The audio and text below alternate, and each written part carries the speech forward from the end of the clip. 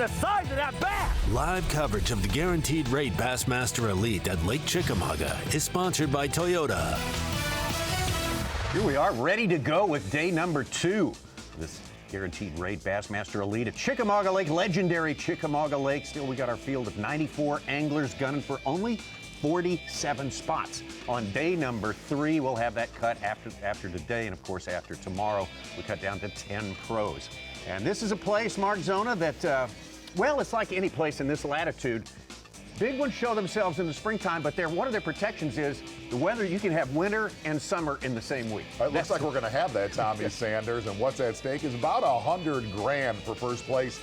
And the interesting thing, if you watched Bassmaster Live yesterday, today is going to look and feel a whole lot different from what we got to see on Chickamauga yesterday, as far as obviously the anglers that we are covering and what they did to be in this position. Total polar opposite from what a lot of anglers thought coming into this event. It'll be interesting to check all of that out, and we are going to do it for the next 7 hours. Carl Jocumsen on top. As we start this day, Daisuke Aoki just ounces behind him. Matt Robertson of Kentucky. Jacob Powroznik back in the fold here at the Bassmaster Elite Series, and Caleb Kufal among our top 5. Caleb Kufal coming off a great tournament at the Santee Cooper Lake. No doubt about it, Tommy Sanders. And we're going to take a look right now at Chickamauga, right here on the Tennessee River, just outside of Dayton, Tennessee, is going to be our takeoff.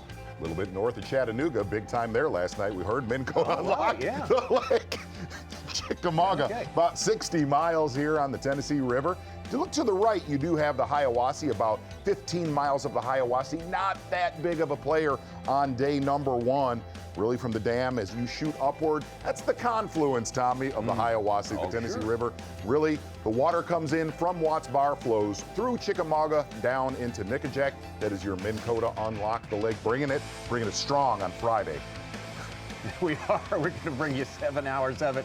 And well, we got a lot of sleep. Oh, absolutely, absolutely. Welcome to Bassmaster Live. Welcome to the Bassmaster Studios, sponsored by Marathon. And this is going to be, like every tournament, a day where you have to do a bit of a reset on each and every day because of conditions. Conditions change, and that's what these guys deal with. Absolutely, and something that we have wanted to see for a long time, just because he has taken flight with it and he has crashed with it at many times. That is your leader, Carl Jocumsen from Australia, who actually lives right around the corner here on Chickamauga, throwing big glide baits. And a glide bait, to a lot of our viewers, a lot of us, it's a mystery. Man, and the best way to put it is, it's a window bait. And when that bait is working, you cannot be beaten. But the problem with a glide bait or any big swim baits, as most of you know, it is so incredibly hard to do for 4 days. The great thing about it is today on Bassmaster Live, Carl made the comment, these are the perfect conditions for glide bait fishing. Yeah, that's what we mentioned. Coming into this event, a lot of the guides and locals on Chickamauga said, hey, it's one extreme or the other. It's the small finesse presentations or the biggest baits in your box. But, hey, guys, we had 7 20-pound bags at the weigh-in yesterday. Yeah. They did catch them at the top end, and we'll see it through our top 6 today fishing. And we will, you're so full as well. That's Ronnie Moore, the Spark Son. I'm Tommy Sanders. Mike Sukon, the Such, will be on with us all day long. Let's get out and get the fishing started here with Matt Robertson, starting the day in 3rd place. 21 pounds, almost 22 pounds yesterday. Yeah, be careful with little Matty Robertson. Not getting many bites, but quality is in his area.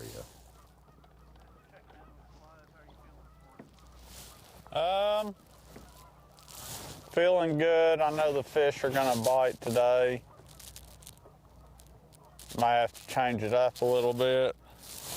It's cloudy. Got a little bit of wind already. I know she's gonna blow. And during practice, whenever it was cloudy and windy, the fish really bit. So I know we're gonna have to catch them today.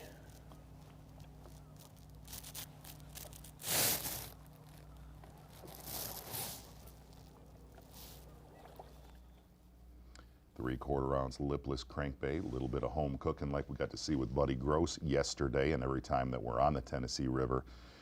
Little Matty Robertson made the comment, a lot of his fish coming out on that main river of Chickamauga, and we'll start to break down exactly what he's been looking for. But the main thing, a lot of our anglers that are fishing near the main drag, It is not a quantity gig, but Matt Robertson made the comment about fishing here. He said, even though there's grass, fishes a lot like Kentucky Lake, where he really only targets 6 to 8 bites a day this time of year.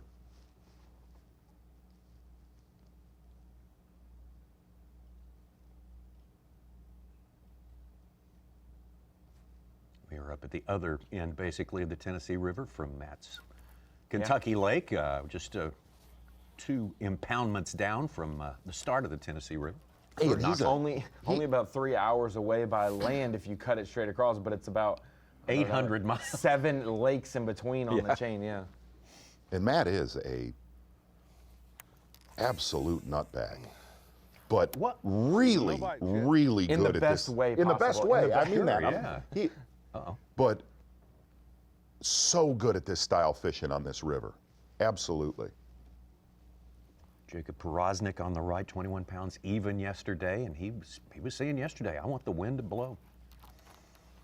I'm not so worried about the conditions. You'll find a comment that I actually wrote down in my notes. He said if I was not in this event, more than likely I would be leading the Masters. It got pretty chill last night, but like I said, I don't think it's really going to hurt it. I just think it might maybe slow it down just a little bit this morning, maybe.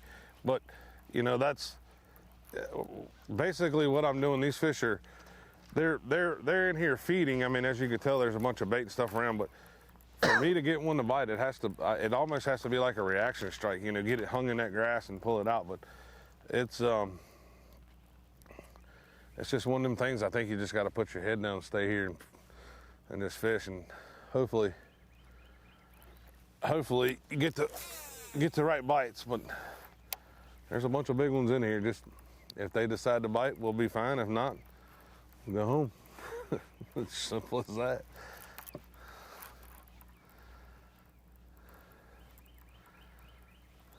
Powroznik definitely one to keep your eye on. Caught a lot of fish early yesterday morning on a bladed jig. Then went to an area to do some sight fishing and bumped into Daisuke Aoki, who had already done a lot of damage in that little backwater area that we'll probably get a look at here today. And that backwater area, as Powroznik said, he probably won't visit it because it got throttled yesterday morning. Actually came back to this area right here late in the day, just a little backwater chute. 3/4 mile stretch of hydrilla, 2 to 4 feet of water, and made 2 big culls in here yesterday afternoon. We will be in the boat with Daisuke Aoki today as well, so we will get a chance to observe what he's been doing at his best tournament so far this season, his rookie year.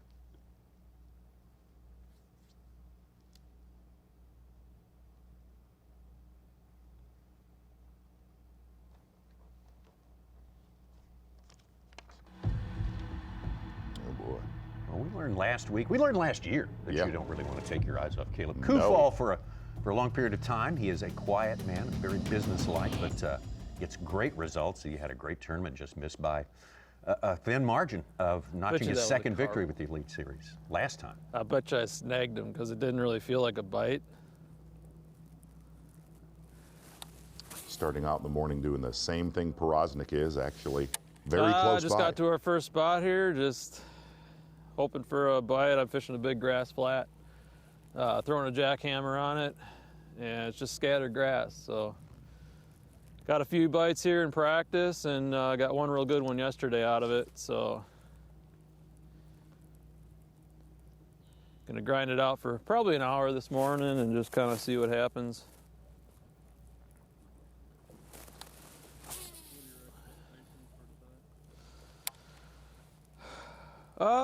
Just to catch 5, really. I mean, it's been a grind throughout practice, and yesterday, I think I caught like 9 keepers yesterday, something like that. So, yesterday was, I mean, honestly, a pretty good day, bite-wise. So.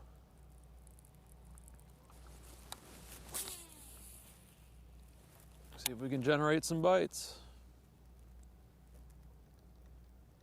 Kufal only caught 1 yesterday doing this, and the rest of his fish came boat dock fishing. Said he got a lot of bites doing that. day number 1 of this tournament.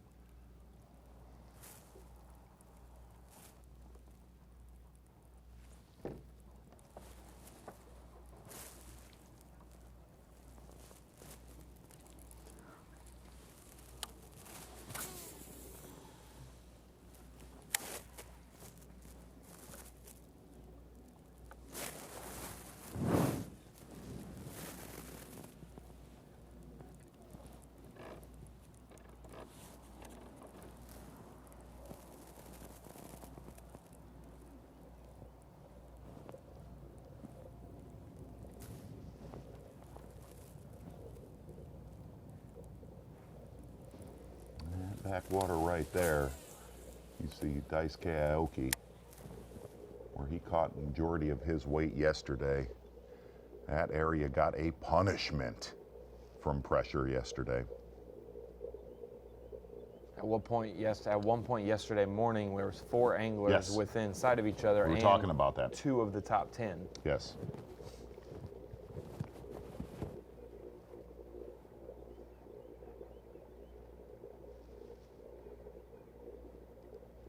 It's one of those deals you would love to save this area because it's so small. Just can't do it. But you Just can't because do it. yesterday's conditions set up perfectly for the sight fishing game, and you didn't know if you'd be able to do that today, tomorrow, or Sunday. So you have to burn it down when you have the chance. Well, a great day for Aoki yesterday, one of our rookie class, of course, who has really not had a good tournament so far. No. This year.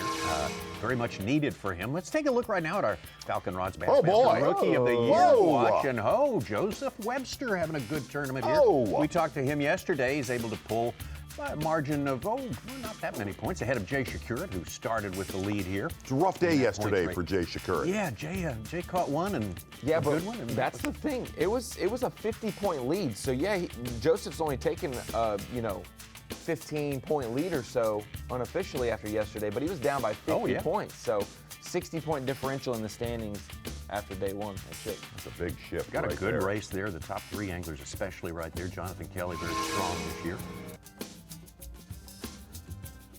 Yeah, Webster's up in 13th place, and Shakir was 77th on day 1.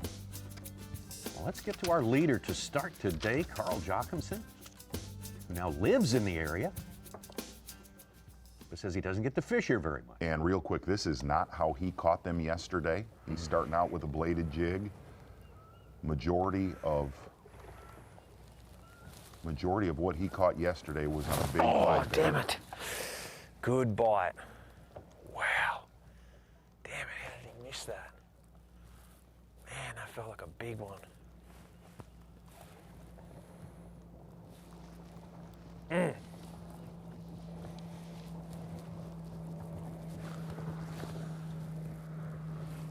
Said he was going to do this for about a half hour to possibly 1 hour this morning and then lock that big glide. But anything he catches right now on a bladed jig is absolute bonus. The other thing he said yesterday was magical is, number one, getting them to commit to that big glide bait. We'll talk about that, his little tricks that he does with that, and then actually landing them.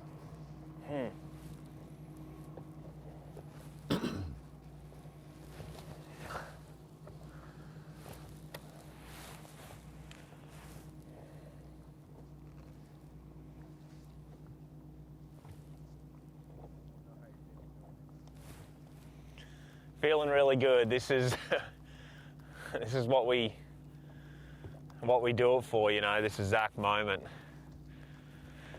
You go through a lot of tough times, a lot of setbacks, a lot of bottom of the field finishes, and you work through all of those for this exact feeling right now, leading the pack on an awesome lake like Lake Chickamauga and being able to come out and try and do it again. Absolutely love it. This is the dream. Very lucky. I'm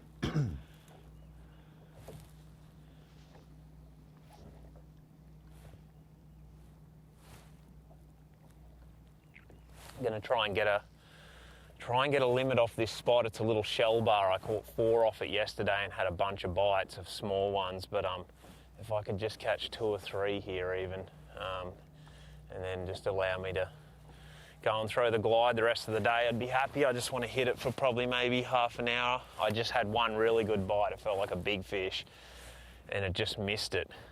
So I know there's a few still up here. I can see them on live, see them on 360. They're just really pressured and hard to get to bite. You got to crawl this chatterbait in there,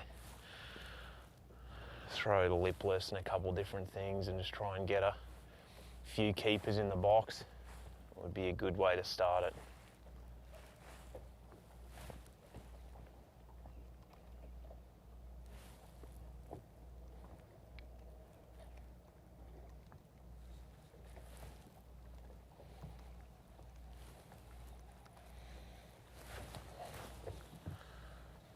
Point obviously catching anything this morning on that bladed jig on the shell bar really puts him ahead of schedule, because if you're going to lock a 6 to 10 inch glide bait in your hand, you're not going to take many shots on goal through the day.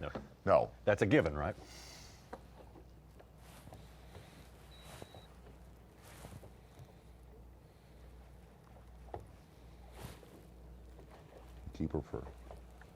Keeper for largemouth here, 15 inches or better. There's a little bit of the damage from Carl yesterday. And an interesting thing about that glide bait that we're going to see, he's not throwing it, 60 yards.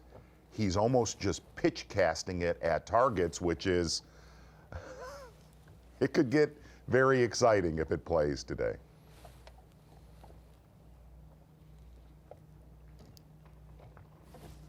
Carl had his best finish last year, 2 lakes down, Lake Guntersville.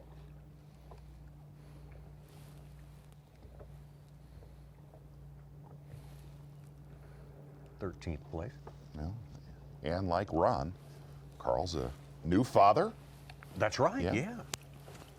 Baby Riva. Not River. He corrected me last night. Okay.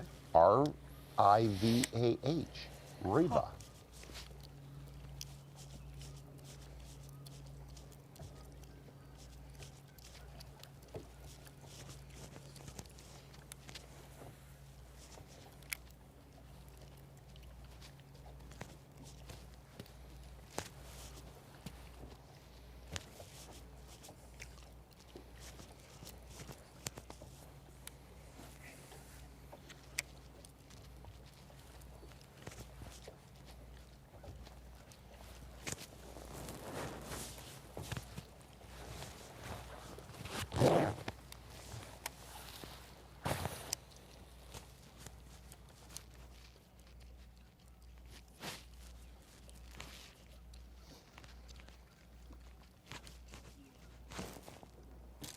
Do I now?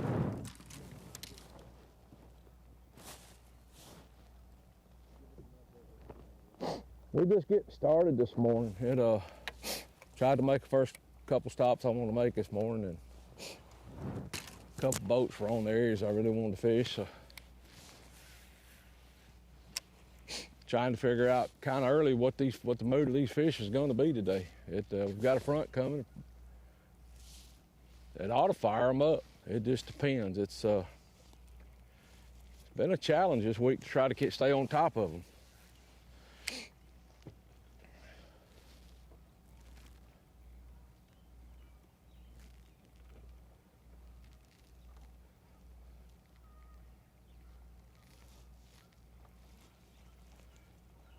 Matt here in the veteran, pretty good shape this year on the Progressive Angler of the Year points. Inside the top 30 as it stands right now.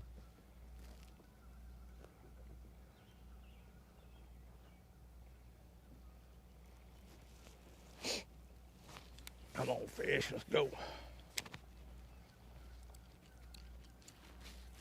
One of the things we talked about yesterday with all these passing fronts and water level fluctuations and just all around pressure here on Chickamauga. Shallow flat, these fish are probably spawning on us. The water's kind of off colored in here, so you can't really see.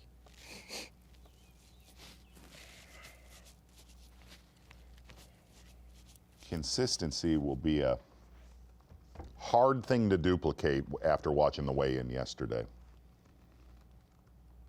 Oh, yeah. Well, anytime you catch a giant. Big bass, to big seal your stage, big place dreams, there. Tommy. You know, it's that's always hard to duplicate, but that is the challenge these guys face, and someone's going to meet it. Brock Mosley with a couple of big ones yesterday. There's Luke Palmer, Mr. Momentum after the Classic. Absolutely. Man, oh man, what he was on a tear this year. There's Matt Herron. Or T-Bone right there. T-Bone, okay. Caleb Kufal. And there's our man Jacob Powroznik.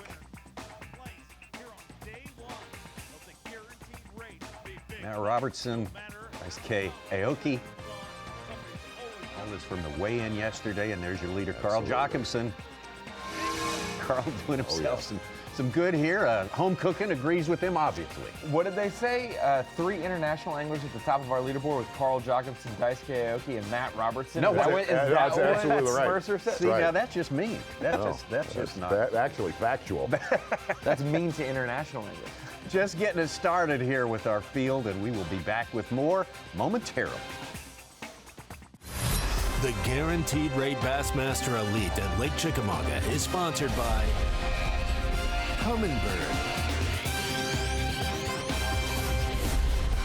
Mercury, Nitro Boats, and by Bass Pro Shops. TGI Friday because it's Bassmaster Live all day long for you here. Second day of competition, the Guaranteed Rate Bassmaster Elite at Chickamauga Lake, legendary Chickamauga Lake on the Tennessee River. Our full field is out there today. That's how it stacks up right now, unofficially, according to Bass Track. Carl Jocumsen started with the lead. He is right there. Aoki, Robertson holding their spot as well. And now you see moving up into the 4th place there. That is Mike Huff of Kentucky. Of course, this the top level of the Bassmasters has been here 7 times. The last time we were here was back in 2020. And our Jack Link's Hook the Beast goes back to that 2020 tournament, and the best tournament ever, the best result ever for the young angler from Kentucky, Mike Huff, coming out there and finishing a close second. Yeah, he absolutely hooked the beast the final day of that tournament. And to be honest with you, I actually thought about that tournament, Ronnie. We thought there's a pretty good chance going to weigh-in that Mike Huff was going to win that tournament. The Jack Link's Hook the Beast situation going on right there for Mike Huff. Also getting it done so far in this tournament. Fishing a little bit different area. Try to dissect a little bit as we go into the weekend. Your Jack Link's Hook the Beast. Mike Huff, a while back. Ronnie Moore. I like it. I like it, see. He's got a feel for this place. He likes the look of it, meets his eye. Slink on down south of that Sequoia nuclear plant. Going to get back out with your day 1 leader, Carl Jocumsen.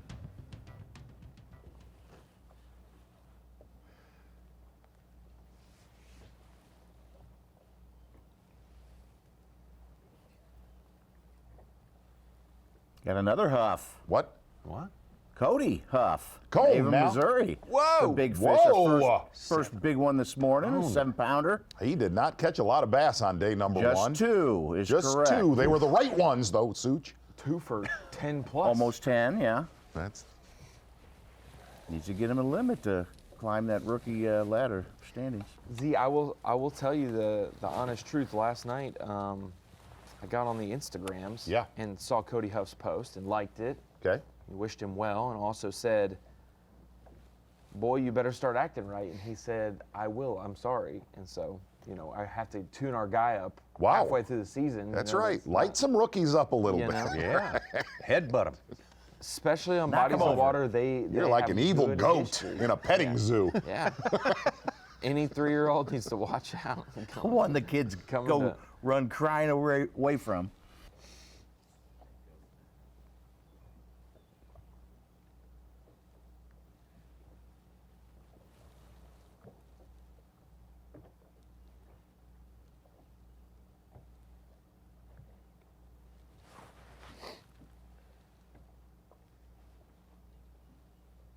Interesting thing about where Carl's at right there. He caught a limit, he said yesterday, very quickly. I remember him. Called them all out. Should not come through that. Not get bit. That's crazy. giving himself a half an hour in here, but hasn't put one in the boat yet. I'll throw it right over here.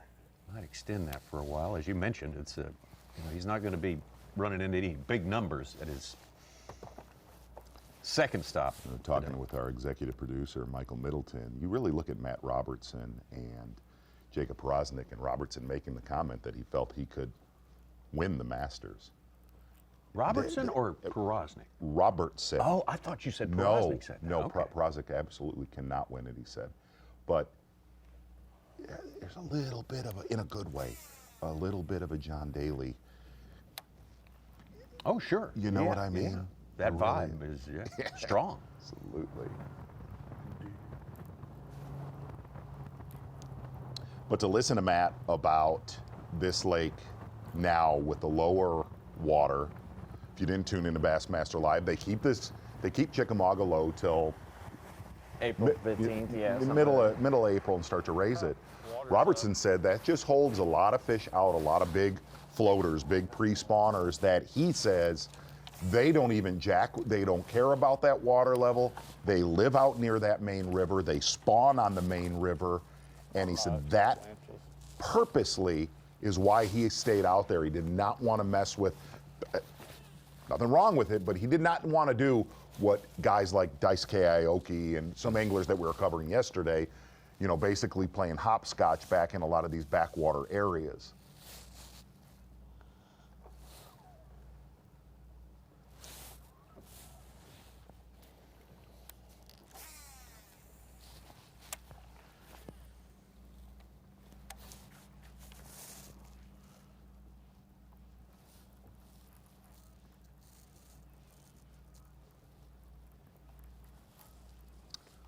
Even though we don't have a camera with him, Buddy Gross will be one to watch because he really thought this weather could put some in areas they were not throughout practice, getting colder and knocking things back a little bit.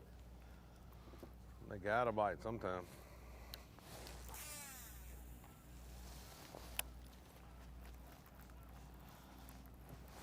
I guess. I don't know. I don't know what they think sometimes. You can see it's a lot windier out on that main river. Plenty more of Just that trying on the to way make this them week. famous, huh? Today. We'll get into that. She is gonna gas out of the west mid-morning today.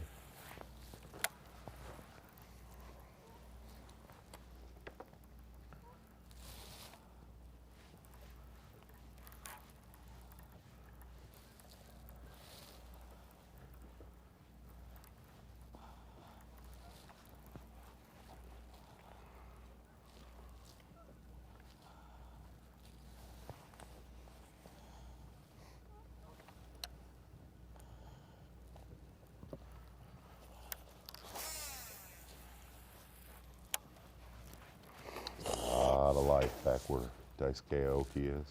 Sure, I enjoyed hearing that. We all know what that is.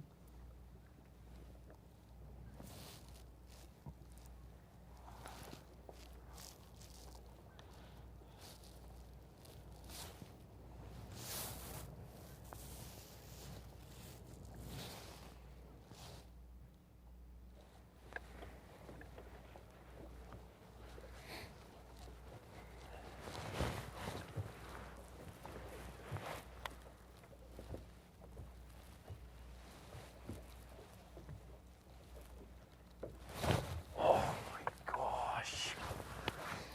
Why are they missing it?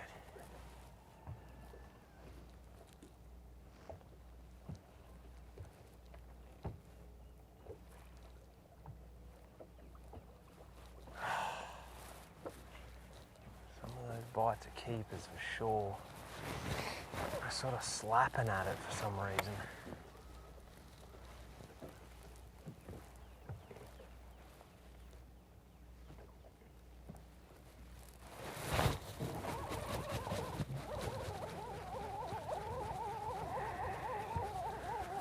Not quite a keeper. Man, he's fat. Sometimes they get fired up. Keeper chubbling right there. Got to be 15 inches. Spots in large amount. Oh yeah, he's a keeper. Oh, Sweet. oh now. Number one. That's all I want. Just get a little limit going while it's early. Barely 2 pounds, but.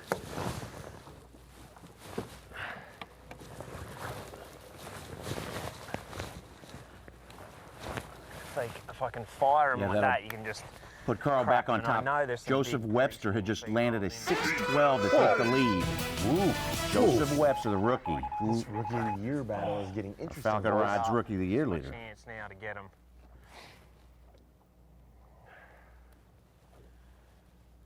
Oh, I cannot believe in one day, if you looked at the lead that Jay Shakeup had yesterday, Just missing that sweet spot. Done. Just short of done.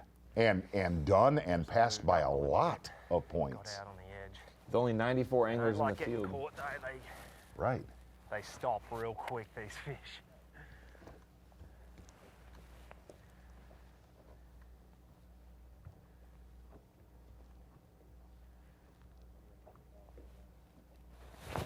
What's that?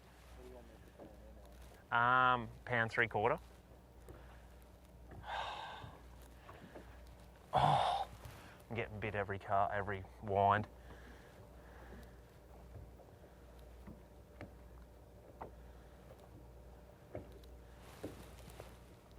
Man, I was just missing that spot.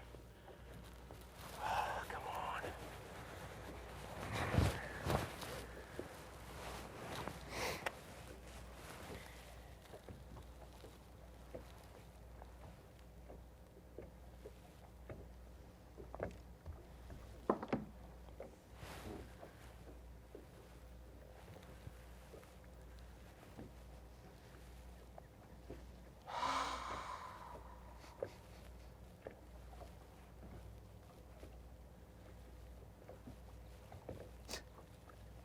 You got to be careful with them too when they get in protective mode. Dangerous critters. Absolutely. Canada That's grebe? kinda- Is that what that was? That's kind of like Canadian grebe, Yeah. one of those very hostile animal. one of those goats or rams that will hit a child. Yeah. A goose is very similar, yeah. Yes. Swans are the Evil toughest. goat at a petting zoo gnawing on your flannel. We've all been through it.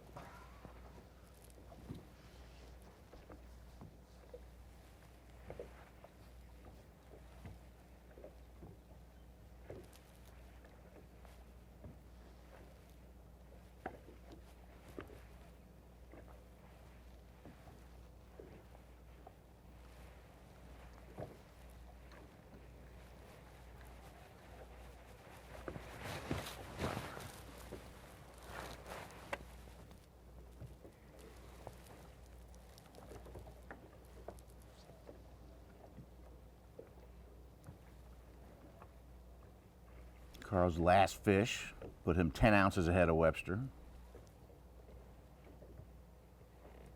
Back in the lead.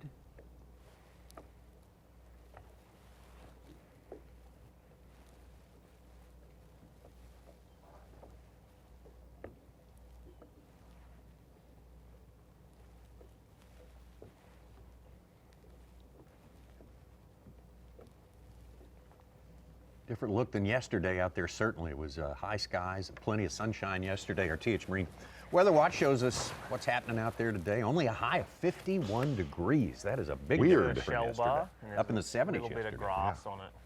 Almost a 20 to 25 degree shift. And the big thing today is going to be wind. We're going to have 10 to 25 mile per hour winds out of the west, which is okay for some anglers and a lot of the anglers. One of them that really wanted that wind, your leader coming into day number 2, Carl Jocumsen, said his best day of practice with that big glide bait were cloudy conditions and a lot of wind. So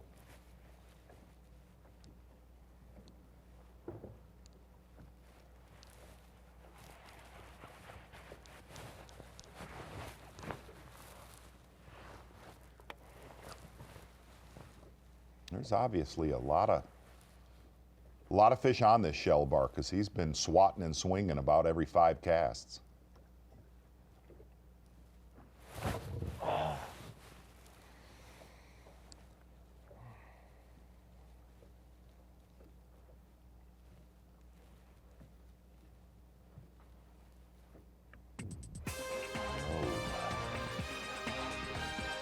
Great to have you with us this morning for Bassmaster Live. This is day 2 action here. You got to make a move today into the top 47 who will fish for day 3 and shot at the championship on Sunday. Carl Jocumsen, the Australian, if you're just picking up with us, started the day with the lead. Lost it momentarily to the rookie Joseph Webster, and now Carl, on the strength of his first keeper, just caught a few minutes ago, is back on top. He's trying to get a quick limit, but it's not going as quick as he wants. We got more to show you when we come back.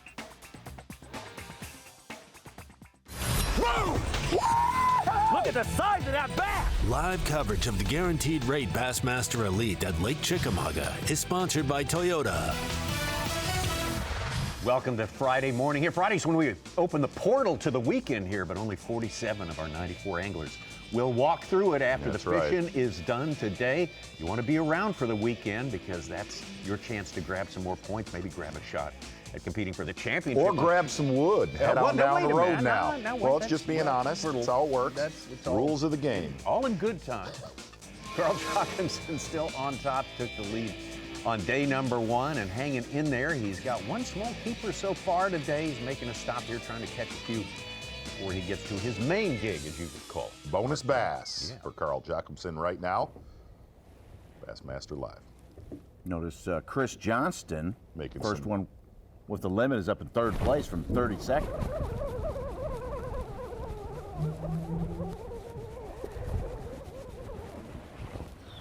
Why I'm missing a lot of them, because a lot of them are about that big, but they're right on keeper size.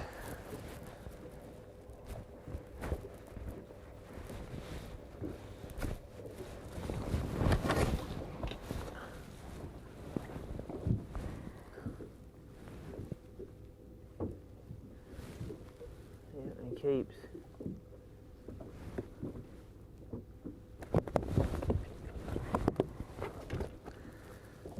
He's fat too.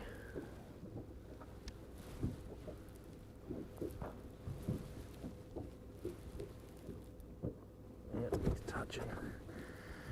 Number 2. Pound 3/4.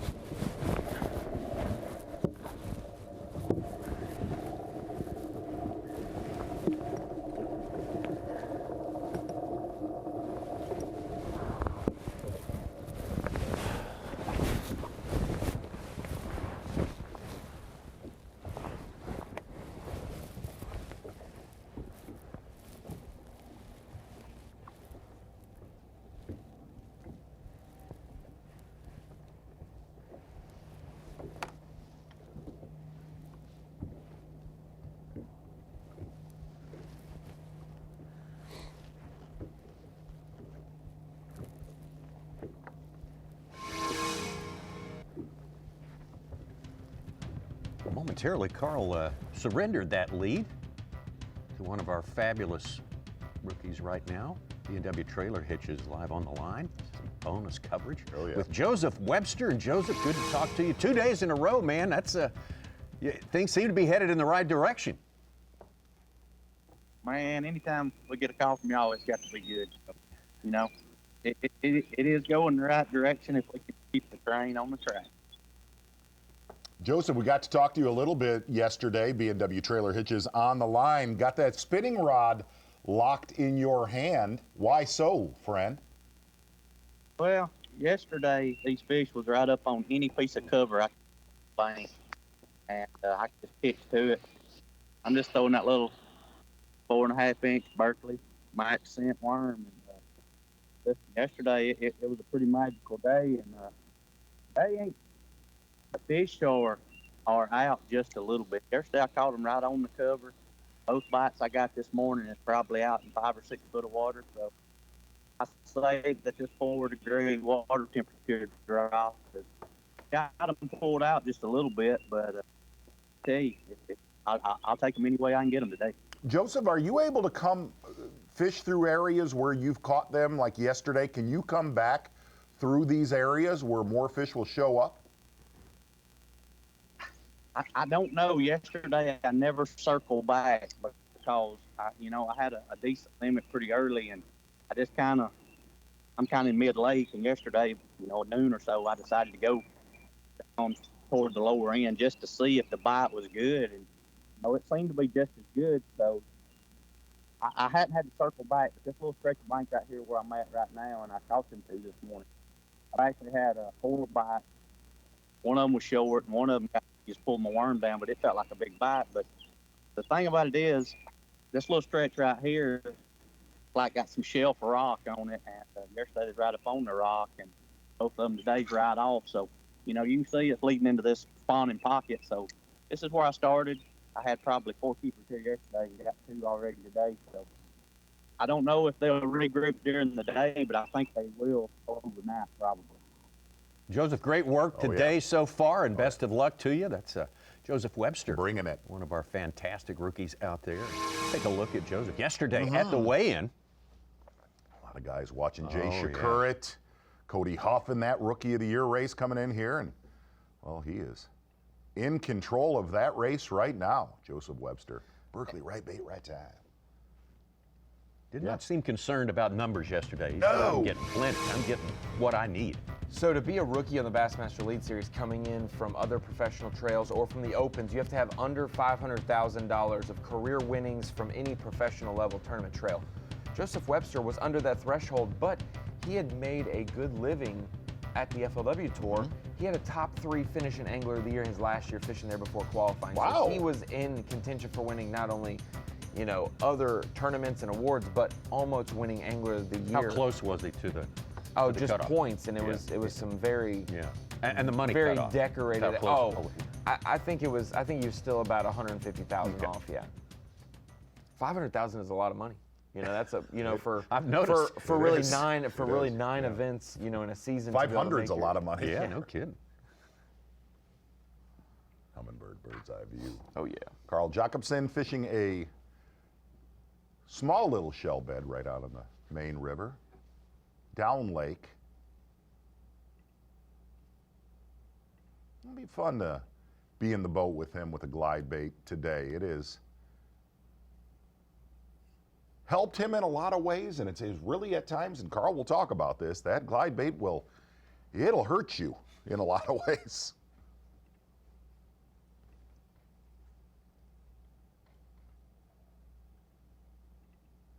Classic champ Jason Christie into our top 10 at 5th place. About a 4.5 pounder. He was, even on stage yesterday, he was still talking about Santee Cooper Lakes. That was a rough day 1. Worst day 2. Yes. That was hard to figure out. That was strange. Yeah. Fantasy. It's all you, Such.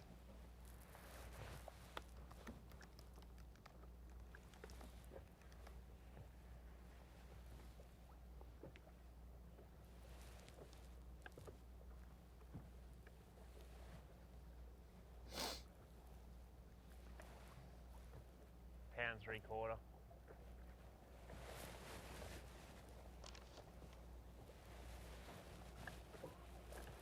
See on that lower end, water's a lot, even though we've got low skies, that water's a lot cleaner, a lot clearer.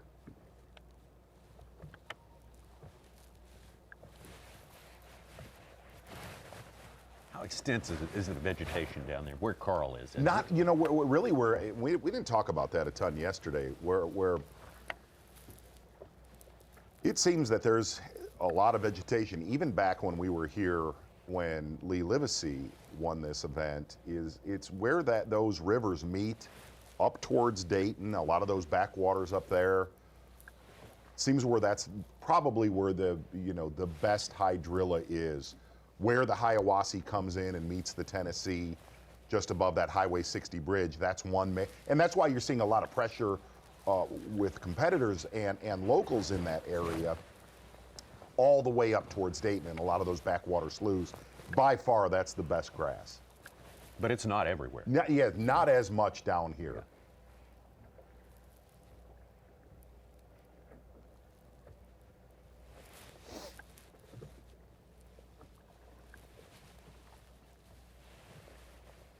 And if there's an area right now on Chickamauga that's getting the most pressure, it is really where those rivers come together around the 60 bridge.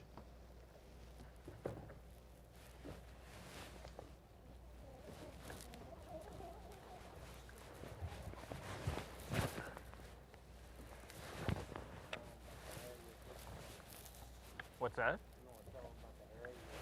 Yeah. So this is a little just shallow shell bar flat. Pretty sort of, it's just a low key one, hard to find. It just shows up on Lakemaster mapping. Practice, I did one run along it with a lipless, and I had 4 like really nice fish along it. So I left it a little bit late before I got here yesterday, and I had a bunch of bites, caught 4 keepers, and that sort of just helped me to relax and go and throw the big bait. And I've got a little, they're just really finicky. They've been pressured, they're not biting, they're slapping at this chatterbait, but it's the only thing I can get them to bite.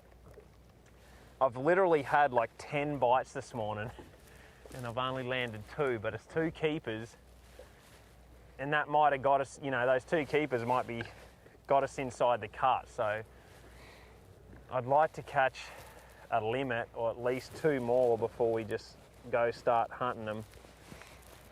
And the big bait stuff, you know, gets better as the day goes, so I'm not in a rush to go and do it, but I want to kind of get to it. I'm going to give it about 20 more minutes here, try and catch 1 or 2 more, and then go start looking for them big ones.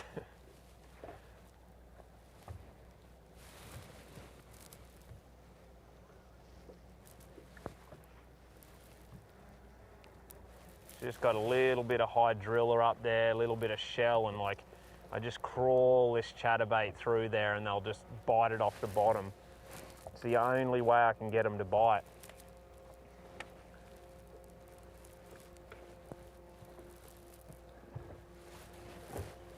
Just trying a different angle on them now.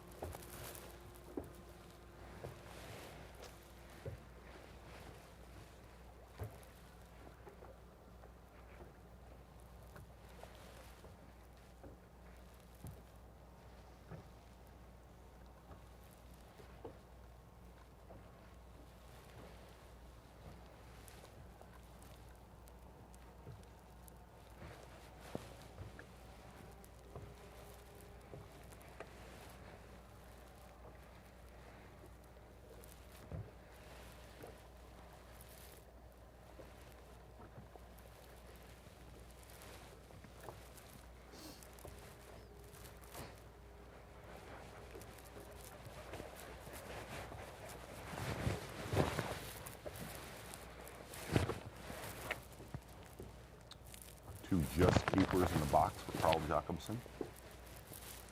Ones that he'd probably want to get rid of later today. Just more of a comfort situation right now. I would say those 2 fish got him the cut, with the cut being close to 13 pounds. Is that what it was? You double that, you know, 26 or so. Those 2 keepers will securely get him paid. Today. No, I can't see it going up, but you know. With guys catching 2 fish for 11 pounds, they don't necessarily have to have a limit to duplicate their, you know, a 12-pound bag.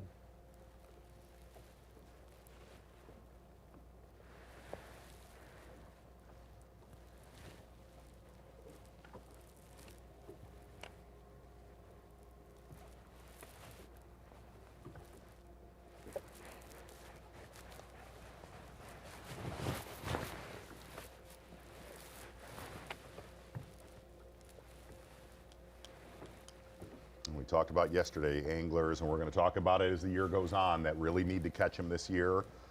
Carl's done that so far. He has helped himself in a big way, continuing his career on the Bassmaster Elite Series, and we'll start really dissecting that as the season goes along. Carl Jocumsen, VMC on point, not big ones, but a comfortable feeling, putting 2 just keeper Lake Chickamauga bass in his live well. Again, largemouth have to be 15 inches or better, doing it with a lipless crankbait, not his primary weapon that we're going to see later today.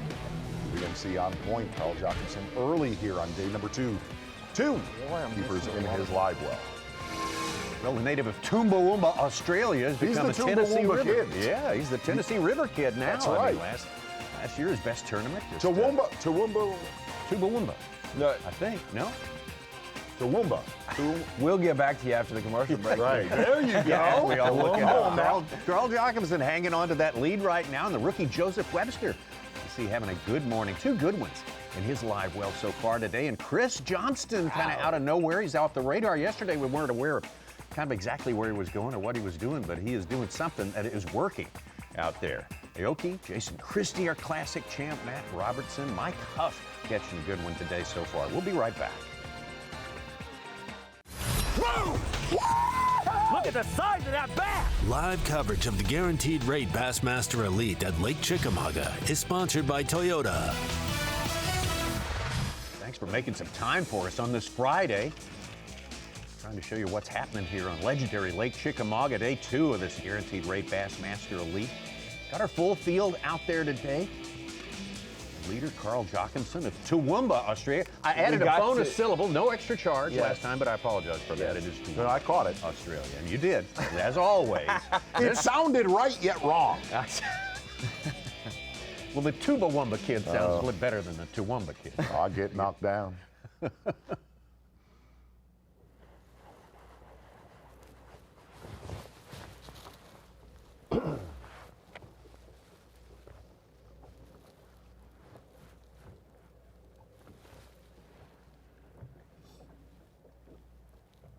You were mentioning, Z, talking about guys who needed to catch them and guys that you uncharacteristically haven't caught them and things, but looking at our Angler of the Year standings, 3 1/4 events through the season, Jocumsen moved himself up to 35th. Big. It's inside big the help. Classic cut. That would be awesome for him to make his first Classic via elite points. He's been, up and down, had shots to, he's won events like 10 Killer in the past, but not done the consistency factor.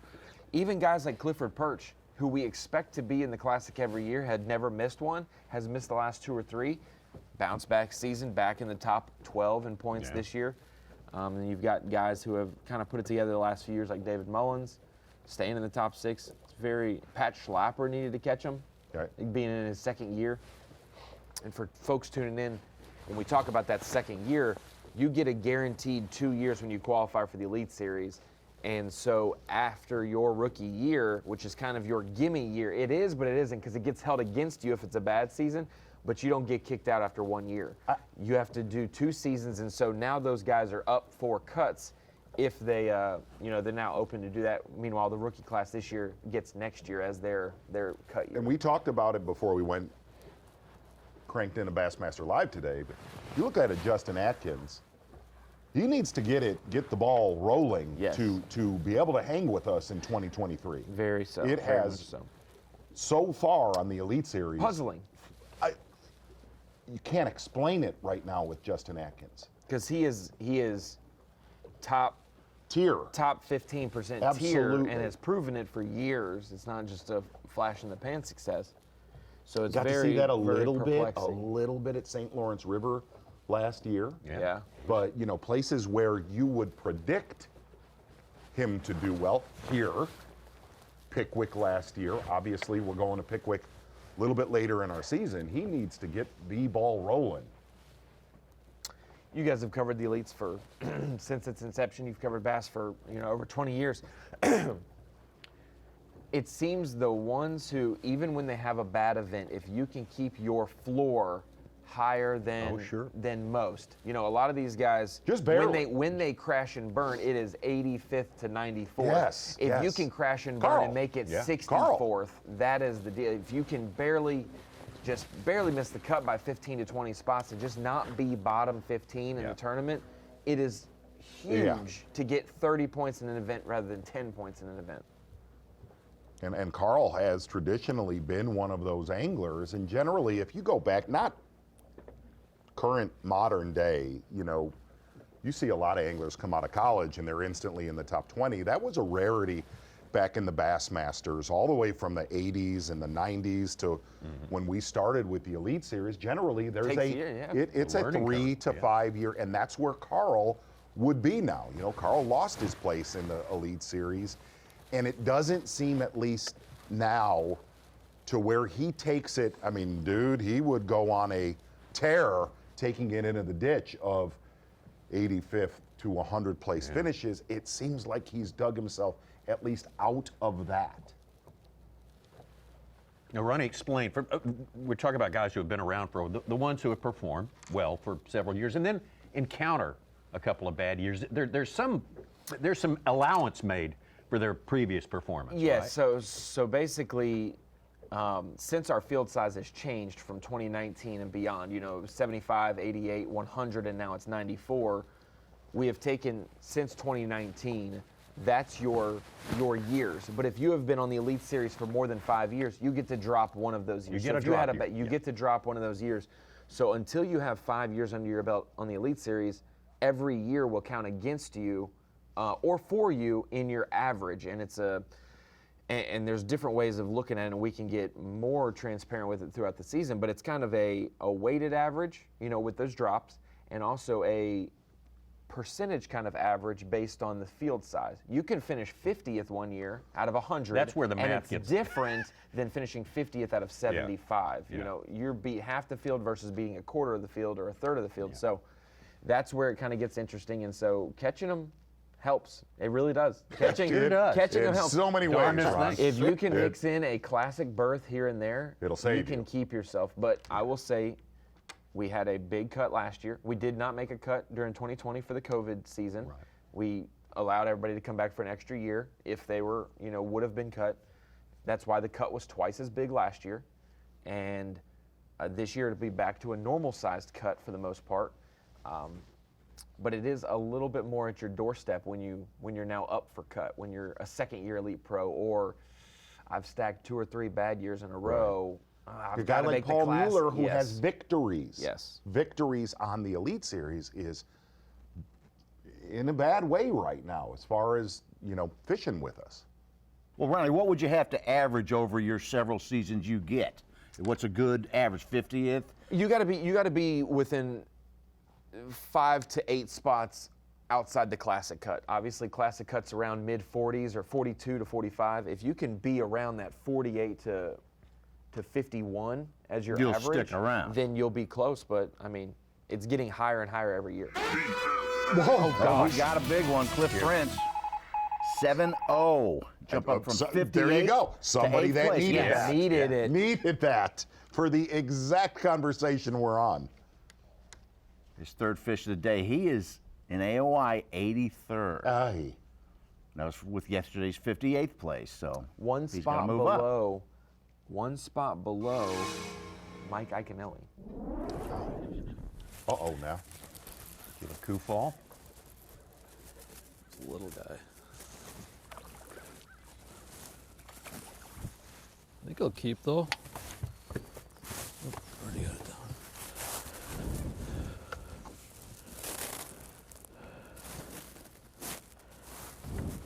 A solid keeper right there for Caleb Kufal. Getting away from his bladed jig this morning, only caught one on a bladed jig yesterday, but it was a 5-pounder. Said all of his damage done with a half-ounce homemade jig. We've seen that a lot of times. Keeper number 1, Caleb Kufal. Docks will be a big game for him the rest of the day. Oh, man. Probably 2 1/4, 2 1/2.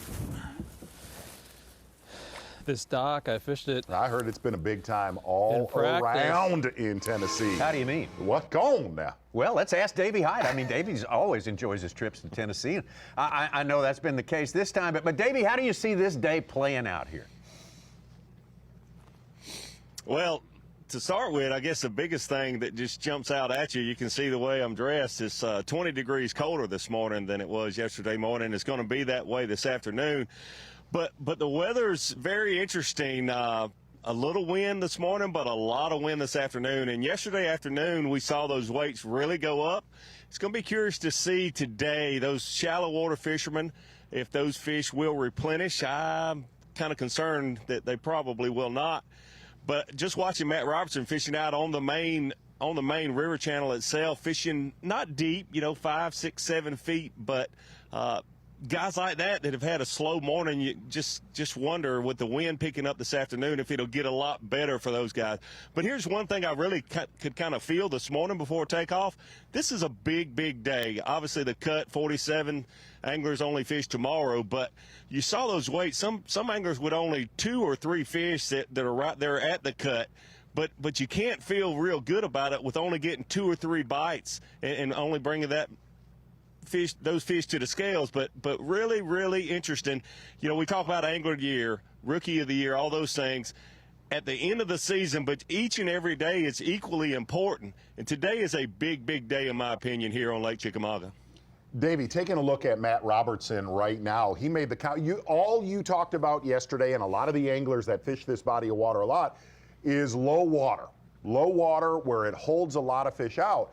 And one of the things Matt Robertson said, he was going to ignore that shallow game, that sight fishing game, because he made the comment, and you have done so well on the Tennessee River throughout your career, that there are just a lot of bass, a big population that live out there, not generally deep, but live out on that main river, totally ignoring really what a lot of the game planning is to go very shallow in a tournament like this. Yeah, Z, you're exactly right, and you saw Matt Robertson do so well yesterday. Buddy Gross right in the mix like we thought he would be. A little surprising that he didn't have more weight than he did yesterday. Those two anglers in particular are fishing out a little more. Those fish that are up there shallow, or they seem to be easier to catch. A lot of those fish are actually spawning and protecting their beds, but the largest population of the fish are out off the bank a little bit. These fish have just been highly pressured, and they're hard to get those fish to bite, but the bigger fish are definitely, and the largest population of fish are out on this main river, but it's just been really, really tough. The water's low, and we don't have a lot of current. You know, the more current you get, even if the water is low, it positions those fish and you catch those fish a lot better. But we've just got, you know, not a lot of current, and those transition fish, it's just really hard to get those fish to bite. But I think we'll see some 20-plus pound stringers today offshore like a Matt Robertson or a Buddy Gross. Well, Matt Robertson just catching one right there. Looks like it's close to a keeper. One of the things we talked about yesterday is a lot of the anglers, even with the fronts that were coming, Davey, predicted this could be close to a 90-pound tournament. Do you still see that right now or no? Yeah, Z, you and I both kind of thought it'd be a little less than a lot of the anglers are saying. I still say that, you know, it'll be mid-80s, low to mid-80s. It's just really difficult to catch a lot of fish. You know, I say that, but you hear some anglers saying I caught 20 or 30 fish yesterday, but a lot of those fish are under the minimum length. They're under 15 inches. It's just real difficult to get the number of keeper bites that you need to get. You know, a lot of our viewers have never fished a 3 or 4 day event. It's just so tough to catch a 20 to 25 pound average over 4 days. It's just, you know, what happened at Santee Cooper a few weeks ago, it's just so tough with the weather, like the wind we're having today, these fish transitioning. To do it each and every day is tough. It's a great fishery, and 80 pounds is nothing to laugh at, but I just don't see it being 90 pounds this week. Davey, a friend of the Bassmaster Elite Series, Whiskey Myers in Chattanooga. I'm the one. I take the blame. I talked you into seeing it last night. Walk us through it. Walk us through it real quick. It was absolutely phenomenal. It was a great concert. I've never done that. Working around these Bassmaster tournaments, you are a bad influence, Z, but it was a wonderful, wonderful time. Hey, Davey, just so you know, I cranked it up last night in the Residence Inn and absolutely punched a hole in the wall for you in honor to you, Davey Hite. Davey Hite, good job, Davey Hite. Really like all smart that. people, take an opportunity to have a good time when you can. Awesome. Once in a while. It doesn't happen too often. Boy, it looks cold out there. Boy, it does look very, very cold. And we thank Davey for that good info right there and all that he's given us. Let's get down. Daisuke Aoki. Yes, and here's an interesting thing. This is where he caught them yesterday. There was a lot less anglers in there today. There was, as Ronnie said, 4 to 6 anglers, competitors in there yesterday. Not the case today. Looks like a different part of the country right now. He's got one on. Oh, boy. Nice.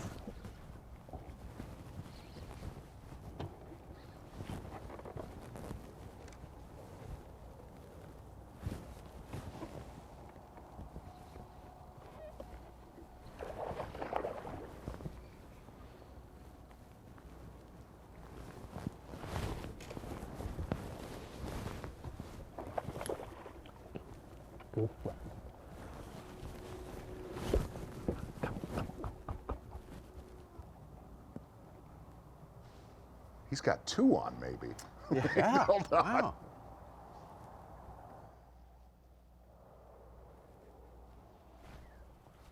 Sometimes 2 at once. Yeah. Yes, it's sometimes.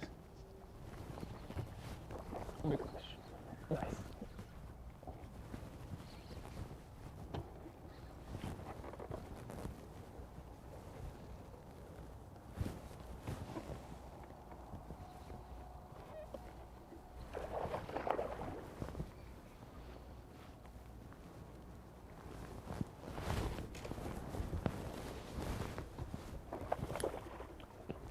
Good flat.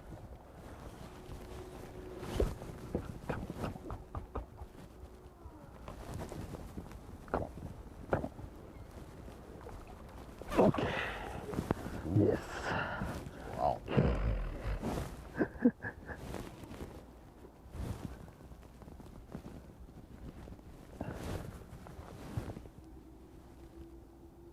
Daisuke, tell me how you're catching this fish. Mm-hmm. Can you tell me how you're catching? Oh, yeah. Explain. Okay. Number 1. Yeah. Yes. Japanese ichi. English is number 1.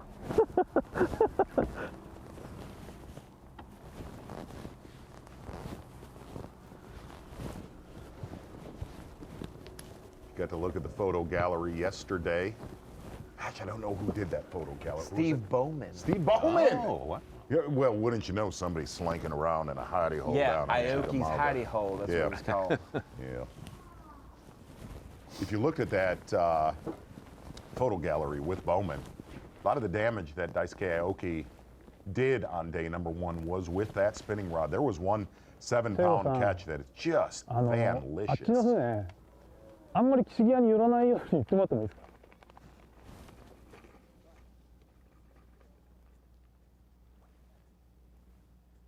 Another one of our Bassmaster.com superstars, Pete Robbins, has done a lot of interviews with this group of Japanese anglers, and all of them point to this guy as being the as being the real stick, the real hammerhead. That's what was a little bit, and that's what's a little deceiving is when you go into your rookie season with unknowns. We don't know much about Daisuke Aoki. We know he's an Opens champion. We know he's a Japanese prodigy. A lot of those guys dubbed him that. But then you go to Florida, and Florida is tough to tame for guys who have fished Florida every year on the Bassmaster Elite Series. And so to have 2 very tough events in Florida is a little shocking because of his skill, but not shocking because we know how volatile Florida can be. So didn't get off to a great start this season, but this is definitely going more towards his wheelhouse as we get later in the season. Well, that was a good one. Biggest we've seen on camera. Absolutely. Ooh! Daisuke Aoki took a while yesterday to get that power pole replay of the day on camera. A little bit earlier today. Fishing's been a little bit slow here on Lake Chickamauga. We're not going to quite get into his exact locale, but a little hidey hole off the main river. Cleaner, clearer water, finesse fishing is exactly what he did on day number 1. Your power pole replay of the day. Daisuke Aoki not getting a lot of bites in this tournament. I'm really not sure how many anglers are getting a lot of keeper bites here on Lake Chickamauga this week. Cooking up a little bit of a finesse presentation early today. So far, your power pole replay of the day, Daisuke Aoki coming out of a Davey Hite hit on the main river back in this hidey hole right here. You are the power pole replay of the day, my friend. Yes, sir. That sums it up. Seeing what we can do. Absolutely. That is the long and the short of it as it stands right now, and that's not reflected in our unofficial Bass Track standings right now, but that fish should put Daisuke right up there at near. Yeah, if it's around a 4-pounder, it'll probably put him around second place. Second place, sure. Chris Johnston of Canada having a big day so far today, and Joseph Webster, we got to visit with him out there. Certainly a positive about his experience so far on Chickamauga. Luke Palmer, a name we know to look out for, especially over the past month, going all the way back to the Classic, and a lot of others to check in with when we return.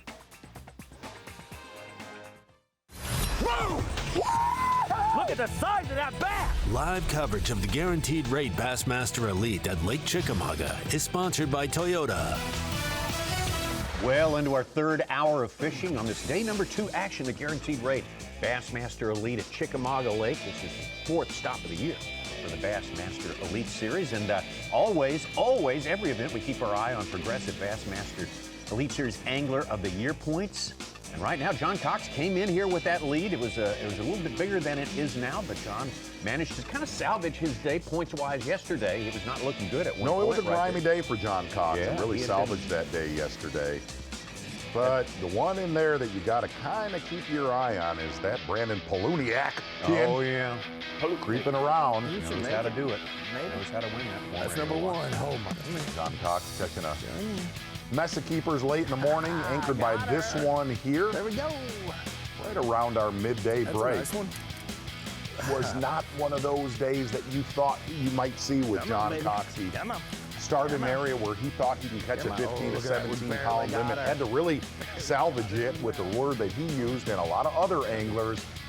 Fishing has been very random on Lake Chickamauga, and you talk about guys that make runs at Angler of the Year. It's saving a day, and definitely did that yesterday with John Cox. Majority of all of his fish with a Berkeley Max Scent General. He was having a time, laughing all day long. Hell yeah. That big one there kept him in the lead, though, in our Progressive Angler of the Year points. So Cox Forge is on this day, trying to make the cut. That's job 1 today, of course. Very volatile yesterday, though. David Mullins in 2nd place dropped to 6th. Stetson Blaylock in 3rd place dropped to 14th in Angler of the Year. Okay, so let's kind of break down. A lot of our viewers do not know a lot of people just in general don't know a lot about glide bait fishing, which is basically a big, hard jointed swim bait. Yesterday, a lot of his damage. Little bit with a Molex 178, but a lot of damage with an Arashi Glide. And here's the deal with this, is a lot of times out west on a glide bait, you see a straight, slow retrieve to where that bait just S's back and forth. If you look at Carl's retrieve, number 1, this is all target oriented, whether it's chunk rock or laydowns like he's in right there. And I said, what makes a good glide bait? And he said, the more natural the bait looks in the water. He said, if it rolls on its side or it does something squirrely, they will not look at it. The other thing about a glide bait is finding the right conditions to where they just won't track it. They'll actually track it and commit to it. One of the, Ronnie was talking about it, he figure-eighted a 5-pounder yesterday next to the boat that followed it, and then that's when you're living right. But a lot of these fish that Carl's catching, really 2 feet of water and less, and they're all target-oriented bass. Not long casts, more like a little roll or a pitch cast. 20-pound line. Actually, that Miller rod that he's using right there, he helped design for this. Now, the other side is if you follow Bassmaster Elite Series, there are very, very, very, very few tournaments won doing this to where it lasts. Right, You can say Steve Kennedy on Clear Lake, but that's a different situation. Different kind of swim bait. Different kind of swim bait. That was a Huddleston, a soft swim bait. To make a glide bait work for 4 days, again, there are windows where they will bite this thing, and there are windows that they will not. They will look at it, they will track it. This is a very high risk, extremely high risk. It's a high reward, but again, for this to happen for 4 days in a row, in the Southeast, hard to do. And there are guys who will go fun fishing for 4 days for one bite. Yes. Because that's what it is. It will get you the biggest bite of your life, but that's the deal. So we're back, we're on the glide, and we're coming down a stretch where I caught a couple good ones yesterday.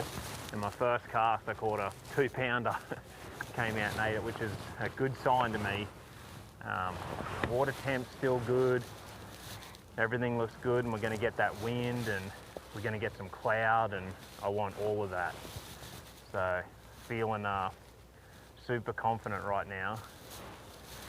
But we're gonna have to run a bunch of new water today just to get these fish to bite, because I can't get in where I caught them yesterday because they're just not gonna, there's just not a big population that are moving up. So I'm fishing 2 glides, the Storm Arashi and the Molex 178, and I'm just going back and forward from each one, just depending on the situation, what I've got. But I'm literally putting this thing where some people probably wouldn't put a jig. That's the goal. Get it in these little crazy tight places and try and get them to come out and ambush it. But it's sort of painstaking and it's kind of slow, and I've got to try and figure out whether they want it super fast and erratic or whether they want it slow and put in there. They usually tell you, and then I can get them dialed. But I'm just in around these rocks and these laydowns, and I'm just picking it apart, put it in all these little spots, different angles, and hopefully we get some of these big ones to just fly out and eat it.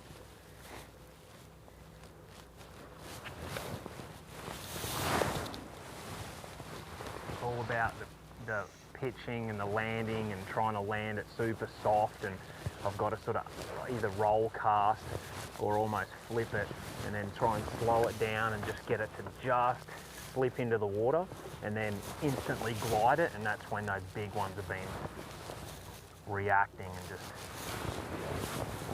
yeah, they've been getting it. It's been unbelievable. Hopefully we'll get to show you something really soon. But looking at it, looking at the weather, I think I'm just going to commit, you know.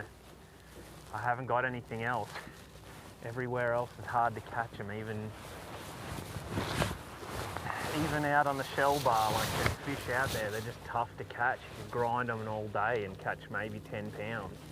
You mightn't even get a limit. So this is the opportunity I've been looking for since my time over here and learning the glide and the big bait stuff. Put a lot of time into it, and if it's meant to be, it's meant to be. I'm gonna go for them.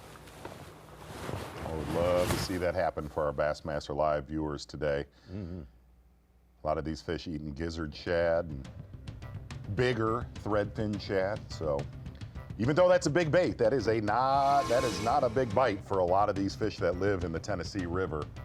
And it's good to hear Carl's going to lock in, but we had a pretty good vibe. He will lock in and throw that all day long. We'll do that. That's Carl's character, and that's what we like about him. One of the many things we like about him. Sure like this guy's chances. Anytime we go anywhere, Canada's Chris Johnston. Chris, we did not get to visit with you yesterday, so kind of set the table with us kind of about your approach to Lake Chickamauga. I have a little spot with a point of grass where there's a good group of fish on them. When I first pull up, I can always get the bite. Let me tell you, these are the most well-educated fish. I've never had so many fish whack a bait. They'll slap a chatterbait, they'll slap a rattle trap. Probably about 50% of them eat it. But kind of go down on this little point for a bit, but it's taking a lot of pressure off. I've got 5. The last one, they had to bit in about a half hour. The last one back, so they're still there. But they're just stubborn, but it takes a lot of pressure off now, and I can go throw what I call stupid baits, which is big swim baits and stuff, and get on some windy banks, see if I can get one of those Chickamauga giants. That's the plan anyway. But right now I'm just ripping a trap through my drill. Chris, thank you. We're going to let Chris fish on here. Good morning. We'll get him. Yeah, man, Good morning. that way faster to a limit than anyone else, and that's not easy to do here so far today. Chris Johnson having a good day, and obviously a good day yesterday. Solid day setting this up. You hear that game plan? I'm gonna almost identical to what Carl's doing. Start out on the main river, catch some potatoes, and go for some meat up shallow. Somewhere you're going to see a big stringer caught yet again. There was a lot of fish caught yesterday on a mag draft. A lot of fish caught, obviously, on a glide bait. Swim bait's been a big player with a lot of these that big wave not coming shallow due to this water level and the cold conditions. Caleb Kufal live.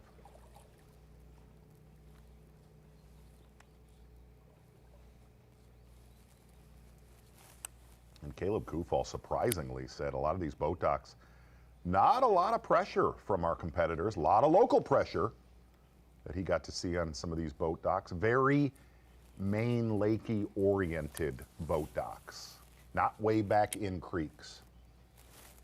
And for the viewers at home, to touch on what Carl was talking about with this technique and what you said, Z, one thing you'll notice is people put action to their topwater lures or to a jerk bait with their rod to get it to move side to side. But with a glide bait, you want to keep that rod. It doesn't matter how, if you want the stiffest rod possible, I mean, sometimes it may matter with casting and whatnot accuracy, but you can use a 2x4, but it's the reel cadence. It's that's the one that makes the bait move. It's not your rod tip. So people are often like, I'm exhausted throwing this big bait all day. It's because they're throwing it incorrectly. They're moving their arm, they're doing too much motion. It is the reel and the line. If you invested $10 in a rod, great, but you need to invest $300 in a reel to get the correct deal down for that technique. Look at where he's putting that thing. It's like a prop bait in lily pad, like in Florida when you're just holes in whatever it is. Gosh, and you want to see that happen. I asked Carl, I said, what makes, he has spent so much time learning a glide bait. I said, what makes a good glide bait? He said, man, one that doesn't sink, one that doesn't float, that has a perfect suspending glide. He said, this is his exact words, one that swings straight. Doesn't go down, doesn't float to the surface. And the other thing, look, we've covered anglers that What's that? live and die with a frog, live and die with a deep we're in the crankbait. middle of it now. Any cast now can be a 10-pounder. 178 millimeters, that's about 7 inches. Is that about mid-range? Well, there was a really cool video of Carl right before this tournament talking about a glide bait, and you know, we pick on Carl because Carl will take it into the ditch with this technique. He will. It's addicting. It is addicting. It's like the frog used to be. We used to see anglers ride a frog for 4 days and die on the final day. And every frog enthusiast said, I have to throw it all day long. I've got to commit to it. You got to do it, and you also will lose it because of it. But if you really look at where we are at on the Tennessee River, where these fish make hay, killing gizzard shad. Dude, a gizzard shad is a heck of a lot bigger than a 178. A gizzard shad, and listening to Carl's theory on this, you know, a big bass, a 6 to a 10-pound bass, that's a cheese stick. It's not a giant bait, and they only have to eat one of those every 3 days to sustain, compared to chasing around a bunch of little 3 to 4 inch threadfin that are obviously a lot more elusive than some big donkey gizzard shad. The other, when he connects, and I really think we'll see it, this is not a bait that you need to sit there and play him next to the boat, because that bait, if there's ever a bait they can throw. It's like the mag spoon. When you hook them, you have to flip them every time. I mean, you need to put them on the deck of your boat quickly. It's going to be a fun day to really, you know, no matter how he does, you are watching somebody that has put in his time doing that technique. A little bit of a treat for all of us today just to watch that process and learn more about that technique. Carl Jocumsen has settled into his gig for today, and we will be with him all day long. Daisuke Aoki, good job. Chris Johnston, quick limit out there, and Joseph Webster, our top 4 as it stands right now. We'll be back with more Day 2 action from Lake Chickamauga. The Guaranteed Rate Bassmaster Elite at Lake Chickamauga is sponsored by Minn Kota, Power Pole, Skeeter Boats, and by Rapala.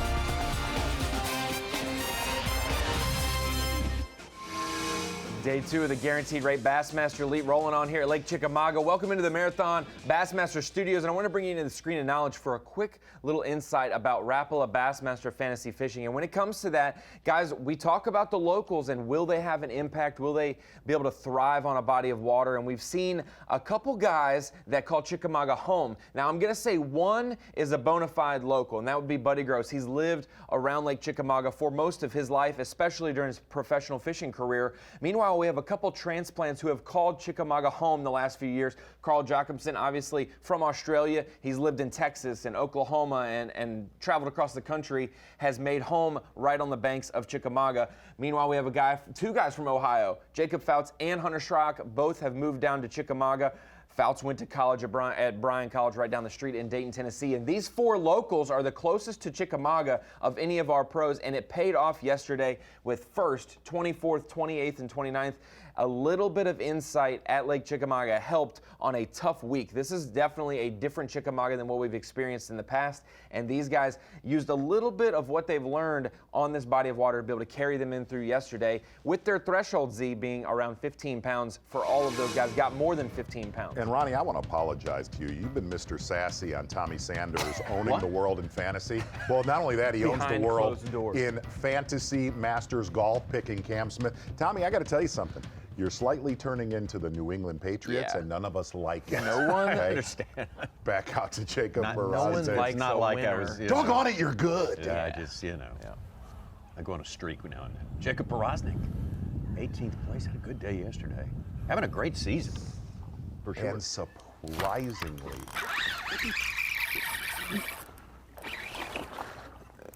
they didn't catch him.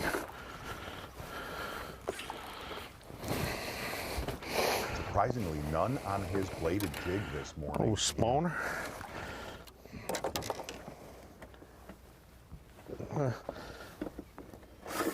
I know he's 15 inches, but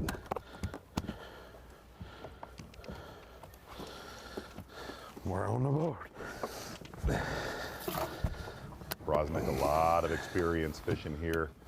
Knows a lot of those hidey holes, running around with his buddy Andy Morgan. And you know, here's the deal.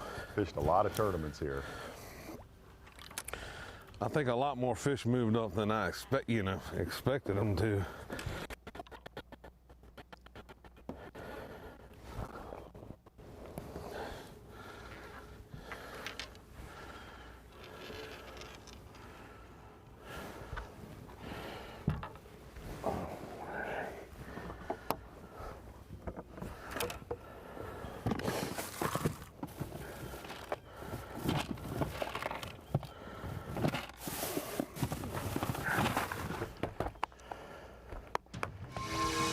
Tell you what, chatted with him a moment ago on our B&W Trailer Hitches on the line. At the biggest move today, and obviously as slow and grindy as Lake Chickamauga has been, to make big moves in a tournament like this, especially slow as the fishing has been so far this morning, your Mercury move of the day.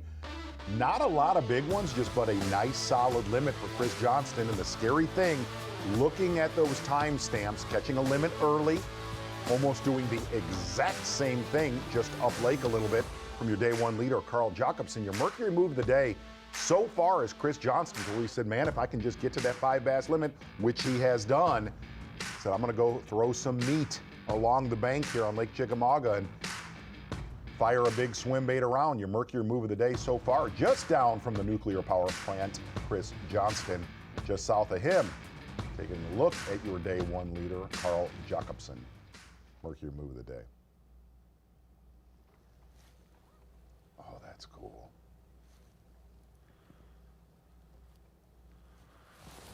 Can't believe the fish isn't living on that.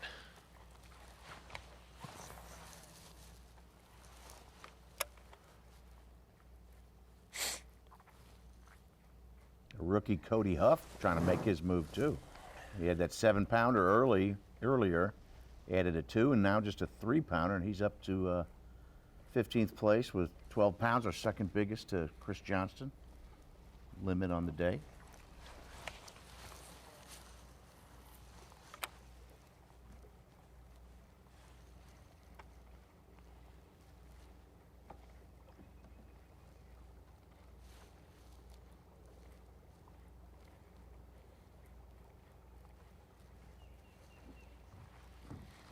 Carl really lives by that rod, a Miller rod. That is a 710 Miller rod Dream Freak. And the key to that rod, in all honesty, is it has a ton of backbone, but it's got a really soft tip. Very soft tip to where that fish will get the bait, but you have enough backbone where you could swing a big one too with it. Carl also said that softer tip is really key for making accurate casts in a lot of these laydowns.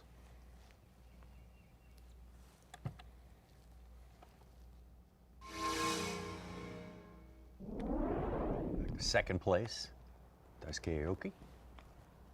So I put a good one in the boat, 4-pounder, about 30, 40 minutes ago.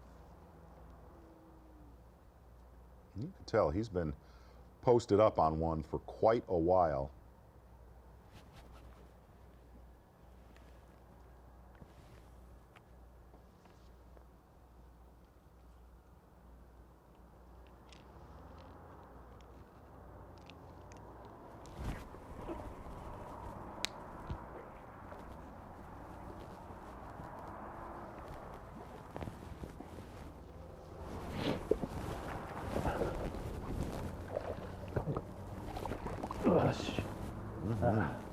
In the mouth. Okay.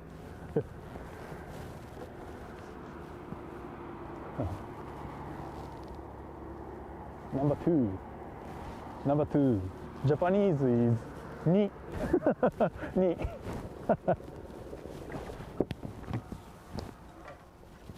A lot of people think not many fish would have moved up, and if you listen to Jacob Powroznik a few minutes ago, he made the comment, a couple more bass showed up overnight than we thought with these cold nighttime temperatures. Number 2, solid fish, Daisuke Aoki. That is a great drone shot.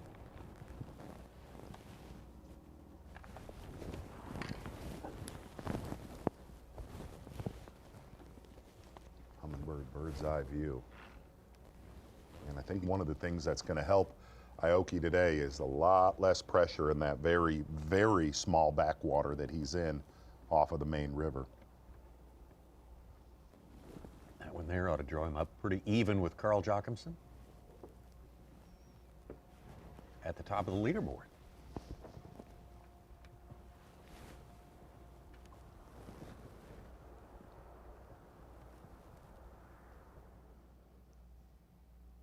Here's an interesting thing, Ronnie. He has that entire backwater now to himself. There is no other competitors. And if what Jacob Powroznik said, where he's surprised a lot more that have pulled in or... See what we can do. Yeah.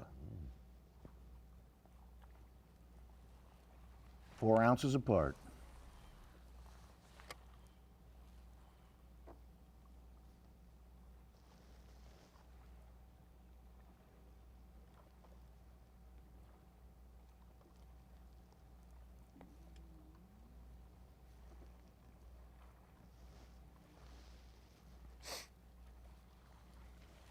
Well, it just looks and feels like a different day, seeing how these anglers are dressed up, looking at the skies today. It is a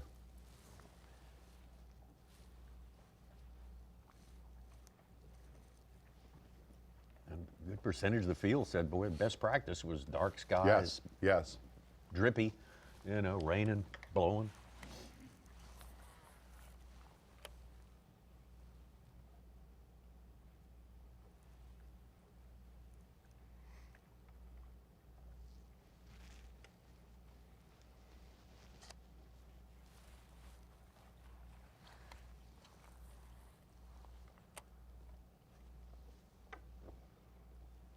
Couple of nice fish coming in. Brock Mosley, 4-pounder. Gerald Swindle, 5-pounder. I don't know. I believe that goes to somebody's fantasy team. Exactly, Tommy. He needed it. Yeah. Well, no, it's a compliment. Mosley's up to 3rd place with that fish. A little shocking to come to Lake Chickamauga. I've done it in tournaments, so it's very doable because the size limit, 15 inches for largemouth and spots, 18 for smallmouth. 3 Elite Series pros zeroing yesterday, 2 from the state of Tennessee, and Wow. 1 being an Elite Series champion with Brian New, Skylar Hamilton, and No, the Gary Brian Kraus. New Yeah. stuns me. Yeah. That's That is, you shocking. cannot explain that. Yeah. Another thing, listening to Carl, he went through one area where he caught some yesterday on that glide bait. Aoki hooked up.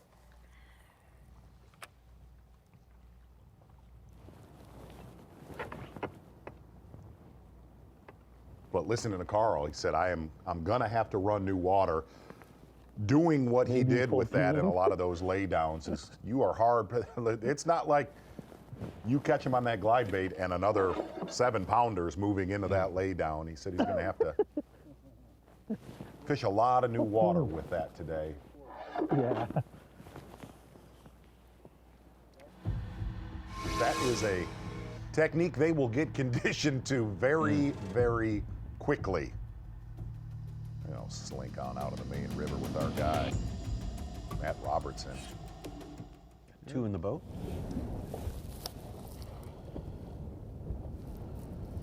You're gonna see 1 or 2 big ones with this guy today, with what he's doing. 3/4 ounce lipless crankbait for the most part on day number 1. There it is. Big one. Come on, don't come off, baby. Come on. Yes. Hell yeah. Hell yeah, baby. Good one right there. Like Tiger Woods on the 9th yesterday. We can't say that, but good one from Matt Robertson. Baby. Grinder, that's what I do.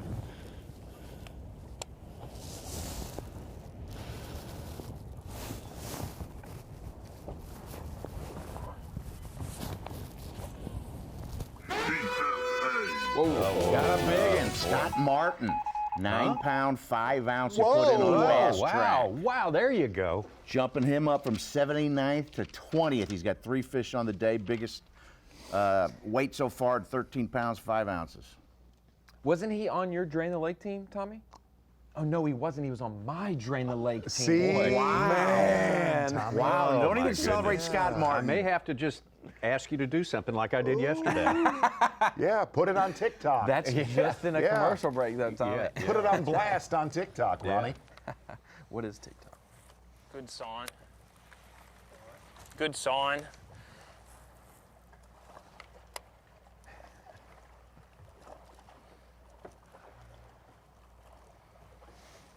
Matt Robertson fishing hydrilla strips, the main river, 3 to 8 feet of water.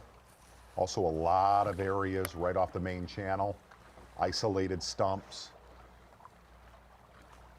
And he said, we talked with Davey about it, besides there just being a population of bass that live out there, he feels this low water holds a massive population of pre-spawn bass all the way into May, to where they just will not commit until that water gets to a stable, comfortable level.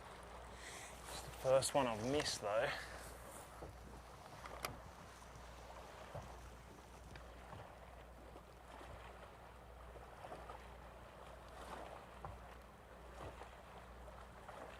Robertson, just like Carl, not gonna get a lot of bites doing what he's doing, but that's something Matt Robertson is very, very accustomed to, fishing on Kentucky Lake, that style out on the main drag.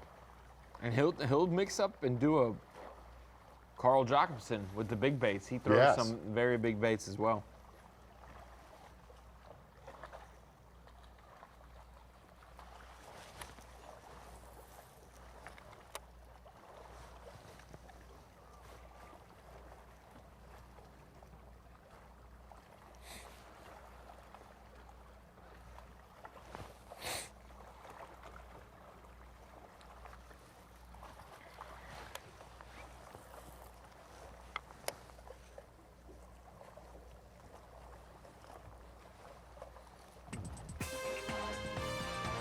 Well, you want to keep your eyes on Carl doing something pretty interesting there. And chances of a big one showing up, or if one shows up, the chances are it could be a big one. Oh, yeah. We hold that promise as we take a quick break right here. We'll also be back to Matt Robertson out there doing something pretty interesting as well, so we'll be right back. Look at the size of that bass! Live coverage of the Guaranteed Rate Bassmaster Elite at Lake Chickamauga is sponsored by Toyota. 24 pounds, 12 ounces! 24-12! Big bass, big stage, big dreams, and Carl Jocumsen is living them here today. I've absolutely dreamt of that exact day, you know, being able to have a bit of a, they say your home advantage, but I don't really have that. But I just love this lake. I mightn't get a bite tomorrow, but I'm going to go out and have a lot of fun doing it, so I appreciate it. Carl having a time here, big time. T-I-M-E. Liking the home cooking. He disavows it, says he doesn't get to fish that much on Chickamauga, but I think everybody gets a few benefits from being close to home. Daisuke Aoki has narrowed the gap on Carl's lead, down to 4 ounces as a matter of fact. Brock Mosley, the big mover in our last half hour, going up again ahead of Chris Johnson into third place, but let's get back out to Carl Jocumsen. Yeah, one thing to really watch with Carl, where he's doing this with this glide bait, getting in the clearest water where those fish can visually track that bait, see that bait, bottom end of Chickamauga with the best clarity. Carl said, man, that this wind, that should absolutely help this bite, getting them to actually commit to it.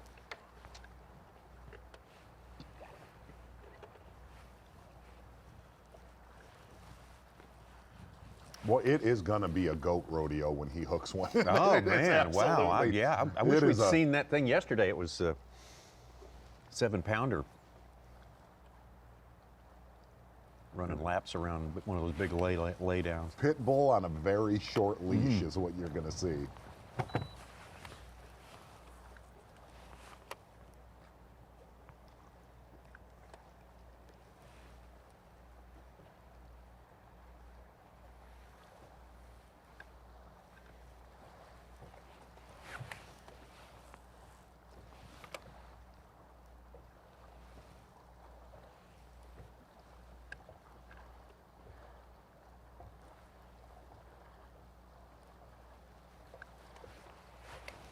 Gosh, he just needs to catch one to get that ball rolling.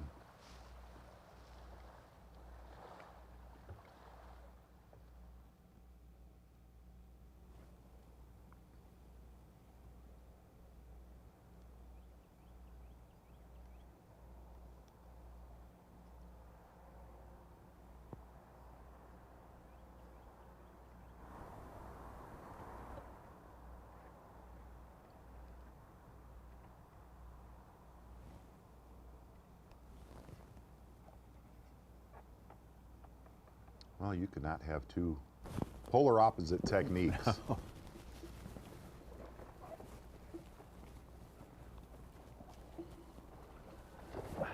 Wow.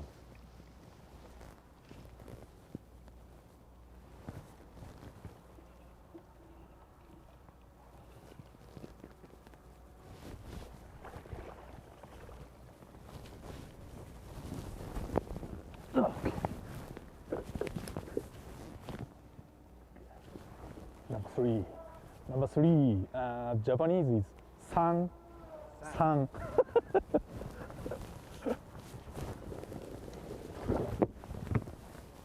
Kind of looked like one of those this morning was on a soft plastic stick bait. Did see one drop shot fish with Aoki.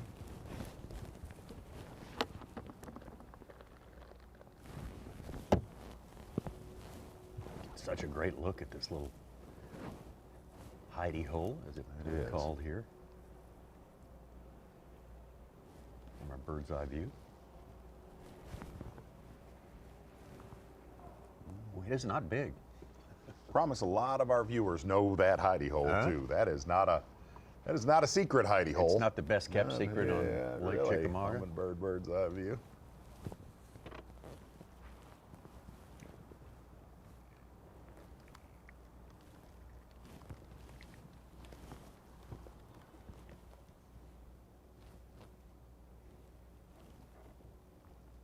Just took over the lead by about 2 pounds, a little more.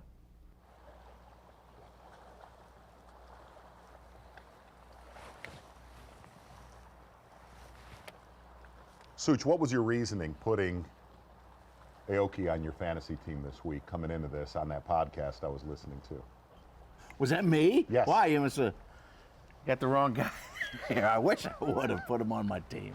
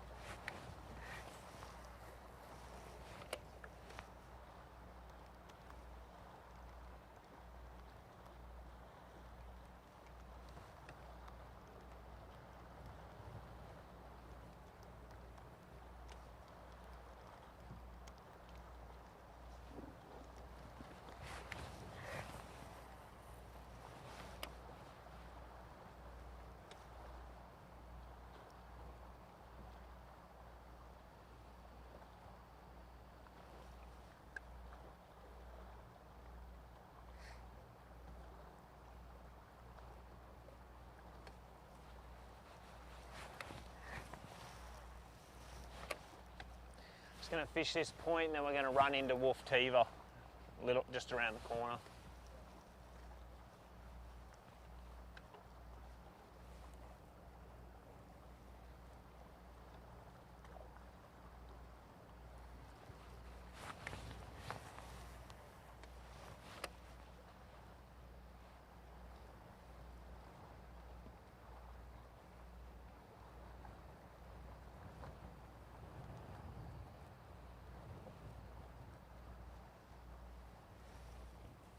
If you really think about it, I was thinking about this morning.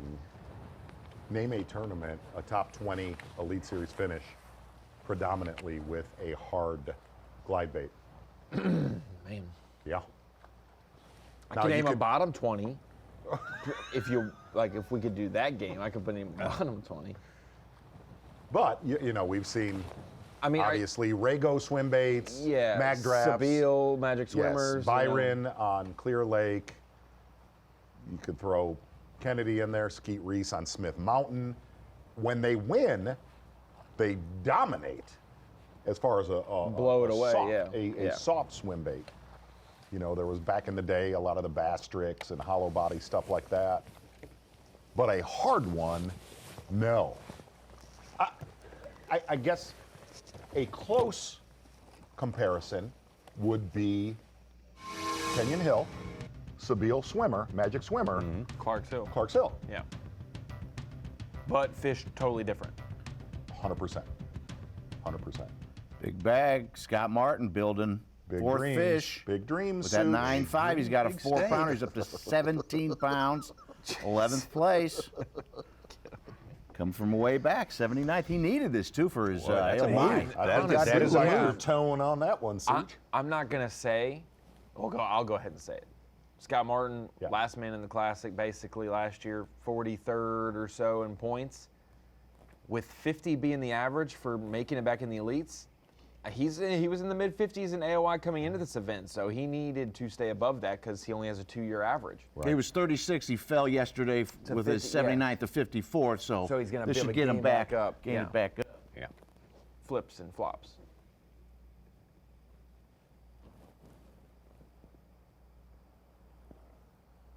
But like you mentioned, Z, it's very interesting. We had a lot less turnover years ago because of the way it was kind of trenched in, that you could stay for a long time on the elites, even if performance had dropped off. You know, we'll just say that. Now it's quite a few needed to go. Now it cycles in and out a little quicker, maybe There it is, he something said it. too What? quick.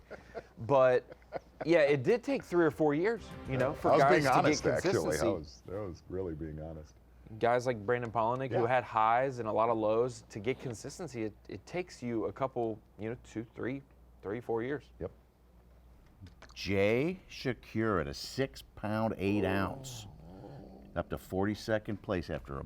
He caught a decent keeper early today, I noticed too. So he's got at least a couple, maybe 3. He's got 2.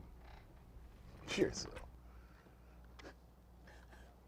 3 for 811 yesterday. He's got 2 for 812 today.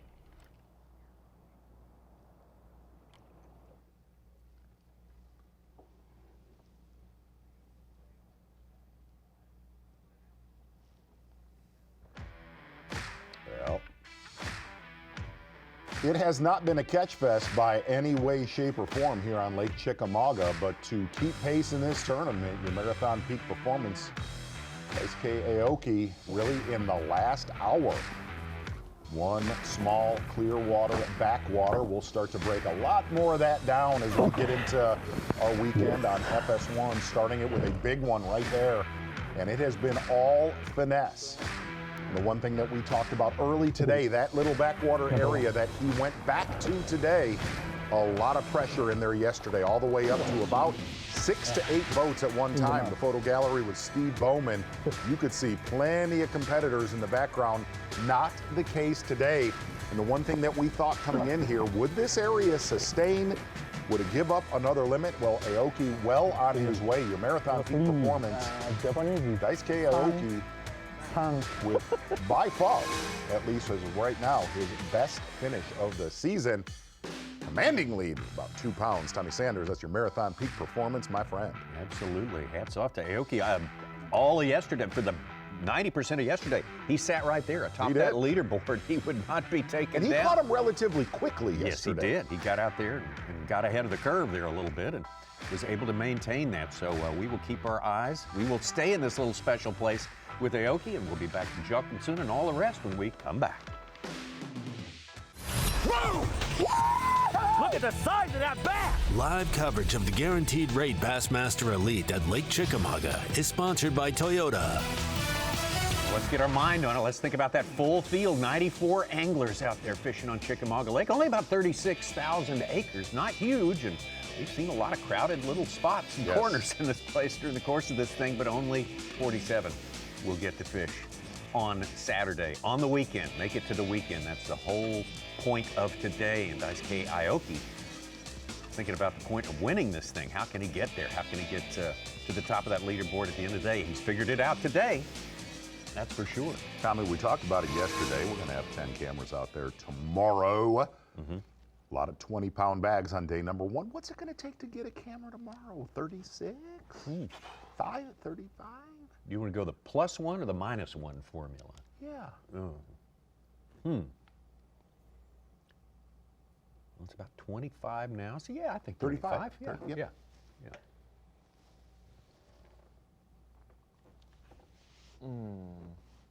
We're 3 hours in. We got 3 anglers who had decent bags yesterday. Matt Herron, Chris Alden, and Brandon Lester do not have a fish. Ooh. Lester has fallen all the way to 43rd. Wow. Thanks for that, Such. Ouch. Wow.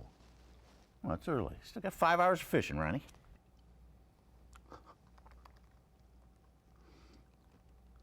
Who were the 3 that you said? Lester? Herron. Herron. Zaldane. Jason Williamson is also outside the cut with no fish today. Had a decent 16 pounds, 7 ounces yesterday. Yeah, he was just under the top 10 yesterday. We were informed during the break. We were asking, you posed the question about a viable top, great finish just on exclusively on a glide bait, and we didn't come up with one really. And Trey Zaldane said Chris last year at Fork. So that was absolutely a spot on. Top 10 exclusively on the glide. Mixed in a little bit of oversized crank.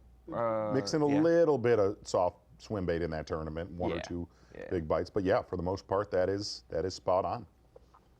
Second 5-pounder for Gerald Swindle.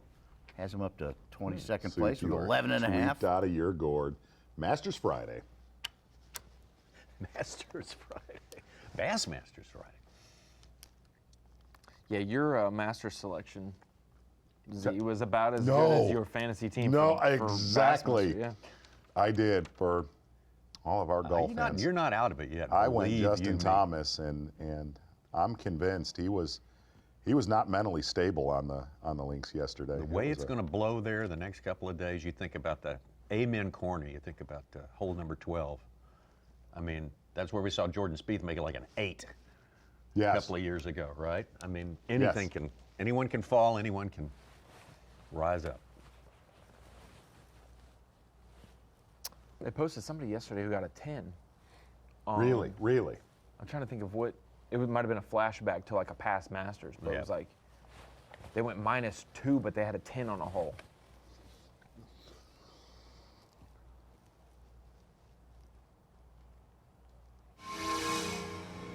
There's our guy, Davey Hite. Davey out there this morning talking about it. Looks a little warmer where you are now, Davey. I mean, is it kind of improved maybe even, or no? What?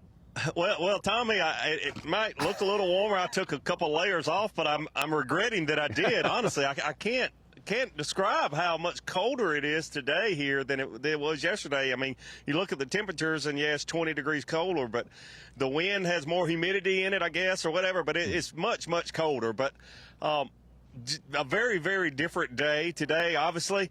But one of the neatest things that I saw when I was out on the water, we're back here at the boat ramp right now, but one of the most interesting things I saw Scott Martin not far from takeoff before you even get out to the river, and he stayed, I'm not joking, like within like 30 or 40 feet of one laydown for the entire time I was out there, for like 2 hours. And I'm like, what is he doing? I know he had a slow day yesterday, but he has really slowed down what he's doing today, and what a great day he's having. And just, I bet he has it covered. It may have moved a little bit now, but he has it covered like 50 feet of shoreline all morning and having a great day today. Davey, real quick, you're our day one leader, and we got to talk about it a lot with Carl Jocumsen. All of us, we're supposed to be unbiased, but we always pull for Carl. What he's trying to do with that glide bait, for somebody watching on Bassmaster Live, we talk about it as there is a fine line. There's more of a chance of failure with this technique than there actually is with success. Talk about that window with glide bait fishing and how incredibly hard it is to duplicate. Yeah, it really is, Z. I mean, I know you like to throw it. I like to throw it, but, man, it will burn you. I mean, Carl had a great day yesterday catching those big fish on a glide bait. That Rashi glide bait is one of my favorite baits to throw.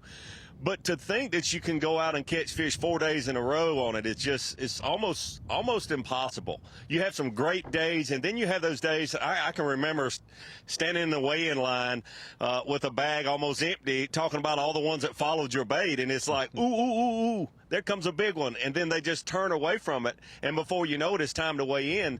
It's one of those baits that is very addictive to throw because you know the chances of catching those big fish are great, but man, it's just so difficult. You'll have so many fish you'll just follow. And a lot of anglers, I know I did some when I was tournament fishing, use that bait to just locate some fish that are on the bed and then follow up with a Cinco or something like that. But to actually catch those fish on a glide bait like that for 4 days in a row is extremely, extremely difficult. The one thing in his favor, though, a windy day like we certainly have today, and it's supposed to get much, much worse than this. It's probably blowing 15 now, but the windier the days, it seems to be where you have that breakup in the surface there with the light penetration and visibility. Seems to be the type days that you can catch them, but for it to happen 4 days in a row, it would be shocking to me. Davey, the other thing about that is it doesn't matter if it's a glide bait, a soft plastic swim bait, a big oversized swim bait, I mean. And you hear what's interesting if you listen to a guy like Chris Zaldain or Byron Velvick back in the day, you always hear the term light penetration, high skies, water clarity to where they could see it, track it, commit to it. Yet Carl said his best day in practice was cloudy and windy, just like we have here today. Yesterday, we did not have that condition. We had high skies and light wind, yet Carl was able to execute. For all of the years that we have covered some of the greats with swim baits, it's almost like at times conditions really don't matter. It's like a window opens where they'll commit to the darn thing and actually bite it. You try to, I guess what I'm saying is, you try to equate these are the right conditions, but it's almost like when they decide to bite it, they'll bite it, and when they don't, they will not. Yeah, you're exactly right. And I do think that more often than not, some wind definitely helps. There was some wind yesterday, not as much as we're expecting today, but there was some wind there yesterday, but like you said, not a lot. But it's just one of those baits. It's one of those things. I remember, back when before the glide baits, I guess, so much, especially in the southeast. But buzz baits, very, very similar. There were days when they would bite it. There were days that they would eat it and you couldn't get it away from them. There was days that you would just miss fish after fish after fish. And I don't know if anyone really knows the magic formula. The wind does help, in my opinion. But there's just days when you have to put it down. You can have a great day like Carl did yesterday, but then there's days you will have to put it down. Is Carl going to put it down, Davey? No, he's not going to put it down. That's right. David, thank you so much. See if you can go find your coat there and warm up again. We appreciate you braving the elements there. Davey Hite delivered some good insights for us. In this creek that we're in right now, on the last day of practice, it was raining, windy, it was just real nasty, and I had a bunch of glide bait bites in here. 5-pounders, shook a bunch off. Came in here yesterday on clear skies. I got one bite, but it was a 4.5-pounder. So I still got a bite, but it was nowhere near what I was hoping it was going to be. But now I've almost got the ideal conditions. So I've got 3 in the box. I feel like I'm in the cut. I'm just glide bait fishing is a little bit hit or miss. But I've had my first cast, I caught a 2-pounder, and then I had one about 3.5, 4, just eat it off that point, and just that's the first one that just missed the hooks. It just didn't commit. So it's coming into about the time where I started getting them yesterday. Wind's picking up, clouds are coming in. It's ideal now. I got no excuse. I'm just going fishing, and hopefully some of these big ones I can collide with here shortly. Carl, we had heard tales of what went on out there on the water with him yesterday. We did not have the camera in with him, but we've been able to get our hands on some of the footage, so let's take a look. This footage from Buddy Cipoletti, some drone and some boat-to-boat action there, and that's that glide bait that he pitched and tossed around some heavy cover, and he threw that in that laydown. You can see the fish stuck on a limb, Z. Yeah, and really one of the things, very eerily similar when you hear guys like Steve Kennedy, getting a good look at a giant right there. His biggest of the day. Swinging it. One of the big keys doing that with that glide bait is really watching what Carl's doing is eerily similar listening to a guy like Steve Kennedy targeting, hunting individual big bass. And that is obviously how Carl excelled yesterday. A lot of those fish very, very territorial as they're coming in to spawn or thinking about spawning.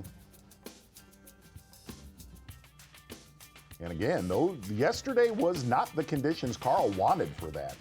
We're in that today. Yeah, the nastier it gets on some of these days, especially having some wind, is very helpful, because days like yesterday, it worked out well for Carl, but most times days like yesterday, you end up seeing a 30-pound bag and never hooking a 30-pound bag. Yesterday, you got 24-12 because of a 5-pounder and because of that 7-pounder right there. Appreciate the footage. Absolutely. Bonus content sent in by, once again, Buddy Cipoletti. Yeah. Content creator and opens angler. He just competed last week at Cherokee. Yourself. Yeah. What? Who said that? Yeah.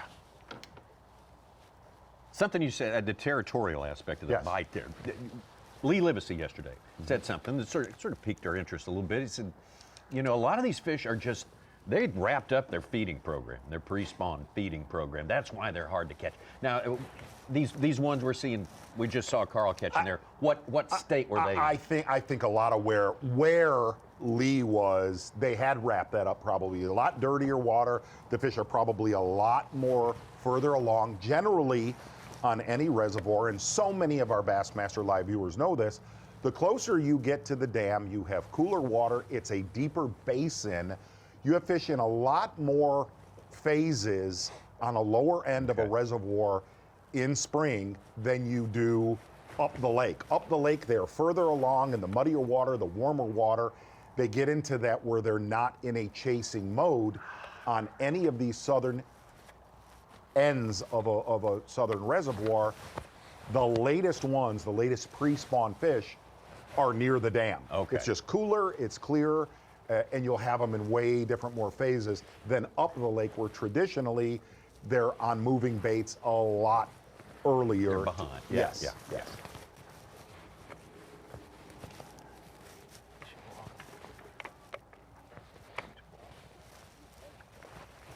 What's that? Yeah, it's a gnarly one. Must be fish on it.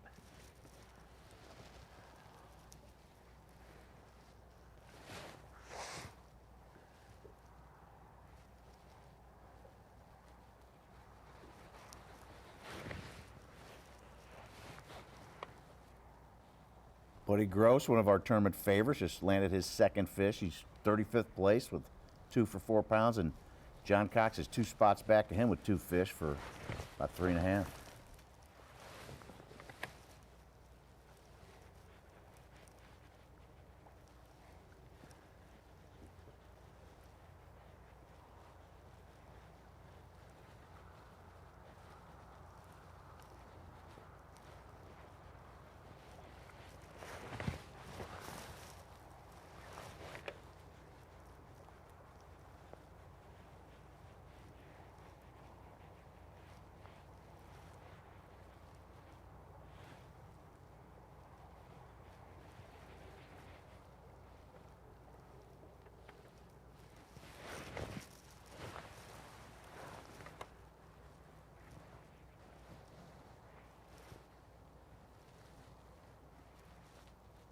Boy, 2 of the anglers doing well so far that are in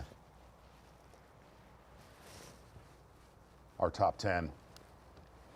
Drew Cook, Brock Mosley, fishing very, very close to each other. Going to get back out on the water right now, taking a look at Lil Matty Robertson. That wind is starting to do what it was supposed to. It was supposed to start mid-morning, and it's going to climb all day long today. As Davey Hite said, ought to help a guy like that. Man, it is gassing. Mm-hmm.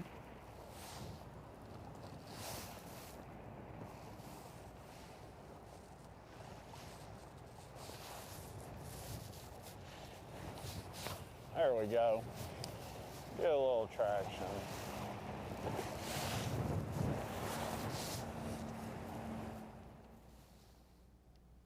Ooh. Might be time to roll out a little bit of trivia. Oh, Striker Daily man. Trivia? See what we kind of do. We kind of dominated yesterday, Tommy. Sort of did. Sort of did. I'll start my Absolutely. weekend now, usually. Of the 9 main river TVA reservoirs, Little goat. I assume we're talking about Tennessee Valley. Petting zoo goat. Yeah. Where does Chickamauga rank in size? Of all those 9 lakes, think of them starting all the way up at Fort Loudon, going all the way to Kentucky Lake. Okay. Is this the 3rd biggest, the 5th biggest, the 6th, or the 7th biggest lake? All right. So, think about that. Can you name them all from top to bottom? Loudon, Watts Bar, this one right here, Chickamauga, Nickajack, Guntersville, Wheeler, Wilson, Pickwick, Pickwick, and Dick. So there you go. There's your choices. We'll be right back. Look at the size of that bass! Live coverage of the Guaranteed Rate Bassmaster Elite at Lake Chickamauga is sponsored by Toyota. Morning has gone by. We are getting close to the midway point, if not there already. Day number 2, moving day on Chickamauga Lake. You got to move into the top 47. Strike your daily trivia question we left you with. Of the 9 main river TVA reservoirs, Tennessee River reservoirs, where does Chickamauga Lake rank in size? That's a good one, Such. What do you think, Ronnie? I think it's 5th because I think Guntersville, Pickwick, and Kentucky Lake are bigger, so there's got to be one more, and there may be a Watts Bar or something might be bigger than Chickamauga. What a joke. I'm going to go with... What? No. A What? joke. No, I'm going to go with C, 6th. 6th? I'll go 5th, too. Oh, it's 6. Man, you are just nailing. Kentucky, Guntersville, Wheeler, Pickwick is 43,000. Watts Bar is 39. Chickamauga's 36,000. Oh, Wheeler and Watts Bar snuck in there. Yeah. Dang. 19 pounds. Scott Martin's up to 4th place. Wheeler doesn't feel that Finished his big limit. to me. At all. Well, it's weird because Decatur, where we take out of there, it is so far, like it's lopsided on where we're at in the lake, but we feel like we're mid-lake, you know? Yeah.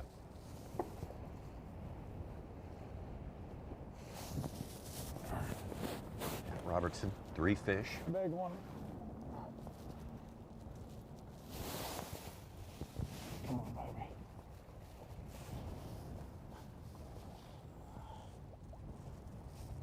Come on, baby.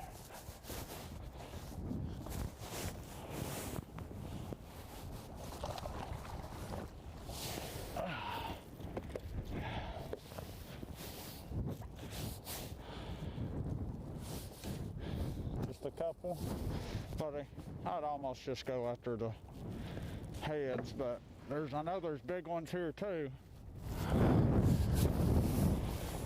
Boy, you talk about a tournament. Setting up for a guy like Buddy Gross or a Lil Matty Robertson in Hard areas, to those swim bait whenever I know there's 6-pounders here. areas they live and replenish. This is one of them tournaments.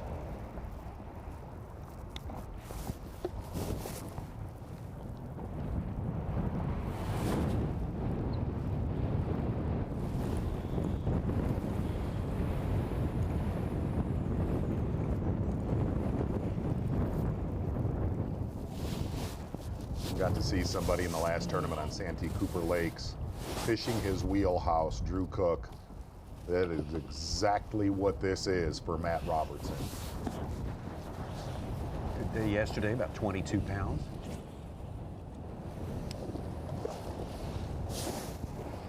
Oh yeah, baby, over the bow. Need a little bigger weight. There's big one.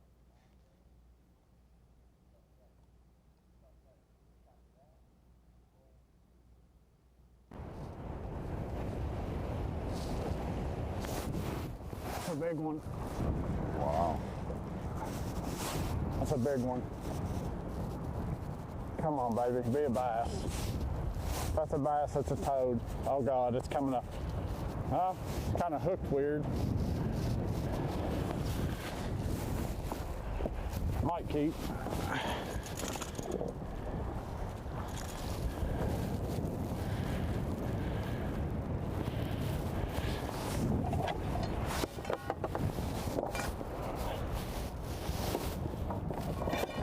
We need some more wind. Give me some 5-footers out here, baby. Let's go.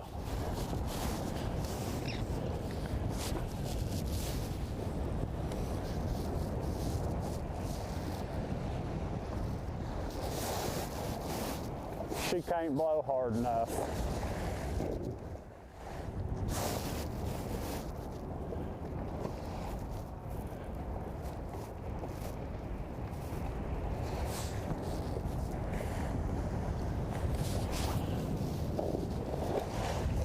Got to tape a Zona show with that dude right there, and he is fun to be in the boat with. Boy, I wish I could have aired all the stuff that we taped with Matt Robertson. Sharp dresser, too. Yes, he is something else. Mm-hmm. Just honestly a really, really, really good, odd, genuine, weird freak of a dude. Yeah. That's what makes it fun. 2 of the next 3 will be in his wheelhouse. Yes, This one, absolutely. And then I would put him in a short list of Tennessee River Ledge boys for Pickwick for sure. Yep, for sure. Just a little harder. He would tell me stories throughout that Zona show, and I would look at him and tell him, So that's what happens. I don't need to ever know any of this stuff about you, Matt.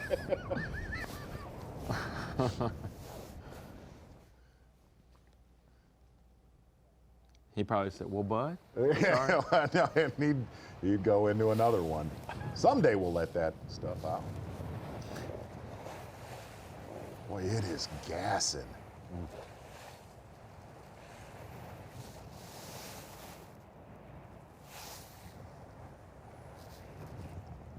I asked him, I said, did you have many competitors around you? He said, not much. And he said, I'm pretty convinced. Doesn't matter what's around me. It looks very random, but it's not. He is fishing very small irregularities.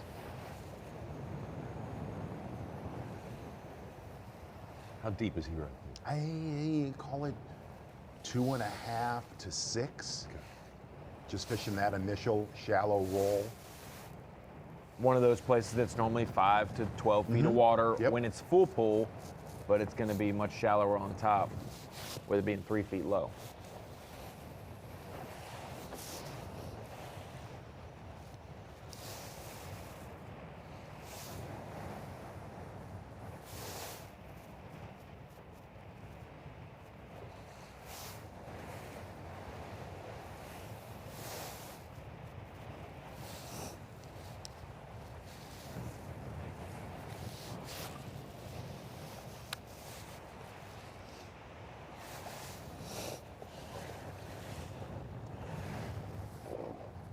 I'm just about to stay out here and just fishing. That's all day because I like it so much.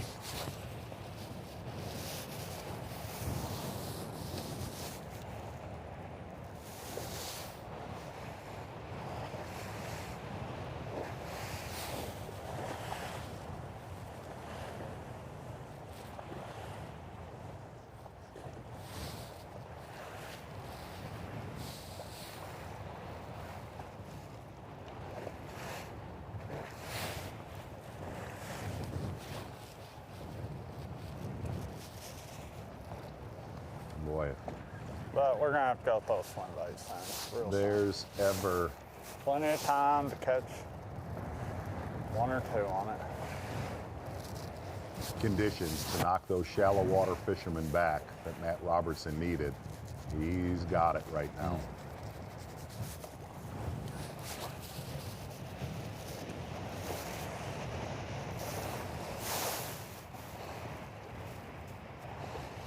Jumped into, you see second place there, just a pound and a half back of our leader, Aoki. I thought Matt would catch him today. The one that does surprise me of the folks we got cameras with today is Powroznik. I thought Powroznik was going to light him up really early. He was the guy who wanted to win. Yep. Did you see the video Matt posted after Santee Cooper? Because it hasn't been a great season for Matt Robertson. He's been losing a lot of fish, and he posted a video to the public so they knew he was going to right the ship at Chickamauga and start landing some of these bigger fish.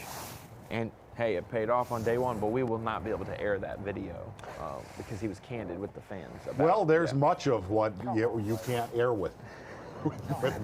If he's thinking it, we've covered anglers like that. If he's thinking it, he's saying it. He's not overly filtered in any of his material. Okay. All right. I think I got it.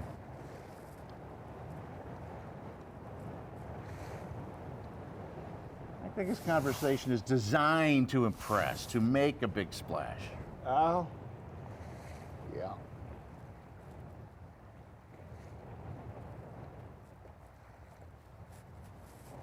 You know, there was some things we could air throughout that little field trip I got to take late December with this guy.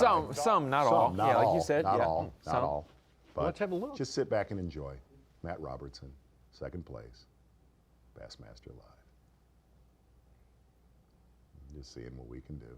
Locked up tighter than a drum. Be patient. Hang on. Oh, there's a lot going on right now. That wind is blowing so hard. Just enjoy. You got to be good, man. I mean, I'm a high production guy myself. You know, I blow deer up on Christmas. You know, I have my own production. You know, Matt's Awesome Productions. I do TV productions, you know, very high quality, high tech, you know. Get a Christmas tree, decorate it all beautiful, get a nice buck decoy, spray paint the nose red to, you know, make it look like Rudolph, set up that perfect, beautiful Christmas scene for everybody to see. And then I found out Santa Claus put me on the naughty list. So, Santa, heard I was on the naughty list. A little response video for Santa Claus. Need to remind him who B.A.S.S is. Lit the Christmas tree on fire. How you like that, Santa? Grab the old gun, shotgun, Mossberg, rack a shell in there, turn, and blow the deer up. Blow the hell out of it. Looks like it's reindeer season. Oh, God. Ho, ho, ho. Yep. You combine that with Cape Fear laughing. You know what that is? Oh, yeah. Heaven. That is That's heaven. tragic to that's magic entertaining. right My there. father, Big Al Zona, watched that, and he had a talk with me. He had a talk with me. He said, "Give me more of that, please." It is That's good stuff. called giving the people what they want, I guess. Amen. That is amen corners right there. Mhm. Yeah, there's your amen corner. Back at Matt's house. And we're live. Man, I have struggled this morning. I started out on trying to catch some fish out on the main river, thinking maybe this front would least affect them. I kind of caught them, most of them shallow yesterday up in some spawning areas. And for whatever reason, the bite has just been really off this morning for me. Can't seem to figure out what they're doing. They haven't gone anywhere. There's still fish here. This front or something, or me, somehow or another, I ain't connecting with the fish. So, but there's a long day still to come. This front, I believe it'll come on in here and start raining, that they'll go to biting. It's really kind of strange this morning. But I'm doing what I love to do. I got a Signature Series jig in my hand and a Kessler flipping stick and doing my thing. One thing about it don't take me just a minute to get back in the game with a couple of bites doing what I'm doing, so I just gotta be patient. Yeah, we said this is going to be a tournament where you got to take and see what you can do, Tommy. Just have to. And we wondered with some of that shallow laydowns, reload, and at least so far today, seeing what you can do has not been the case. Has not worked out so well. But like Matt said, we got a whole big half a day of fishing coming up soon. And here in just a few minutes, Abe Davey going to take over. Looking forward to that today with those running the two. show on No site. doubt about it. Absolutely, it'd be good. Daisuke Aoki, just like he was yesterday, sitting atop that leaderboard. It's a hostile leaderboard. Oh, man. Matt Robertson putting the pressure on. Carl Jocumsen, Brock Mosley, and Drew Cook. Watch out for our winner last time out with the Elite Series. More to come, so keep it right here. Bassmaster Live Show. The Guaranteed Rate Bassmaster Elite at Lake Chickamauga is sponsored by Ranger Boats, Yamaha, Toyota, Berkeley, and by Progressive.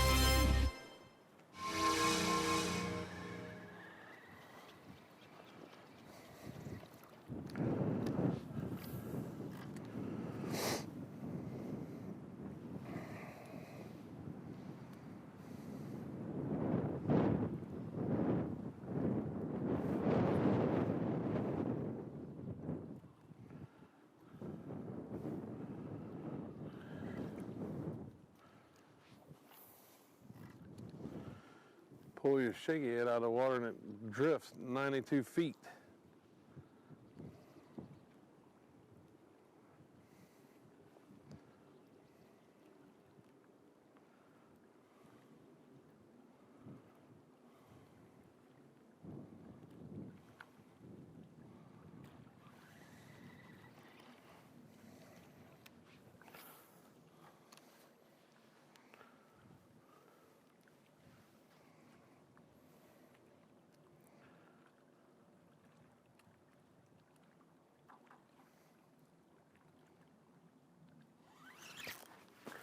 Oh, no.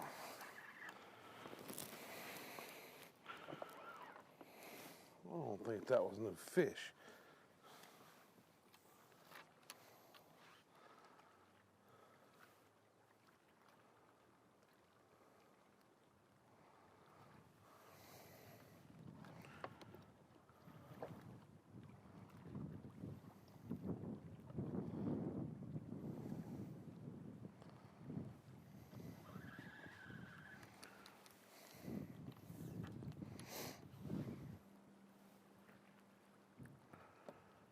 fishy.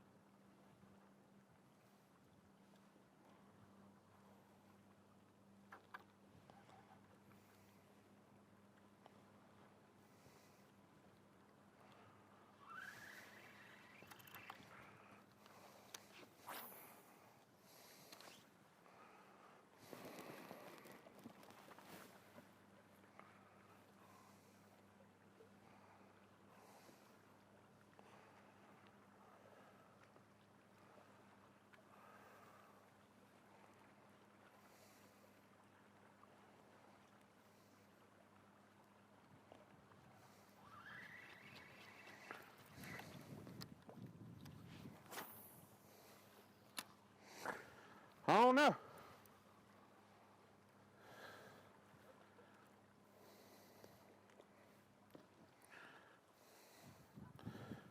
We'll have to figure out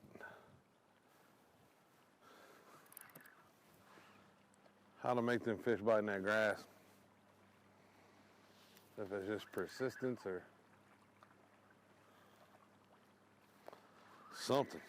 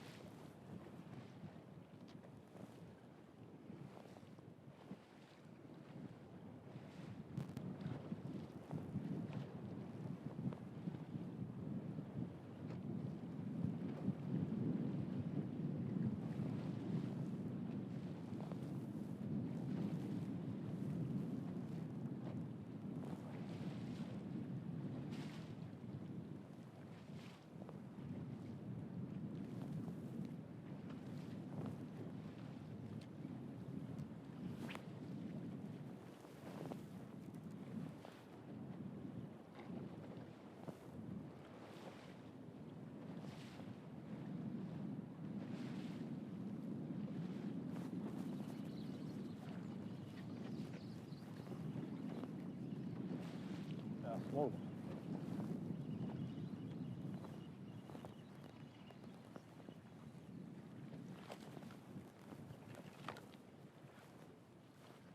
$14. Really? Maybe 14.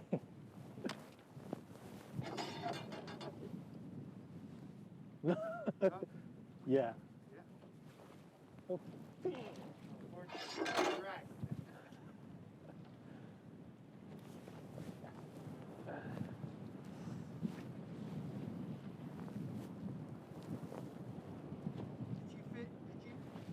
Come on. Did you fish here yesterday? Here? Here? Yeah. Did you catch big ones? 4 pounder hook off. Oh, it came off? Yeah. The two out. One came off and one 3 pounder. Today's size down.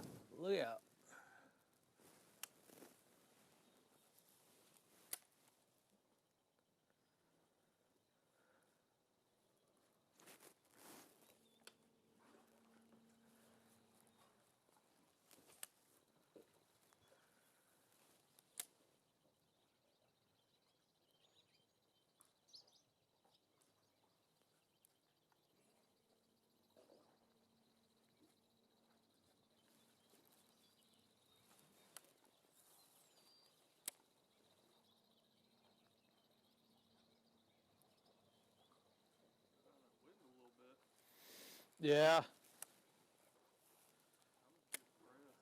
It's getting blown. It's blowing right now. It's gonna get worse.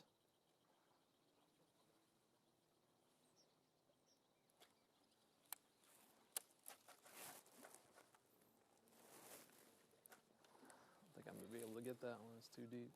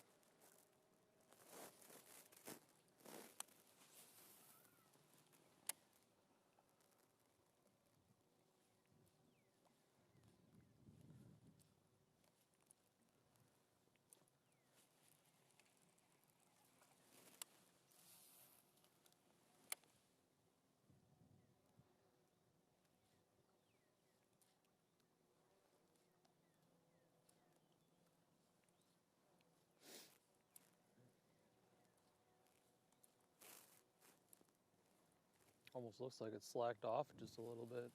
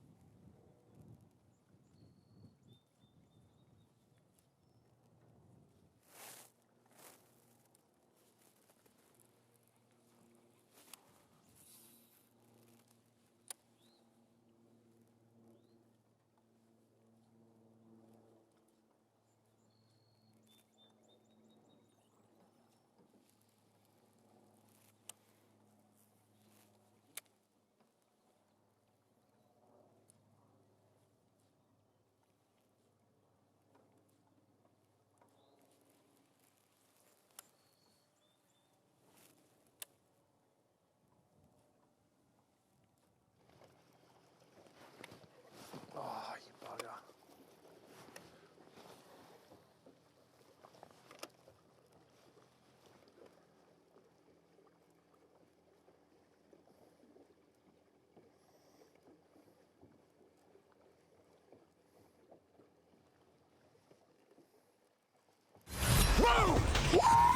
Look at the size of that bass! Live coverage of the Guaranteed Rate Bassmaster Elite at Lake Chickamauga is sponsored by Toyota.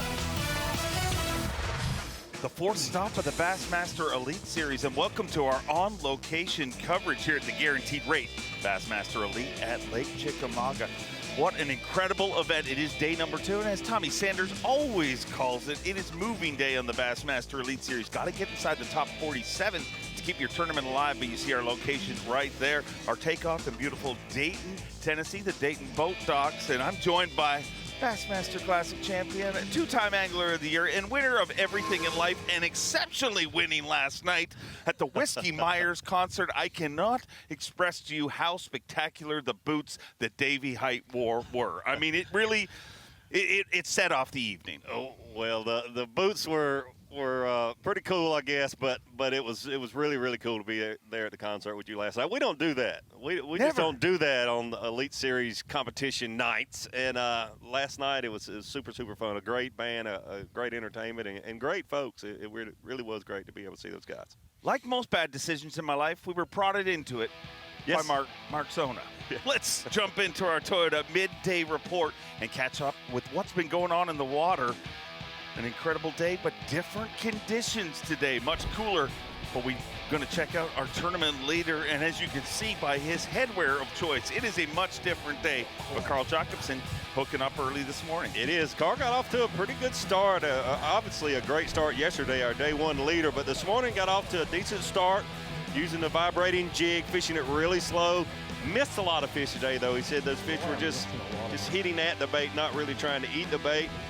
Didn't really switch up much with baits because he said he had tried a lot of other things, and that was the only thing they could bite, but just not eating it as well this morning as they did for him yesterday. Well, speaking of bad decisions, let's go over to 3-time Bassmaster Classic qualifier, Matt Robertson. Matt Robertson fishing offshore. We talked about this tournament coming in about the water being low, the water temperature not being quite warm enough for a large number of fish to move up.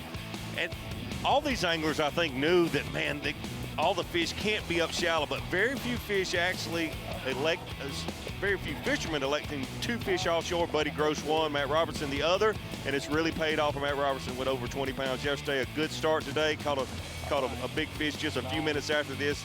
These smaller fish, fishing very isolated targets, just a little offshore, 3 to about 7 or 8 feet deep. One of the few anglers that we've seen just exclusively fishing offshore. Keep your eye on this guy, Daisuke Aoki, an incredible resume, a 3-time Angler of the Year in Japan and a 2-time Classic winner. Has had a tough start to the season, but can make it all right here this week. Yeah, really showing what a great angler he is. Fishing around a group of anglers yesterday and today, and just flat out, like we talked about Drew Cook at Santee Cooper Lakes, out fishing some people around him, just showing what a great angler he is. Fishing very slow, fishing finesse. For most of the day, we just saw him about 30 minutes ago move offshore on the main river ledge, but he has done a really, really good job. You can see in the background one of his competitors right there, just out fishing the people around him. And like I just mentioned, he has moved offshore now. I guess kind of gone to plan B, and we'll see how it works out for him the rest of the day. He did get a good start once he did move offshore. Daisuke, as you said, started his day in the back bay, made a little move, and for a little while, just to give people an idea of how much the conditions have changed, for a little while offshore, it was actually sleeting where they were fishing in the last 20 minutes. So a much different day in Tennessee.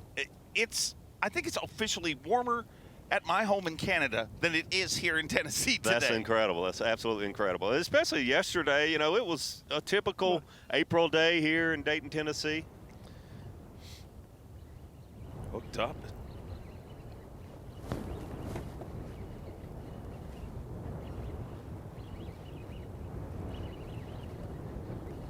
Oh, big size. Oh. Really good fish here for him.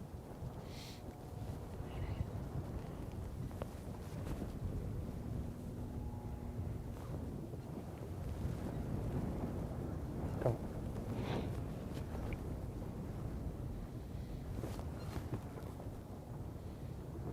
Very familiar with the area he's in there today. Yeah, big one.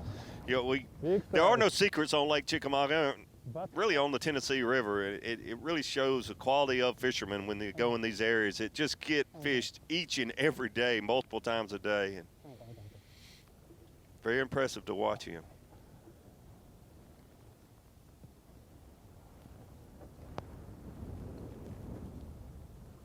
Come on. Come on.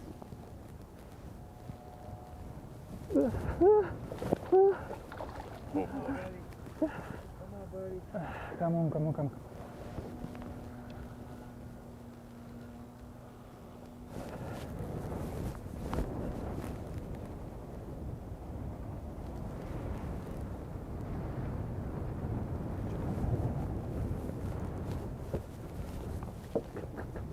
I'm so nervous right now. Yeah.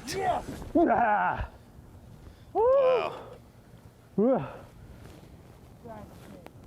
just barely hooked.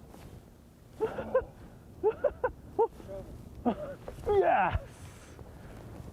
Just barely skin hooked right on the outside of the mouth. Change. Good job landing that fish in the wind. You can tell that made it difficult for him. Yeah. Can't use dip nets. Have to get your hands on those fish with those waves coming over the side of the boat. Yeah.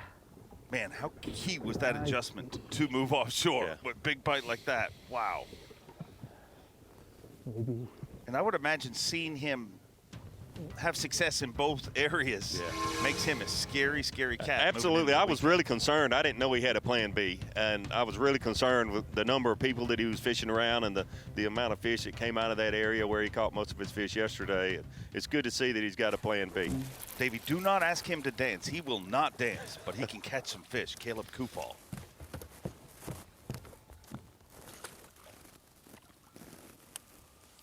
Small fish. Good tournament for Caleb again here.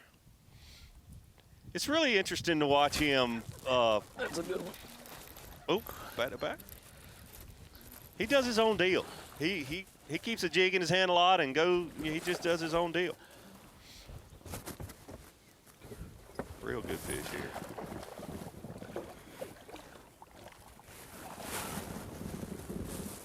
All right. Oh, it fell out. You wasn't hooked very good. It's a good one though.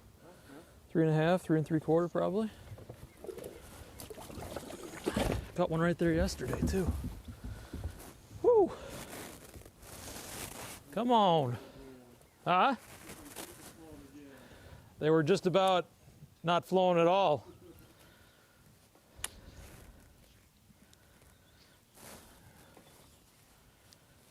God. He's from Wisconsin.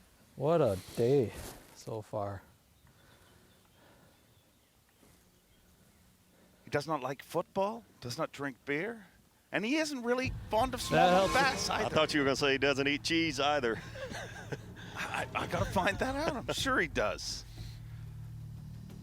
Let's get over to four-time Bassmaster winner, Jacob Powroznik, and he's been quietly moving up the leaderboard here in this tournament, and you can never count him out. Good, solid fisherman. Just a little creature bait. Again. Just something to just drag around, just, you know.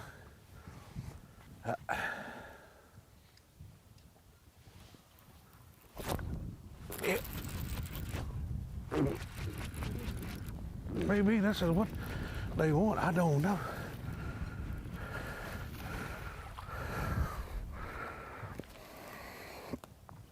I don't think he's gonna make it. I don't think so. I don't think so either, Jake. First cast. Solid fisherman, just like Caleb, does his own deal. You know, just kind of fishes the way he feels comfortable no matter where you go. But always seems to be in the mix.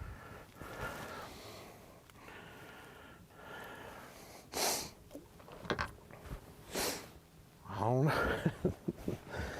Just a little baby, it's just like a little baby brush hog kind of deal. Extremely organized compartment there.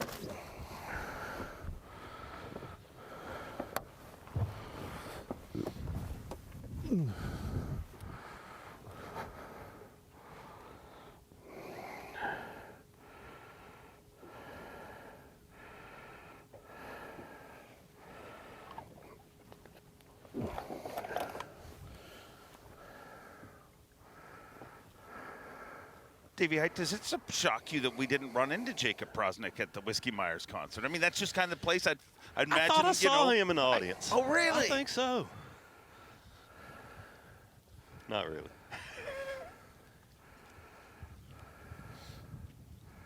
I thought you were going to say that it shocked me that he put the soft plastic bait down in that chartreuse dye and just laid it right on his carpet. That did shock me. Don't bring up chartreuse dye and carpet. Me and Mark Zona just started talking a week ago. We had an incident a few years ago, and let's not bring it back up. $2 right now, watching Daisuke Aoki and Matt Robertson. And both these anglers share one thing other than having a good tournament. Both of them had a tough start to the season, the first 3 events, and really Matt was very vocal about it, as he is about most things. and he said, man, I'm tired of sucking. I need to get my head right. Done a lot of fishing in the break. And definitely it's worked out for him. And it's a long season. A lot of time to a long season, and these next few events, you know, the Pickwick is just right around the corner, and they've really set up good for Matt to turn her season around.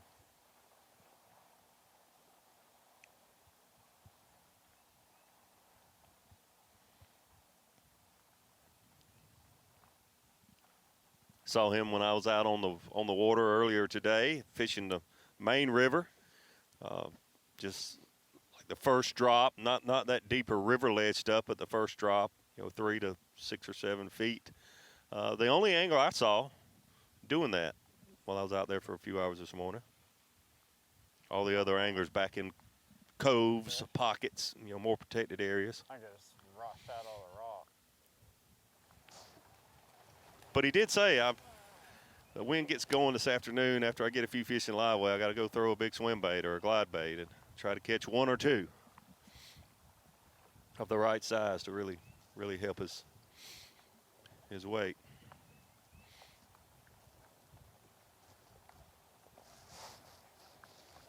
What a difference a day makes. I mean, Come on, conditions. there's gotta be one good one on one I mean, of we these. knew this was coming in, but it's shockingly colder than it even it seemed it was supposed to be. Yeah, it really is. And I mean, we're standing here feeling it, but it's amazing the difference in yesterday and today. So what does that do moving into the weekend? Its forecast is predicted to continue like this. So it is. It's supposed to be even colder tomorrow morning, but I just don't think that's going to affect. The wind will affect the fish. The clouds it's supposed to clear off on Sunday more, so it'll be less clouds in. But the clouds and the wind certainly affect the baits that you use. But I really don't think it's going to affect these. These fish are kind of in a transition period where some of them are up spawning, most of them are not. But the big thing that's going to change this lake, in my opinion, is when that water level changes, when it finally just really comes on up and gets up another 12 to 18 inches, and you'll see a lot more of these fish move into these shallow water areas. We saw a lot of the overhead views, the Humminbird bird's eye view stuff yesterday. It's really incredible seeing how shallow, and I'm not talking about just casting into shallow water. The trolling motor is just churning up mud for hundreds of yards, getting back to where these fish were. These fish, not being within several hundred yards of 3 feet of water. Another topic we talked about yesterday, and we talk about every time we come here, and any time we go to legendary fisheries like this, is pressure. Could this cooler weather help our anglers in some ways? Because there's going to be a lot less local boats Good out there, I point. would imagine. Definitely a good point, Dave. There'll be less anglers, more than likely, going out on the water this weekend because of the weather.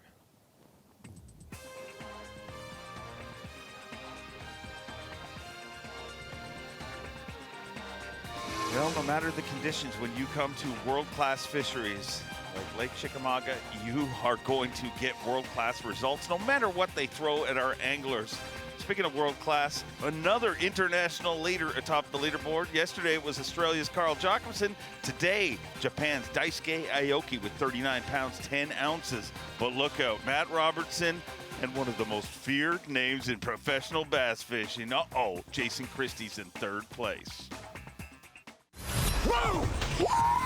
Look at the size of that bass! Live coverage of the Guaranteed Rate Bassmaster Elite at Lake Chickamauga is sponsored by Toyota.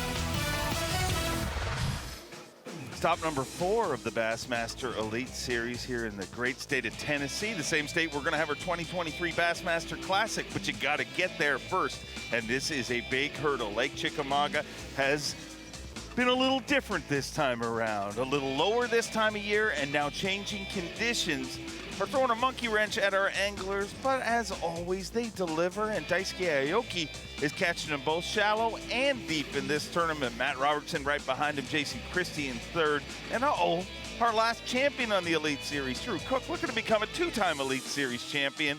Got to be inside the top 47 to keep your tournament alive and make it on to semifinals Saturday.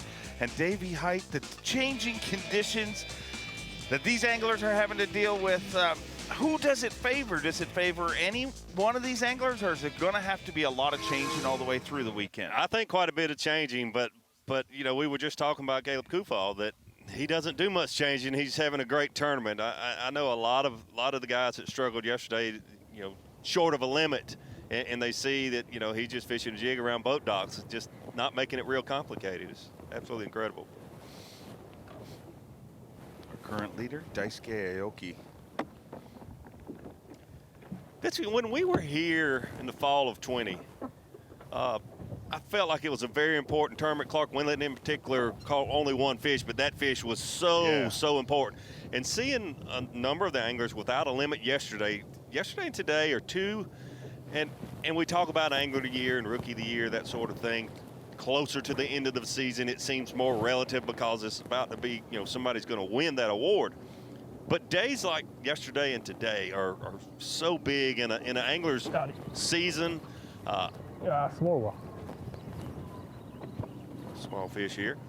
But Small it's school. every single bite. And I heard yesterday, Brandon Cobb, you were talking, broke 3 fish off, obviously using light line fishing around a lot of other anglers. But to lose a fish or break a fish off in a tournament like this where the average size per fish that was weighed in is great.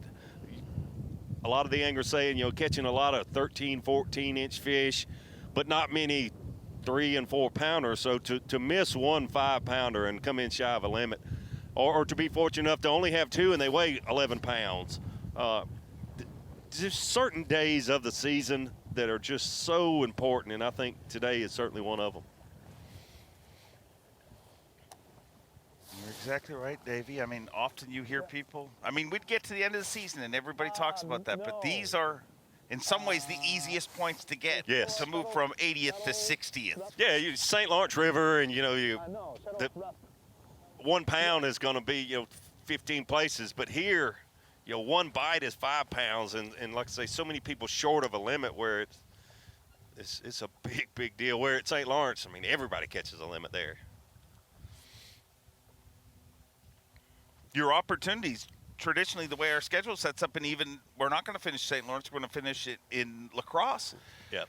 Same deal there. Lots of fish, numbers. Yep. Your opportunities, you need to have an opportunity. Somebody has to have an opportunity to bomb for you to make up big points, right. And it just doesn't exist in most of those fisheries. Exactly. But this is a place that it can happen to you, and some of the greatest fishermen on the planet, right here, that having tough tournament days yesterday and today. Good to see Jason Christie rebound. Speaking of that, one of the greatest fishermen on the planet, and Santee Cooper did not treat him kindly, and it was it's surprising to see him have that kind of tournament there. It's surprising to see him have that kind of tournament anywhere, but it looks like he got mad at him, and these are his kind of conditions. This lake and these conditions here, it's really no surprise to see him up in 3rd place today. He explained to me, he said that the rest of the season, he kind of said Angler of the Year's most likely out of contention after that tournament. But he said the rest of the season for me is a Tuesday night jackpot tournament. Wow. I'm trying to win every single one. And I didn't think it was possible to make Jason Christie a little bit more intimidating to our field, but that makes him a lot more scary. Yeah, it's incredible to think about somebody like that when he really just is all in and not worried about points, not worried about qualifying for the Classic. Like you mentioned, AOY's probably out of the question now for him. To see him unleash his, no fear kind of attitude towards each and every day. Well, the real stars of the show are the Bassmaster camera folks. They are out there through thick and thin. You see what these anglers go through, but Jake Latondras is on what they would call a heater. He's got a 3-1 record this year. If you really look at, he was with Cruz. Wow. Cruz won. He was not with our winner on the Harris chain. He was not with Buddy. He was with Jason Christie. He won. He was with Drew Cook. He won. He is running 3-1. Can anybody catch him is my question. I'd say I don't know if anybody can catch him, but that's just the opposite of what Wes was when he was in the boat with a camera. He was like, Ofer. He was the cooler. He was known as the guy that you did not want on your boat if you want. I shouldn't say that. Wes was in a boat with me a time or two, and I got lucky and won. But it was always fun to joke with Wes about that anyway. But Jake is on a roll, no doubt. You've won a lot of tournaments with a lot of different camera guys. How come when anglers don't win tournaments, it's the camera guy's fault? But I've never heard an angler say, man, I want to thank my camera guy because, everything ran good, but my camera guy was in the right rotation, firing on all cylinders. Yeah, they often go unappreciated, I guess. Well, appreciate what you're seeing right here. One of the greats, a 3-1 record, and currently with our leader, Daisuke Aoki. Could Jake go 4-1? I'm pulling for him. Great guy. But you're right. They certainly don't get enough credit. They work very, very hard, and they're out there in the elements each and every day, whether it's 100 degrees or like today, it feels like it's 30 degrees. There's a beautiful hummingbird bird's eye view of Matt Herron, 10-time Bassmaster Classic qualifier, and had a good day. Weighed in first yesterday at over 20 pounds and slid it all, slid in, slid out, and man, what a tournament he's having. And that was a bad analogy. No, I thought Matt yesterday, for whatever reason, he's due to hold a blue trophy over his head. And for whatever reason yesterday, I thought, I don't know why. Maybe because he was the first one to weigh in and he seemed so confident and he was up there waiting on the scales to open. I thought, man, this might be the one. But he's having a slower day today.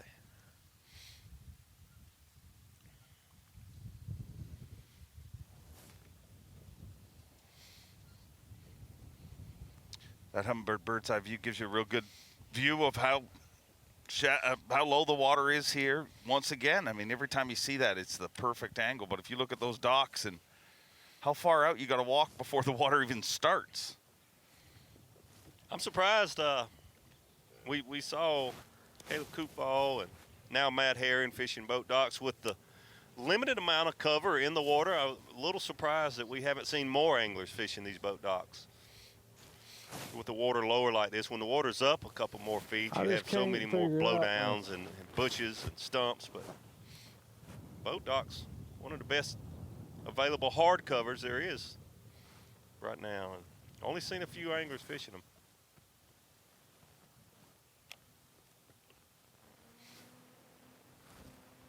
Cloud cover probably, hurting that a little bit today for Matt.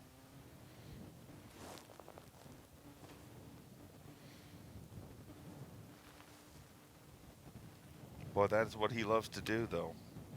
He is definitely fishing and covering him in the Elite Series. That exact image is what you see of him a lot of times. Exactly.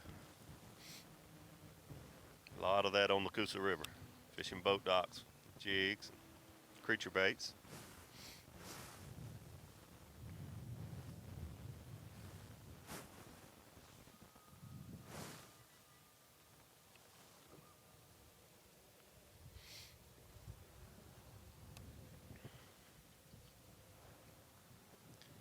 Serious question, Davey Hite. If Jake goes 4-1, do you believe that the other camera guys will beat him up? No, everybody loves Jake. Yeah, well, everyone loves Jake for a little while. Everyone loves every winner for a little while, and then it's like, come on.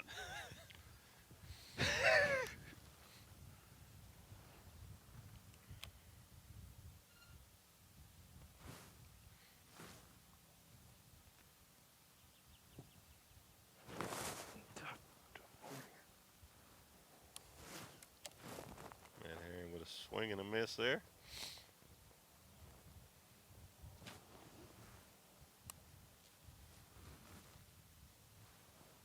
I'm sure some of these fish are spawning around these boat docks. That could be reason for some of your misses that you'll see. Even though they're not visually looking at those fish, there's certainly some of these fish set up around these boat docks on the beds.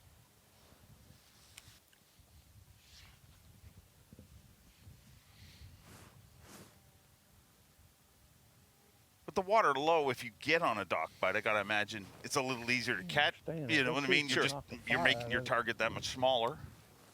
Yeah, less of the dock in the water.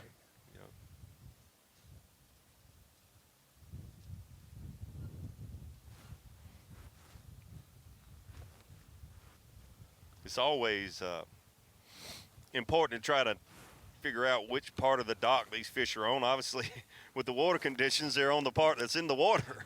But big platform, big docks like this, if you have to fish the whole dock from the shoreline, if it was up there at the edge of that bulkhead that you see, all the way out, it'd take 5 minutes to fish one boat dock. When you cover a lot more water with this water being lower like this. And at the Classic, Jason Christie, Brandon Cobb, some of those anglers we saw fishing the shallowest part of those boat docks where those fish were setting up. You always want to try to eliminate the amount of a piece of cover that you're fishing, whether it's a boat dock or a brush pile.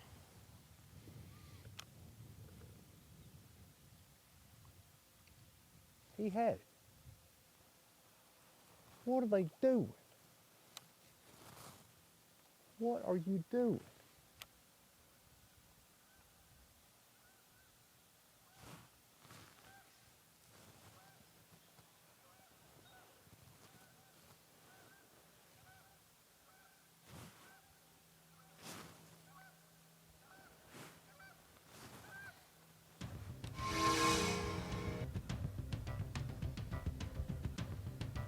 From Matt Herron, let's hope that bird eluded him. It looked like there was an incoming attack there as we left him. Speaking of an attack, let's go over to three-time Classic qualifier, former Bassmaster Open winner. And bass fishing has missed the man bun, and I think we see a little bit of it peeking out.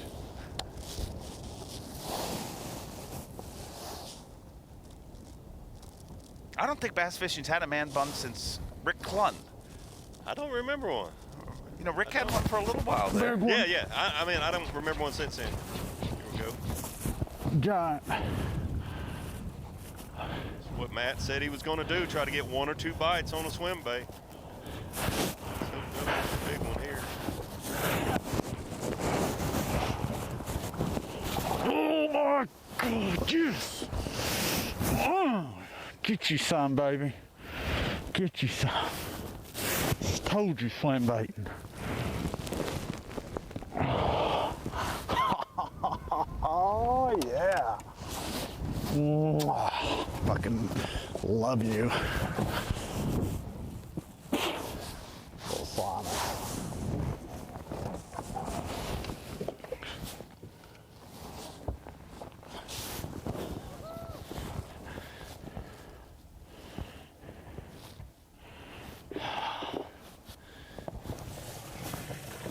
That's what we need, baby.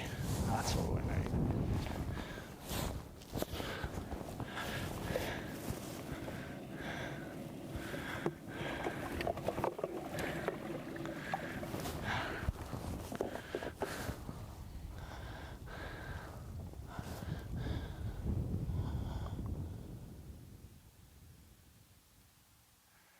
Wow, what an incredible catch right there. An incredible move from Matt Robertson, and he did exactly like you said, exactly what he said he wanted to do. Yeah, you know, on a place like this, Lake Chickamauga, you got to have a couple of those size fish in your 5-fish limit to have a chance to win, and that's certainly what he's got on his mind. A slow start this year for Matt Robertson, but certainly could turn it all around with a few more fish like that. But a good game plan for him.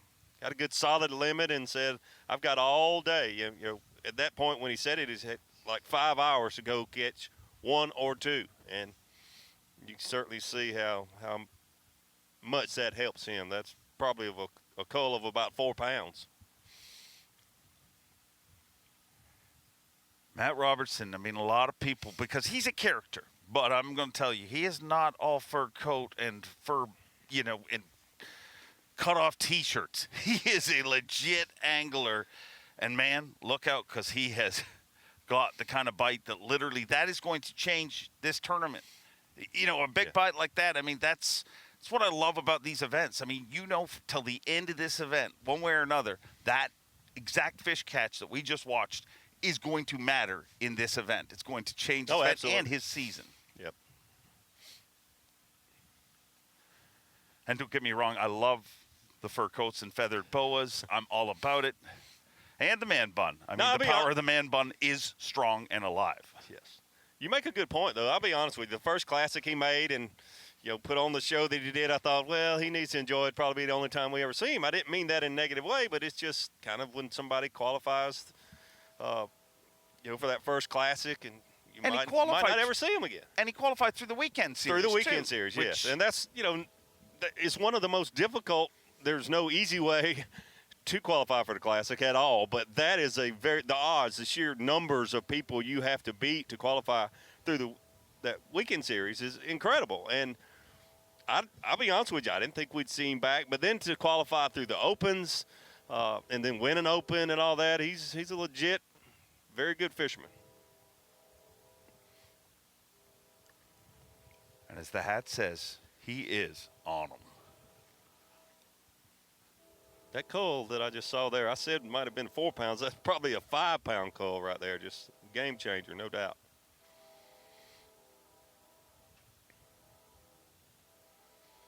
I loved as a tournament angler, though, to get a 5-fish limit and say, okay, I'm going to put this bait in my hand, whether it be a big swim bait or a mop jig or a 7-inch Cinco.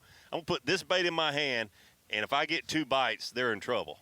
It's just a mentality that you have. For 5 hours, you're hoping to get 2 bites, yeah, because you know that they're going to be the ones that give you a chance to win.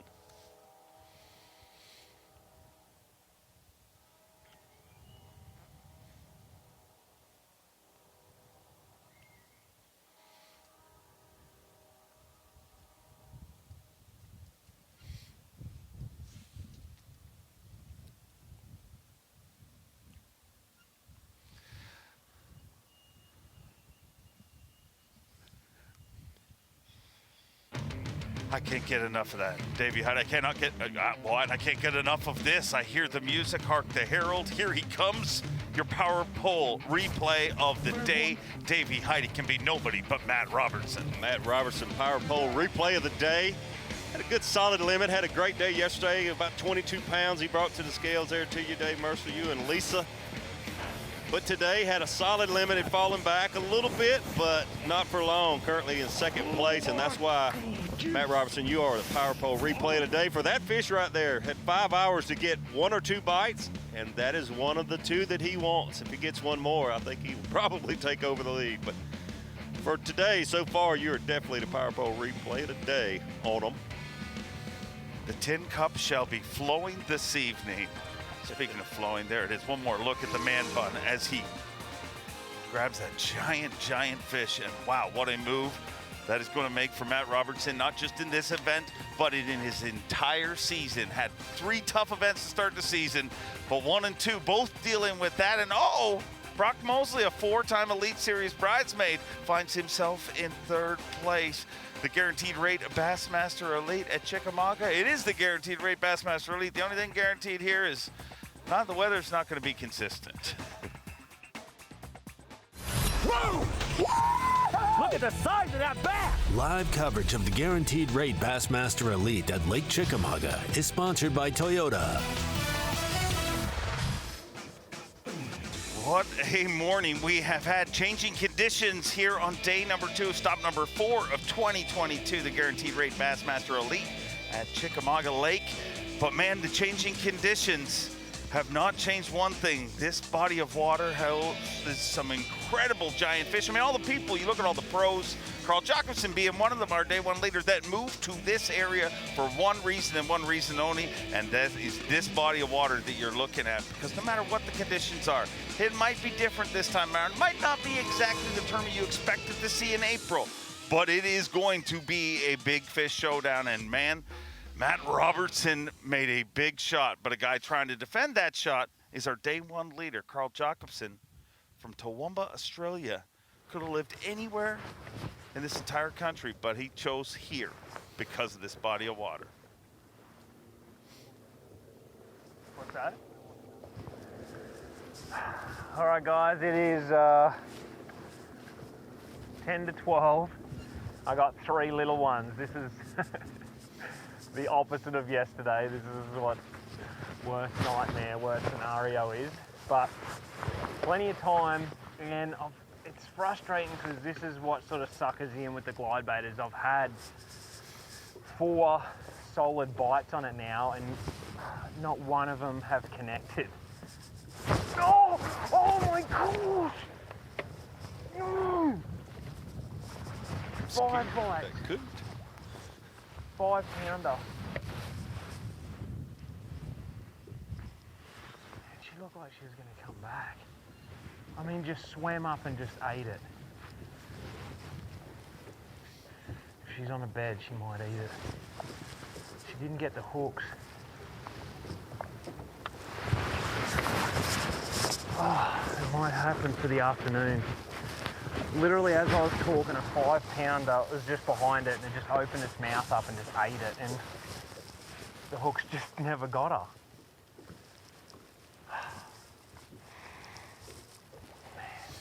Man, That's 3 bites in this little stretch I've had.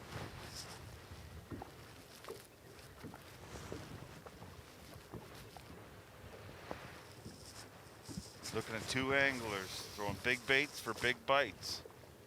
I was talking to Zona a little earlier about this. I love to throw big baits, rise and glide bait. I love it. But you'll have days like yesterday where you have 23 pounds, you're leading the Bassmaster Elite Series tournament, and you'll have days like today. Now, he's still got a lot of time, and it'll only take a few bites. But there are days when you can't lay it down because you're seeing fish follow, you're seeing fish hit at your bait, and you just have lots of stories at the weigh-in line and not a bag full of fish. Like yesterday, so hard to catch fish for 4 days in a row on these bigger baits like this. Use it like Matt, get a good solid limit, 10, 12 pounds, you're going to make the cut for the next day, and then put a big bait in your hand to get a bite or two, but it's so hard to try to rely on catching a 5-fish limit on baits like this. The first time she ate it, she sort of let it go and just moseyed back slow. And that time she kind of darted off. So yeah, I've caught giants along this stretch here before in the past. 3 little ones. But any cast can be a 5, can be a 10, could be an 8. After seeing that, I'm just going to keep persisting. The hooks are going to stick eventually.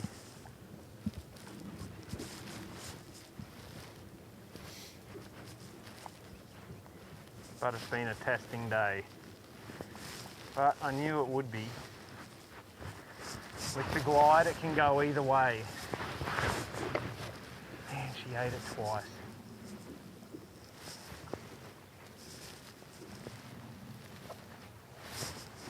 Frustrating thing is no matter what I cast back in after I see them, I cannot only get them to come up on the glide. That's why I'm just persistent on it.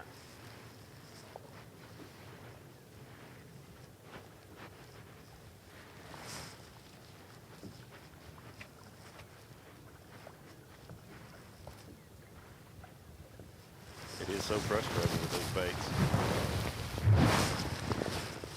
How frustrating was that? Gave me 2 goes.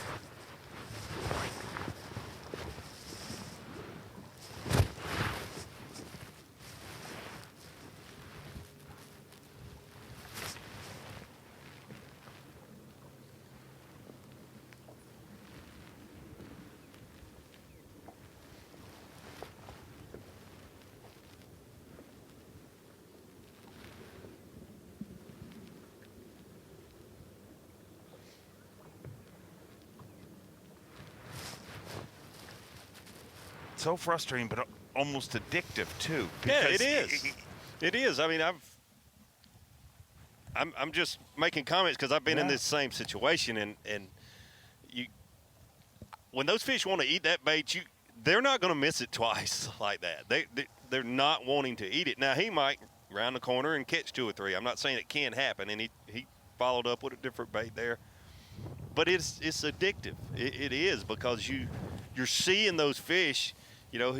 He's seen 15 pounds of fish in the last, he said right around that one stretch right there.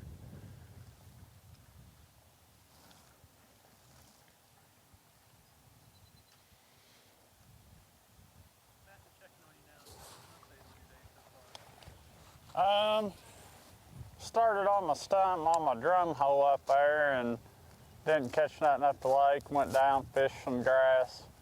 Caught a couple 30-pounders and filled the limit, and I know with this weather, I know they're biting, and man, I know how to catch big ones. Just gotta keep checking the big swimmer. The grass ain't took, man. I caught a couple big ones out of the grass. They were biting pretty good in the grass. I felt like if there was a big one around at the time, she'd have bit. But 12 o'clock, we got 1 big one. Yesterday we had 3 big ones. And looks like, I don't know where we're gonna do it all day.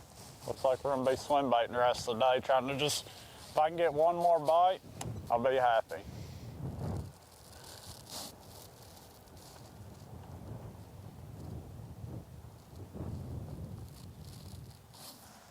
One more bite. Carl's hooked up. Oh no! Oh, wow. Oh, wow. Snap clip opened up.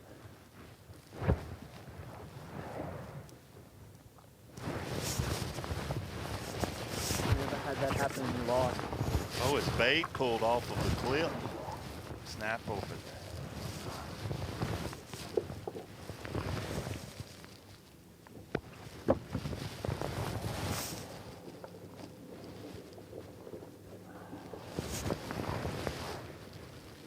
Wow, the thrill of victory and the agony of angling right there. So many things. It just, you can do everything right in just one small equipment failure. Yeah, look at this. He's got a big fish on here. Happened to that cliff and I haven't seen it, checked it or something, I don't know. You watch it close right They here. clip 8 pounders. Great camera work. It was a 5-pounder. He goes to swing this fish in. That fish was suicidal. Wanted to be caught. Not only did he not lose his fair. fish, he lost his bait. Tough luck. So it's great camera work there. That's one money can buy. Bassmaster Live just is so awesome for reasons just like that. Because for 35 years, we didn't, you just had those stories and you'd kind of believe some of them and some of them we kind of wouldn't believe, to be honest with you, but just bad luck there. Only 3 fish in his live well right now. That one would have certainly helped him a lot. That stings.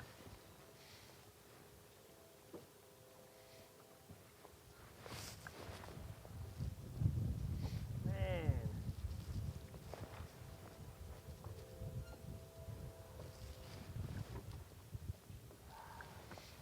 Carl is one of those people that, I mean, his personality is infectious. His positivity. Going. I'm just want to show you guys why I love this bite so much, and it's not because of that. Oh, that sucks. That was a momentum swing right there. I needed to put her in the boat, be sitting pretty, knowing just. But I can't control that. That's how it happened. Fish is gone.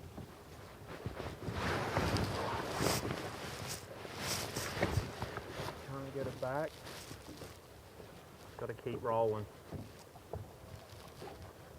You got to think of it as a positive. I was getting bites. I'm getting bites. Like, I don't know if it was that same fish because that was like a ways away. There was 3 big bites I had in that one spot. Oh, snap clip opened up on the boat flip. I boat flipped 7 yesterday. Doesn't happen.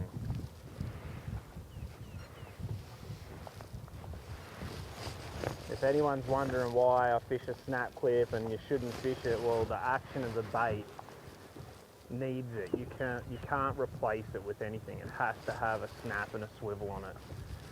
There's no getting away from it. People will be like, shouldn't have been using a snap, whatever. That's you don't get any bites. I've tried it.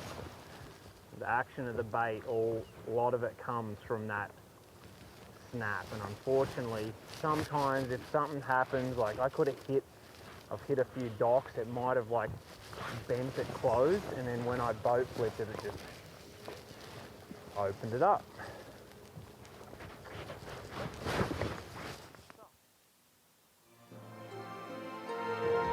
You're exactly right, Dave. Good positive attitude. You got to love that. Incredible positive attitude, but man, this is the problem. Sometimes watching Carl Jocumsen, you're just like, I wish the fish gods would just make it easy for him. He has overcome so many hurdles, and he's going to have to overcome some more because this was a true example of the Bob Cobb line, the thrill of victory and the agony of angling. Absolutely is. It's his third miss right there he had in about 15 minutes. Didn't hook up on any of those. Just a couple minutes later, he hooks up on this fish with only 3 in the live well. Certainly a game changer for him. Have a chance to regain the lead, but tough break there. Lost the fish and his bait. Tough break for Carl Jocumsen, but a lot of time left, and as I know he will, put a silver lining around it. He's getting bites now and has not been getting them earlier, so maybe things turned around for Carl Jocumsen, our day 1 leader. But our unofficial day 2 leader, Daisuke Aoki from Japan with 39 pounds, 10 ounces. Matt Robertson behind him, followed by Brock Mosley, Drew Benton, and our reigning Bassmaster Classic champion. Already in the Bassmaster Classic, already won a Classic. Why not win another elite? Jason Christie. The Guaranteed Rate Bassmaster Elite at Lake Chickamauga is sponsored by Humminbird, Mercury, Nitro Boats, and by Bass Pro Shops. Our live coverage continues. Chickamauga, 4th stop of the year for the Bassmaster Elite Series. Our thanks to Dave and Davey for taking over that last hour and hogging all the great catches and misses and everything like that. We're eternally grateful for that. Good job by those guys. As always, Daisuke Aoki still on top of the leaderboard, just like yesterday. That's the man on top with Matt Robertson making a huge move. Jason Christie, Drew Cook, Brock Mosley, all those guys tied in there. Man, oh man, Drew Benton as well. Don't leave him out. The dangerous characters behind. Let's go into our Yamaha midday report. How would that be? Well, I'll tell you what, that way to come out of that little break we had with a little bit of punch, Tommy Sanders. Yeah, that's right. Carl Jocumsen starting out early this morning, your day 1 leader with a big stringer on day 1 here, starting off with a couple of keepers. And here's the best way to put what we have seen thus far today. A couple small keepers on a bladed jig, and I don't even know how to say this. When things are going well for Carl, when things are great, they are great. Yeah. And when things are not, they're hard to watch at times. And just look here. This fish has a T-bone. Oh, no. And his snap breaks. Oh. No. Sometimes there are things that happen in his boat that you just cannot explain, and well, there's things in Matt Robertson's life you can't explain at times. But today on Lake Chickamauga, getting work done early. And here's the interesting thing that you have seen with the anglers that are leading this tournament. They don't just have one thing going on. Matt Robertson starting off on the main river, a 3/4 ounce lipless crankbait, little strips of grass, call it 2 to 6 feet of water, backing it up with a solid swim bait fish right here, comes off in the boat. Then this one during our midday break with Matt Robertson.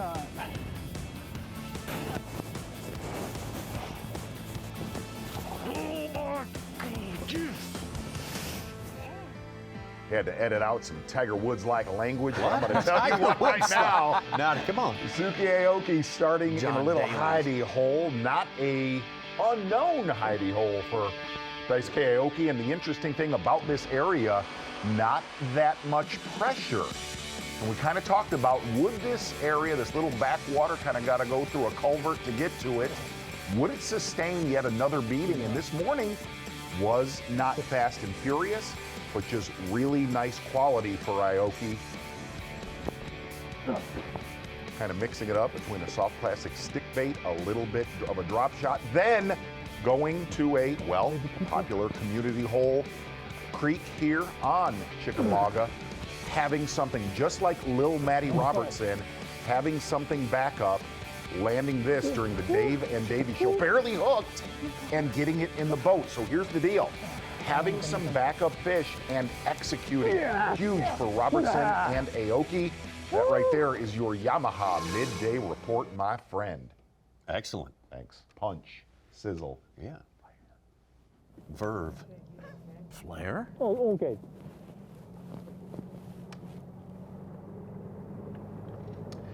It's kind of cool seeing his little deal when he got into that windy cove that he's in right there. Looked like he was throwing like a small 3.25 or maybe a 3.75 swimmer. It's not. Without a paddle tail on Exactly. it. It It's is a straight tail. Yes. Little straight tail. You can't call it a swim bait because it's not. It looks like more of a soft plastic stick bait. Small though. Small. It's like this. It's like the shape of a ribbed swimmer with a No tail. Yes. Straight tail. Yes. See if we can get on the water right now with Caleb Kufall. One thing, Tommy, Caleb Kufall starting to do a little bit of work on his dock. Slow, painful morning. Yep. Caught a good one, as always, on the Dave and Davey Show. That's right. Not a big numbers event for him so far.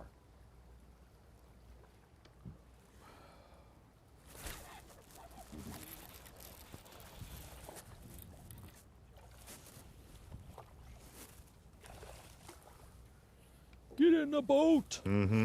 There's some energy. Little excitement there from Kufall. I'm gonna tell you something little that belly on Kufall is same but different. Hopefully he'll keep. Kind of just has a John Cox approach about him, doesn't he? I don't know that we've simple. Like Absolutely. a piddler out there, just No doing frills. his gig. Plinking. Just, yeah, Two-pounder. Yeah. But if you notice, I don't think we've ever covered Caleb Kufall where he has caught a bass deeper than 4 feet. No. Ever. I don't think we Every will. little bit counts. Ever. And runs an old school trolling motor Yep. because he likes to get down and dirty up shallow. Mm-hmm. That's Finish his it off style. with an 8-pounder. He doesn't laugh as much, though. Oh, they're different people. I can promise that. We're talking fishing Yeah. style. Poor Carl. Oh gosh, he had so many. Folks, if you're just tuning in on Bassmaster Live, he has had so many fish track that glide bait.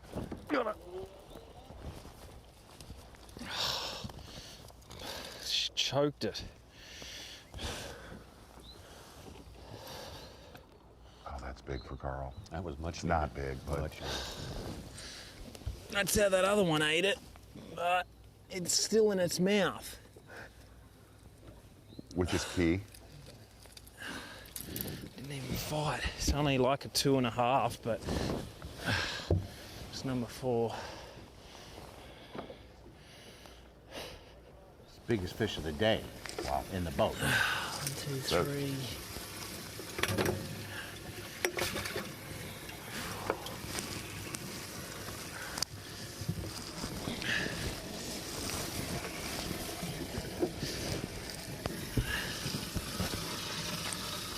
What are the odds you finally get one of these things to commit, a 5 to 6 pounder, and the snap opens? And you heard Carl say, well, that's never happened to me. Yeah. And it happens as you're leading a tournament. And you know it's not from complacency. boy. He's No. on top of his tackle, Yes, like the snap. meticulously. He's checking the snap a lot more now. What happens is, like, I'm hitting and knocking wood and knocking the docks and gets beat up because I'm trying to put it in that. If you hit something, that snap can pinch shut, and then it creates that weak spot, and I get honed in and not check it, and then as soon as I put all that pressure on it, on that 5 pounder, it just opened up.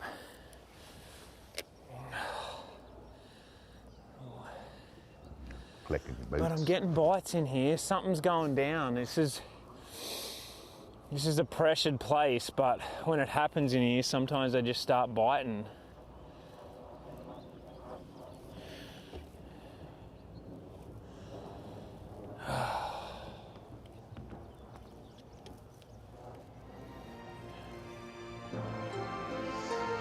Masters weekend, Tommy. Yep. We're going to see a lot of home runs. We're going to see a lot of it was a skinny interceptions. thing. Carl Jocumsen, your day one leader. Please go ahead, friend. Take Well, it. the spectacle, the tradition. Drive down Magnolia. No, wait. we're not No, going you're down fine. Magnolia Keep going. Let's not go there. Fish had a Let's go T-bone, here. every treble hook in his face, and the snap opens up. Lake Chickamauga, all the history, all the incredible performances, friends. It's all right here, encapsulated in every level of the So incredibly, awesomely stupid.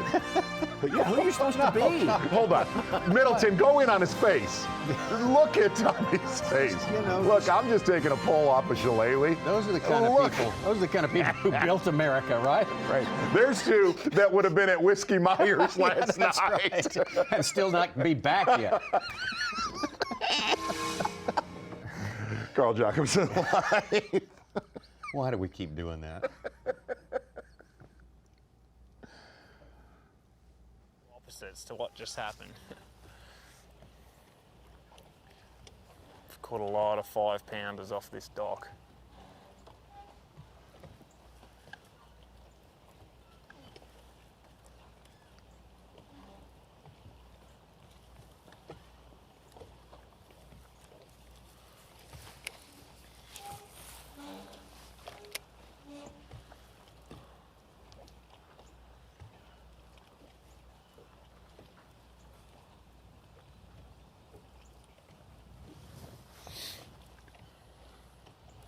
You see how his retrieve, and a lot of the swim baiters and glide fishermen that are watching this footage right now know it. He is making that bait glide back, kick back and forth with that stop and go of his reel.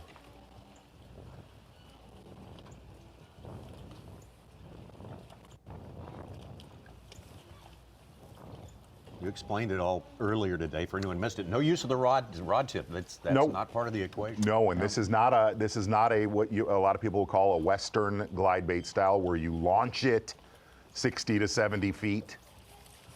It with a straight retrieve. This is a stop and go, and this is all target short lining, which is look, that's also a problem too. You know, you're dealing with fish that aren't tracking this; they're just reacting quickly.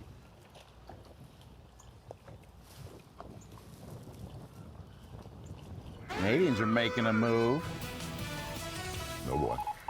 And John Cruz has made a bigger move. Wow. Skeeter Boat's Big Fish Alert, a 9-pound, 4-ounce on Bass Track. What weights that give us on Bass Track? 8?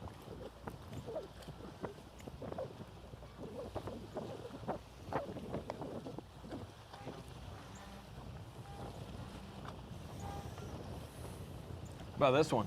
John Cruz is 9'4", like you said, BFA Such, 9-pound, 4-ouncer. Yeah. He had 3 for 8.7 yesterday. One swing of the bat today better than his entire day yesterday. That goes without saying that Pat Schlapper's 10.5. Just that fish alone would have had him in the top 66. He would have beat about 30 elite pros with one fish yesterday. Right near Cruz, who was 78th. Now he's inside the cut.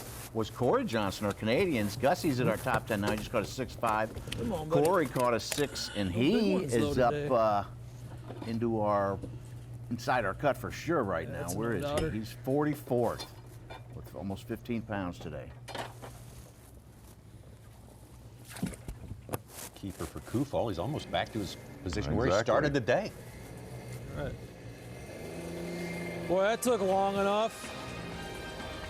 Move him up into the top 4, I believe. Yes. You give me sad Masters music and a little bit of Slice of Crazy with Matt Robertson, we are headed in the right direction. Oh, you into think the so? weekend. I would guess. Absolutely. Yeah, by our standards, Yep. anyway. Yep. Aoki on top. Matt Robertson, great noontime for him.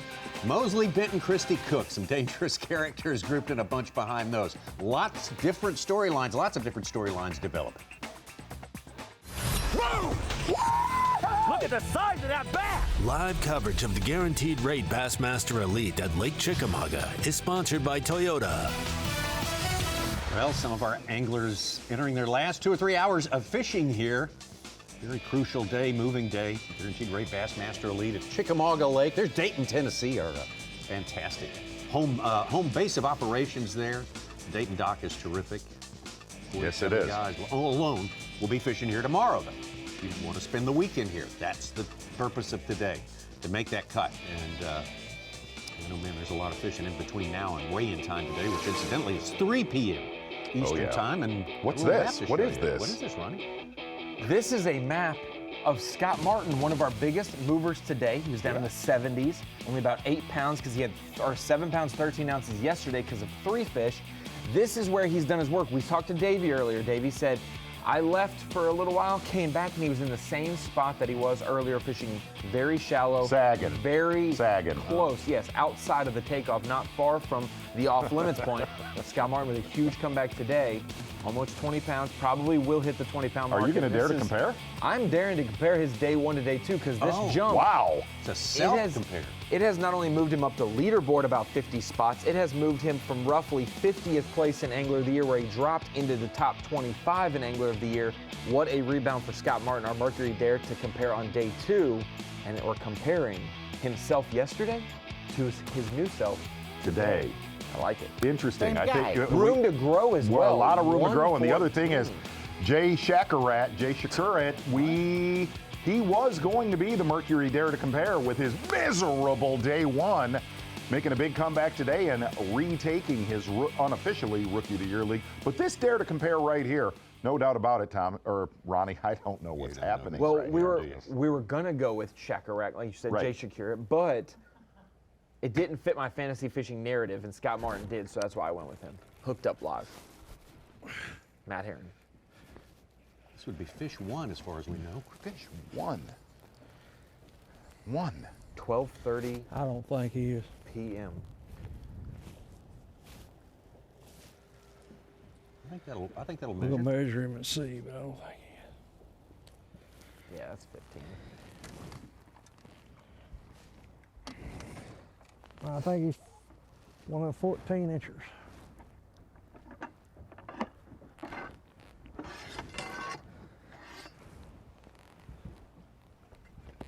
Just taking and seeing what he can do. Yeah. By God, we ain't skunked.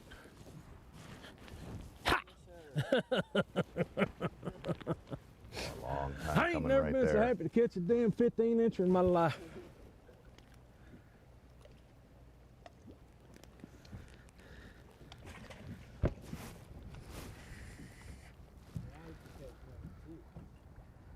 I'm telling you, number one, been a pure mother. I mean, I've been getting bites all day. I can't catch a dang fish. Huh? Yeah, I'm lucky I did. He kind of pickled me. Oh no, I have spilled this everywhere. I've done that a time or two. Now, wait a minute. Mercer actually did that in my boat once, and he literally spilled the entire bottle. How you can do that? He just mentioned it on the show. Really? Yeah, he Yeah. did. He said, we don't want to talk about that. Yeah, he did it. And I finally looked at him and said, what in the are you doing right now? Caleb Kufall live. Started the day in 3rd, had fallen out of the top 10. 5th. 5th. Oh, 5th. I'm sorry. Okay. Yeah.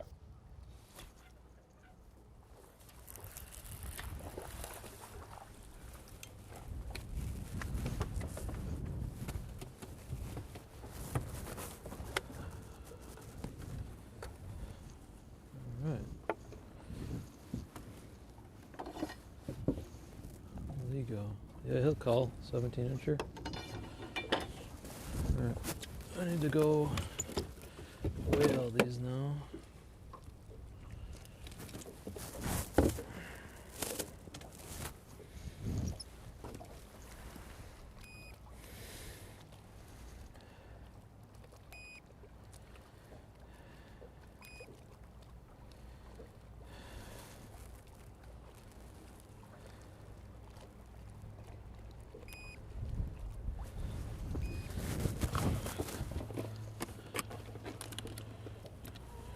Tommy, you were telling us during the commercial break that you absolutely love Caleb Kufall's two-handed Wisconsin hook set that he does on jig.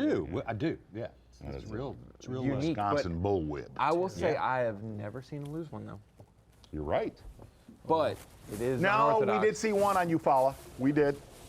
On Eufaula. We saw That's one. Right. That's right. Yeah. One. But that was grass fishing, a different Oh, deal. I didn't know there was a disclaimer on that. Yeah, this isn't a hard. This Got is it. his hard cover hook Got set it. versus his soft cover hook set. It's Some call it the different. cheese whip, Ronnie. That's cheese right. whip? Yeah, I because he's like from that. Wisconsin. I like that. Wisconsin.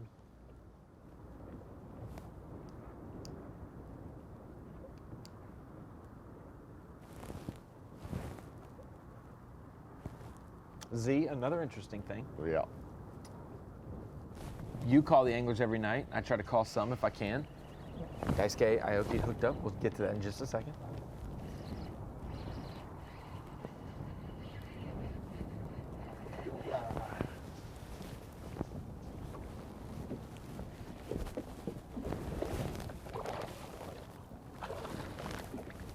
No change.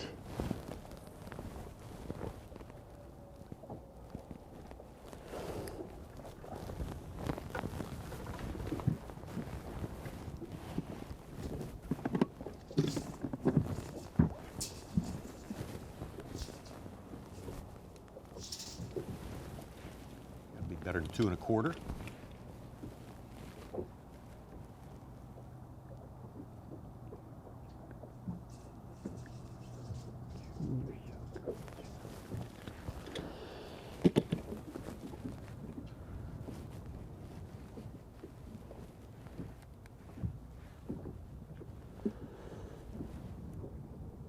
Even a good look at that little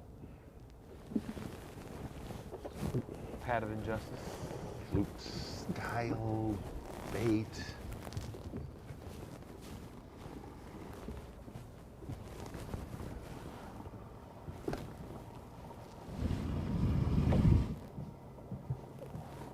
There are really two brands that look like that. I don't know which one this would be, but Yes.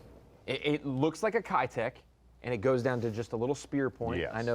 I think Hog Farmer and maybe Jackal both have one that looks similar to it. Yeah. That's exactly it.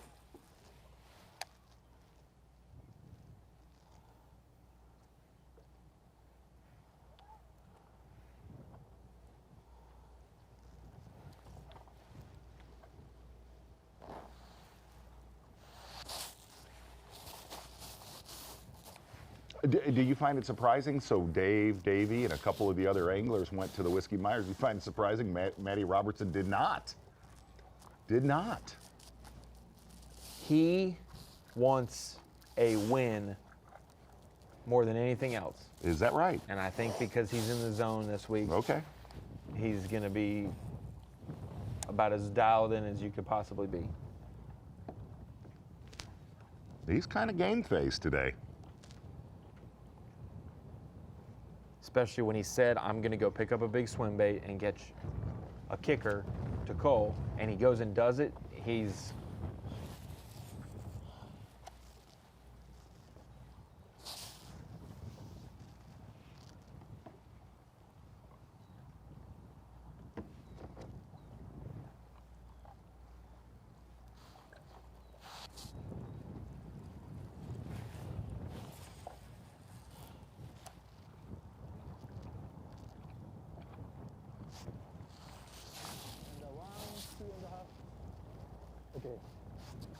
Well, again, looking at your leaders right there, both of them kind of fishing their backup deal from what they started on this morning. Aoki fishing a small backwater for spawners and cruisers. Robertson out on the main river. And both of them have transitioned with success. Robertson with a big swim bait. Very finesse style for Aoki.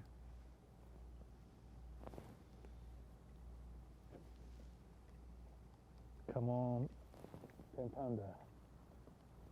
6 pounder. 6 pounder. Come on, 6 pounder.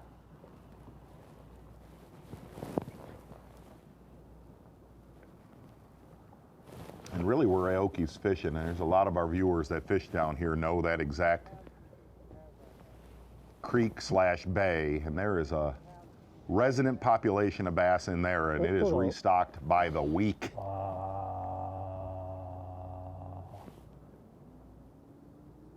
14 over 15. So what were you going to say? You were going to say something on calls? Oh, Daisuke. Yeah. So you called anglers last night. I do. And I did. you gave me a few to talk to, and Yes. so I got Daisuke. So I got Okay. to talk to Daisuke. And he told me the best way he possibly could that Taku's reign as the best Japanese angler on the Elite Series was over. What? As of this event, he What did was you going say? to. So what Surely. say you? Here, Z? so. What? I think Like you're better trying than Taku? That's what I asked him again, and he said his reign is over. It's Daisuke time.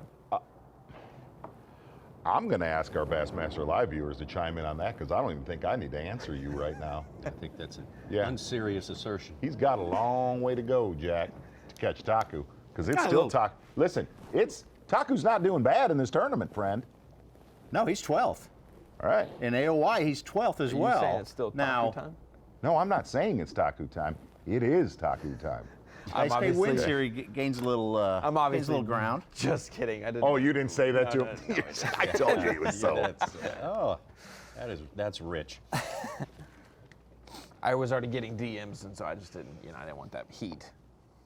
From D Wayne.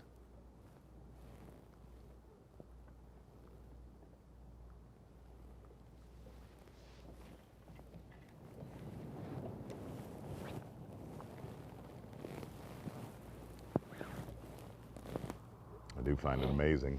Little Maddie didn't go to that Whiskey Myers concert. Taku was there. He was. He was on the Sounds tour like some bus, more killing it with the disinformation. band, killing it with that cowbell guy. More disinformation. That's what we do. We'll be playing some of the other stuff on you when we return, but man, we have seen some good action here. Next few minutes, Caleb Kufall. Oh, no. No. That. No word.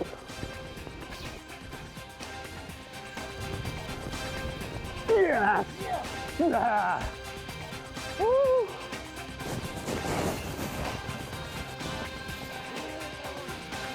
Afternoon bite seems to be a little bit more, I don't know, robust than the start of the day for most of our anglers. Oh, yes. There we go. There's no. That's that cut line, Tommy, you were talking Yeti about. Hot seat, I believe, is that cut line. Well, 47th place. 47, yeah. Wes Logan sitting there right now. Wes Logan, whom a lot of people were picking to do very, very well. Buddy Gross. Oh. Oh, boy. Wow. 53rd. Oh. That's the biggest surprise of the tournament right there, without question. Canterbury under that cut line right now. Patrick Walters. Rough day for Chris Haldane. Yeah, yeah. Man, oh man. It's a fluid situation, and we'll stay on top of it. Got to be in the top 47 at the end of it all. Look at the size of that bass! Live coverage of the Guaranteed Rate Bassmaster Elite at Lake Chickamauga is sponsored by Toyota. Half of our field getting ready to head in their final couple of hours of fishing here on Lake Chickamauga. This Guaranteed Rate Bassmaster Elite. This is day number 2. 47 only will advance from today. We take a look at our leaderboard. Some winners up on that leaderboard. Some champions on the Bassmaster Elite Series. About half of them, as a matter of fact. So guys who knew how to move into that top spot. Should be a good semifinal Saturday. Oh, yeah. You know, it could be like that. A good battle out there. I think there's a lot of diversity of how they're being caught in that top 10. Yeah, and all of a sudden. Yes. Yeah, and we love that. We love that for sure. Get back to Caleb Kufall. He's kind of getting his dock thing dialed in here. Had a great day 1, and not as fast a start on day number 2, but he's caught up. Yep, Caught back and up. pretty much it's been a half-ounce homemade jig that we have seen him with every time he's been on camera here on Bassmaster Live. Makes that jig by himself and a couple of his buddies up in Wisconsin. And the one common thing, here's the thing, Matt Herron, one of the best at fishing boat docks, which is pretty much what he's done all day, but yet Kufall has capitalized. I want you to look at something. The majority of those docks, cleaner water near the main lake that have a little bit of outside depth, 2 to 5.5 feet of water. Seems obviously with the lower water conditions, you could see it on the poles, a lot of those dock poles that Kufall's concentrating on. He's not way back in these creeks where you got a little bit of dirtier water. It's where you have that kind of clarity with some outside depth that'll let these boat docks replenish. Caleb Kufall, Yeah. big Day. Morning. Kind of a flip-flop from Hartwell, the way the dock philosophy Yes. goes. Yeah.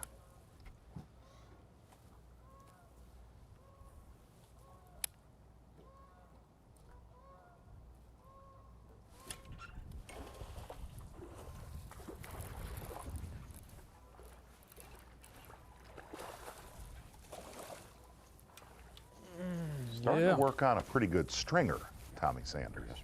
That'll call.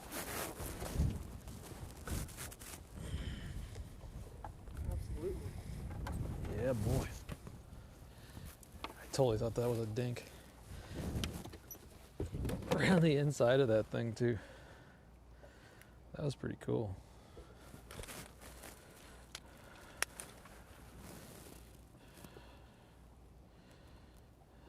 Oh, yeah. 3-pounder.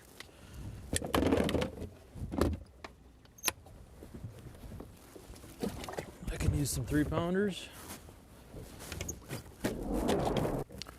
There's going to be a lot of anglers that do not make the cut today and watch Bassmaster live tomorrow.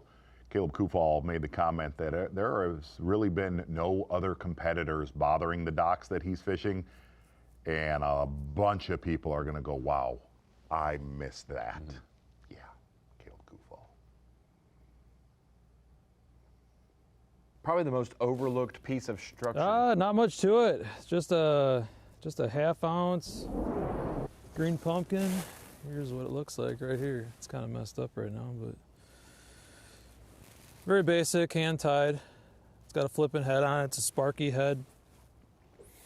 4-aught Gamakatsu 294 hook in there, and I mean it's got the job done the last 2 weeks or 3 weeks. So we're just hitting these docks with it today. One of my favorite dock baits right there. Catch a lot of fish on it up north doing that.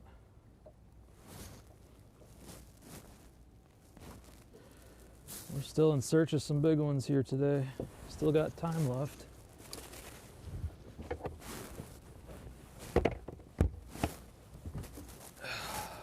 Come on. You know, an interesting thing, he's kind of like I'm not saying this jokingly. I didn't want to hit that fish that hard because that cross member there, I could have broke him off. A lot of times that's what I'll do when I set the hook on these, you know, if my line's over something, you know, I'll just kind of give it a quick set. Nothing too crazy. See which direction they're headed in.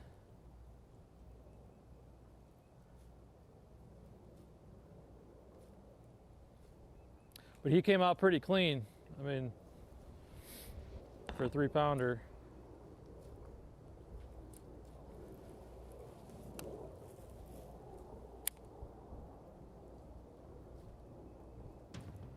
What I was going to say about that is he's kind of like a northern John Cox. He does not have that element of, I don't want to use being unversatile. He doesn't have that voice saying, I need to go try this, I need to go out deep, check this, check. That dude is going to do what he is going to do, and it is identical to John Cox.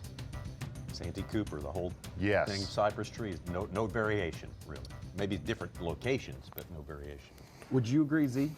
On the Tennessee River, Chickamauga, Pickwick, Guntersville, docks are the most ignored piece of structure that we always see someone. I would not on this one. Okay. Powroznik hooked up. The reason why I say that, there's been a lot of tournaments on this body of water this time of year into May. More of the spawn, yeah. Yes. Compared to a summertime Tennessee River. He's a little guy. But he might make 15 inches.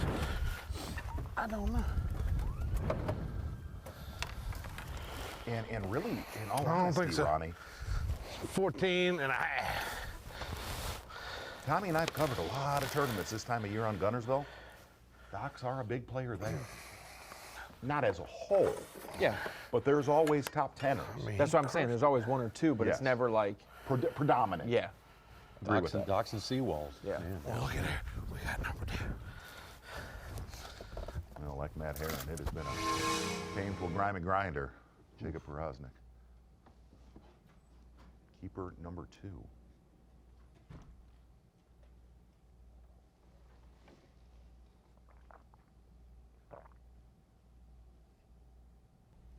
Brandon Polinick with a 6.5 pounder.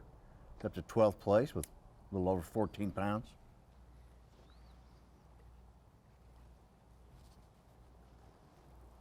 He was down there a ways, right? He's 25th. Yeah. Had 16.2 yesterday.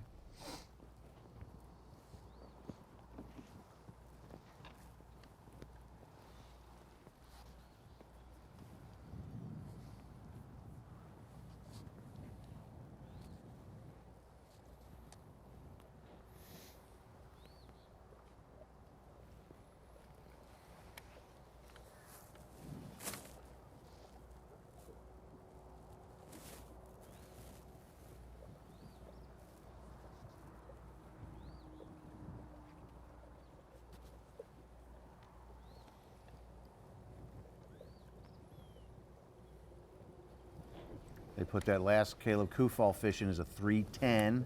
He's got 14 3/4 third place right now, 4 pounds back of the leader, Bass Trek.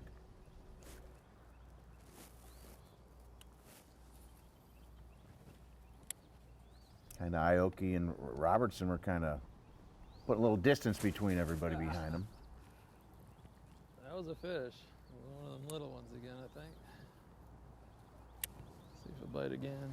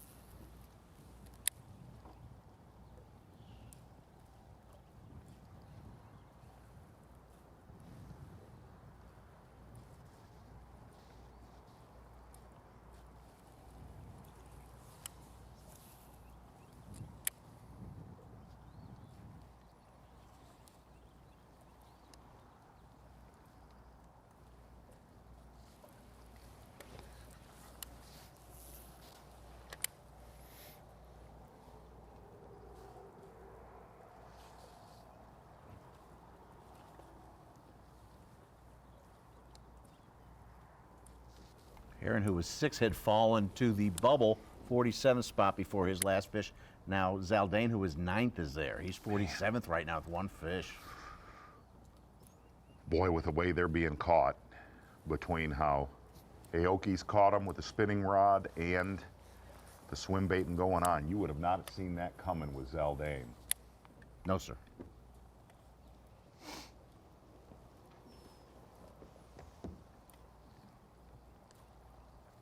Boy, how about Matty Wong? He caught a 7.4 earlier, then he added a 3-pounder. He's at 48th right now.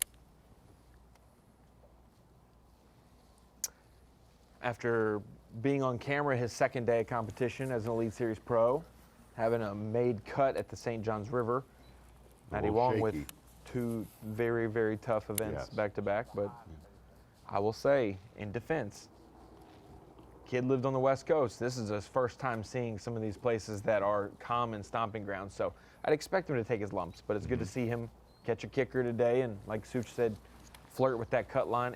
If anything, gain a lot of points from yesterday. He started 64th after 4 fish yesterday, 10.5. We're going to go back out in the grass, make a pass down to the gut. Before we go back up Jocumsen too far. all day long has been in the presence of wildlife and grebes. All day. What's that?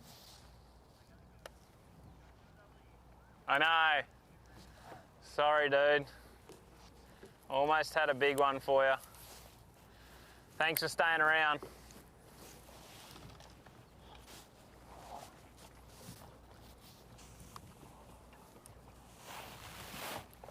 And if you're just kind of getting with us here on Bassmaster Live, one of the things that Carl said when they are committing to it, which today has obviously been an issue with that,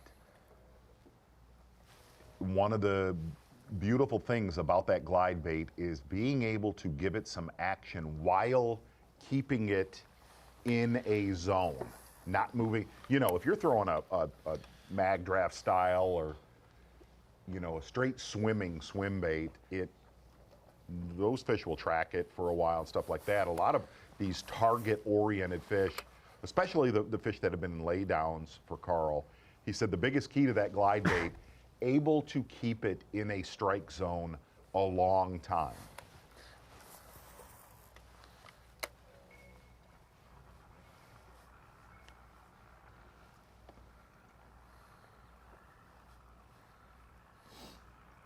And you could tell that he has hunted the clearest water he could with that bait today.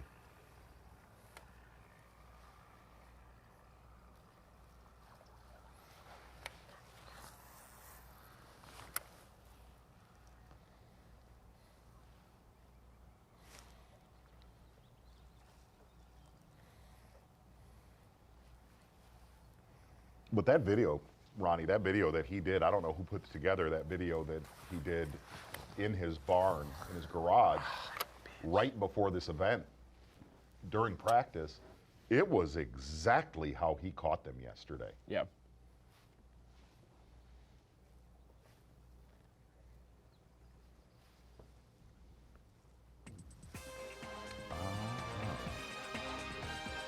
Carl hanging in there.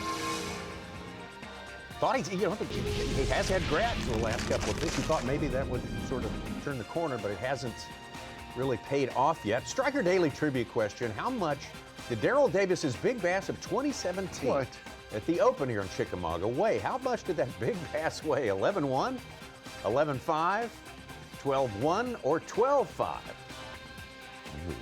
Think about that. Surely most people know the answer I was to that. there, and I'm not sure. That's a tricky one. I'm not sure. Yeah, it is. It could be tricky. Give it some thought. We will come back and have more from Moving Day on Chickamauga.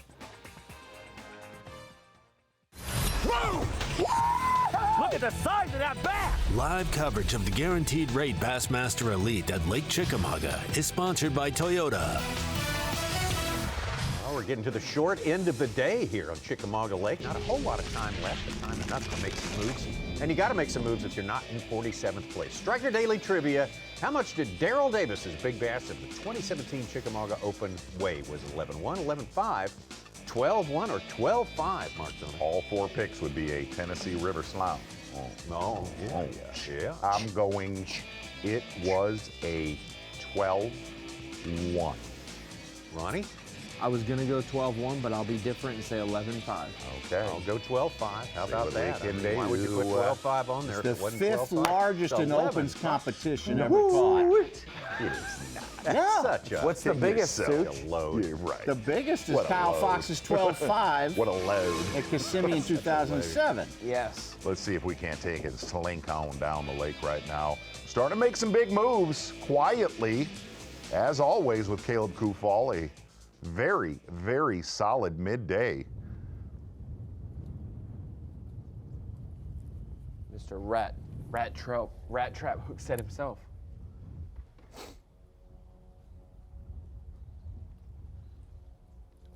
Yeah, they're all on that inside. I can't get anything on the outside. Oh, just saying that. What was going on right That there? was- What was happening right there?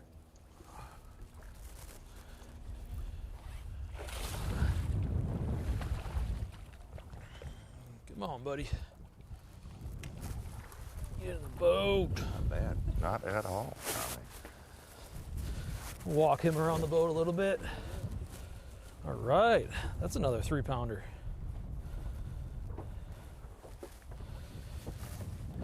Not a giant, but hey. Hey. Keep getting bigger. They do.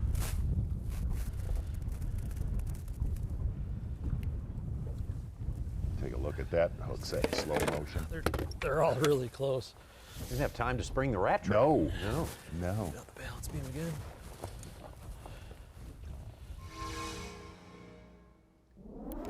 See Jacob But I think they are. getting back to his area For he somebody. started in. Caught 0 bass there Maybe this it's morning. me. Somebody.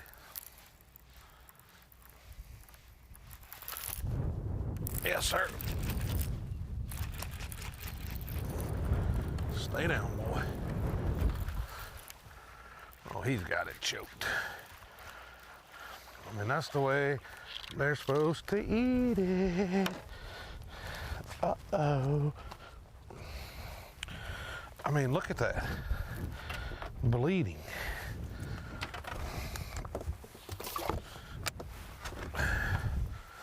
See, you just got to talk about them just a little bit. Make them mad. All right, here we go. The sow.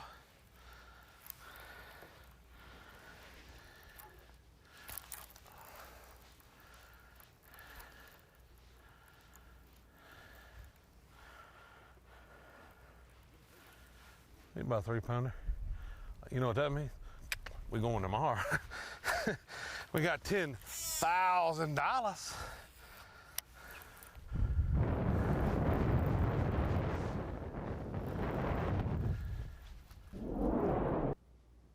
There it is. I like that move right there.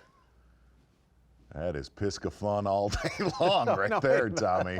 I don't know what that Yes, it means. is. I don't either. Okay. That was an interesting hook set. Like that, though.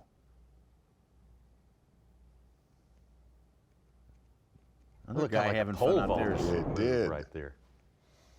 Got another guy having fun out there, Ed Loughran. Oh. 6'7", he's up to 17-10. Whoa, He's jumped man. into 10th place right now from 38th.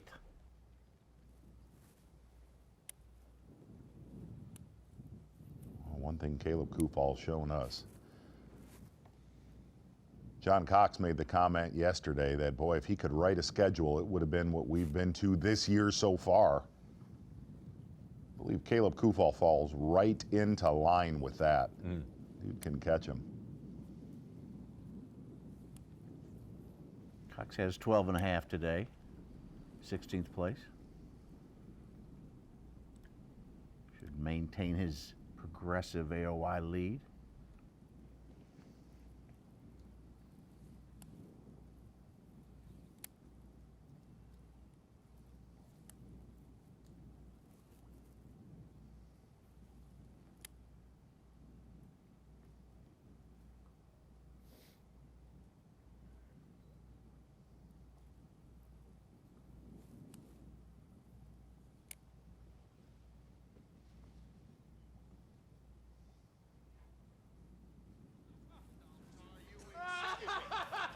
Now, wait a minute. What? That kind of sounds like Caleb Kufal.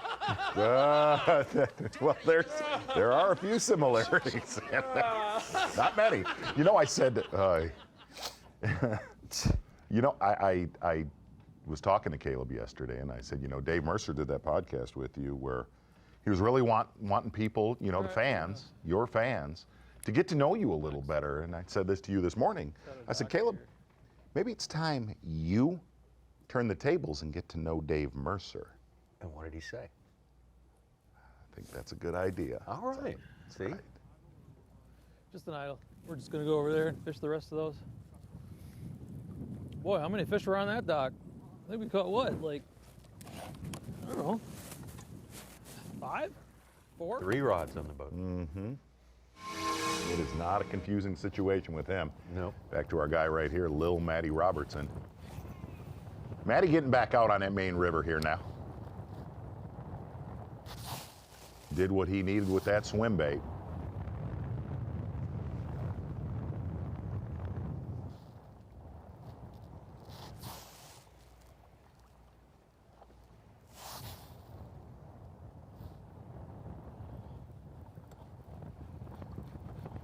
Seems like that wind let up just a little bit.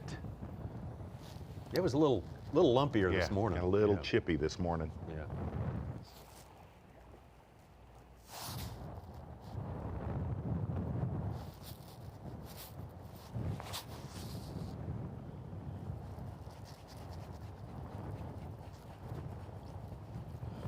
spring weather right there. 51 with lots of breeze. That's a fresh 51, fresh feeling 51 out there.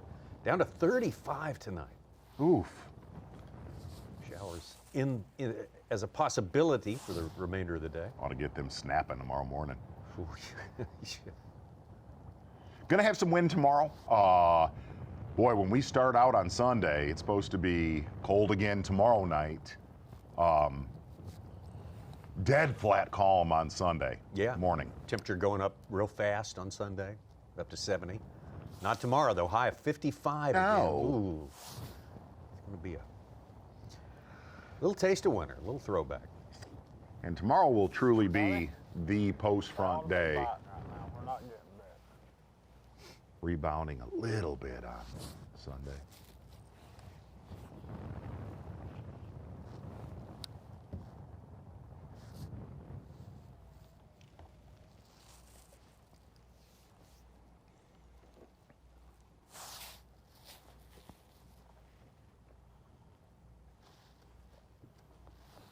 I mean, it really should be getting bit.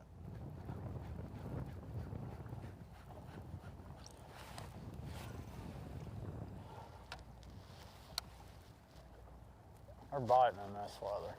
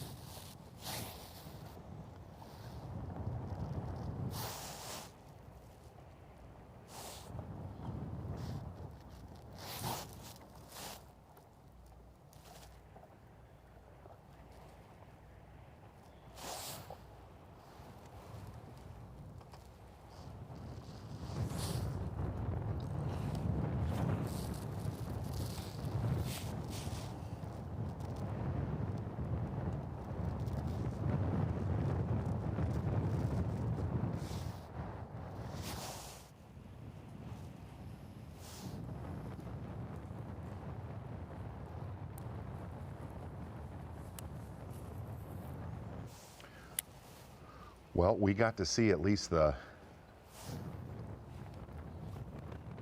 3 most consistent ways to catch him. We talked about that yesterday. The lack of consistency in this tournament so far.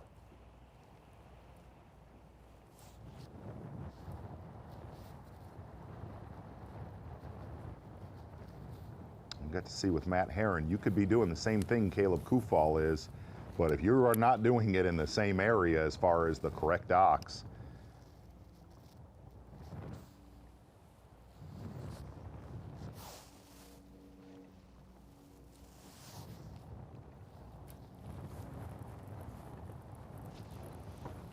now you wonder if many of the finessers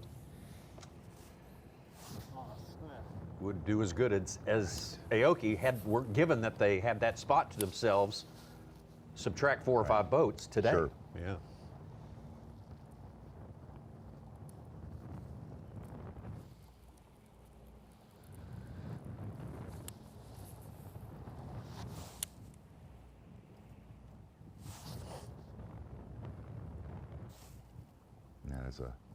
That dock pole shows you perfect visual how low this water is.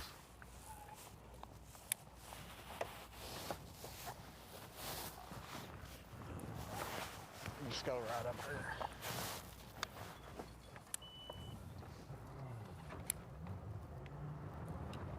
Fixing to have to go run some new water.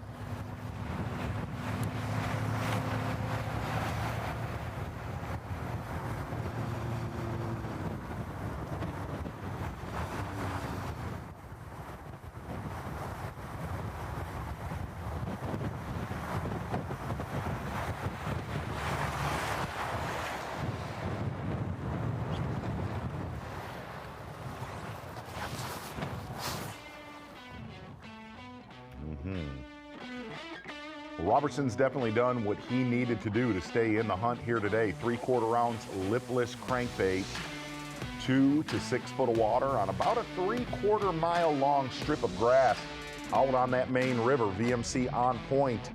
It's going to be Matt Robertson today. And really, he came out of the gates faster than anybody that we had on camera today. Getting it done with that lipless crankbait. Said he kind of had this area pretty much to himself. Felt like there's pretty good potential that it will reload going into the weekend.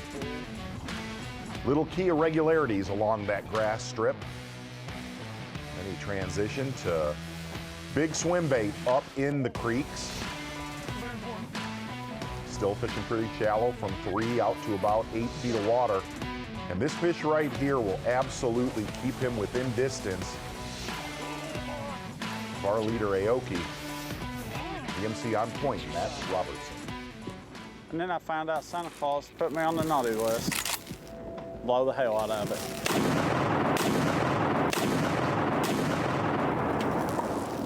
Ho, ho, ho.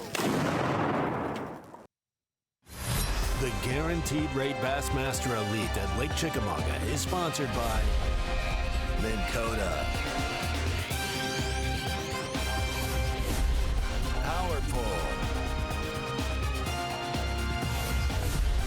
Skeeter Boats,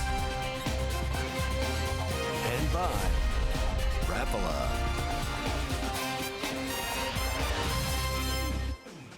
About an hour and a half's fishing time left for our first gliders today. Oh no, look at that. Right. Oh, absolutely. Jay Kumar would love that one. Yes, he would. What? I don't know. If That's actually James Overstreet right there. Yes, it is. This is day 2. We got 94 anglers plus him. And that's in intimidation posture right there too. When you spine up, get all bowed, start sidewalking. Bowing up. Exactly. No doubt about it. Speaking about bowing up. Ronnie, I know you're a new father. You're running out of gas here, I noticed.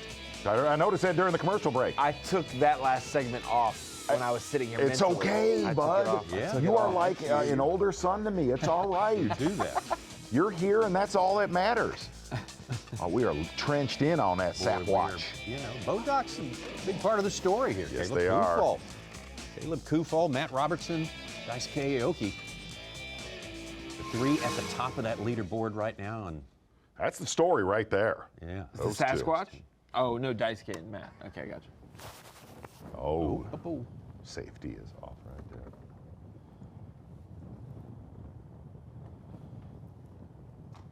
Daisuke won a tournament on Douglas Lake to gain access to the Elite Series this year. Did you cover that tournament, Ronnie? I did not. Did not. I don't leave Arkansas anymore. I stay here. Oh, you didn't cover it during the Opens? No, Okay. it wasn't live. It was Okay. it was early. That was yeah. Sorry. All that Douglas Lake water comes through here, so yeah, he knows the way it smells.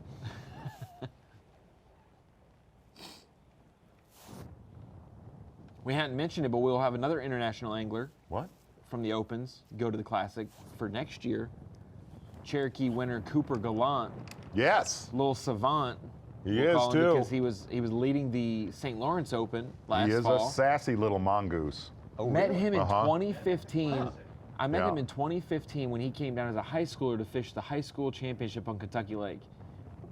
Little Canadian boy. And Right. he ends up a couple years later just like, I'm going to sell out and fish all 9 Opens to make the elites. And he wins the second one. He's for real, man. He is. Is he from Ontario? Is he where all the rest of them are from? Yeah, Oh, yeah. Okay. When last year I jumped in on that Open that aired on FS1 with you guys, but I watched him fish a lot during that tournament. Dude knows what's up. For his age, he's got a Johnston-esque thing about him. Precocious. A little more tame. I don't know what that means. I don't know what He's bold. Oh, bold. Yes, he's going boldly. Yeah.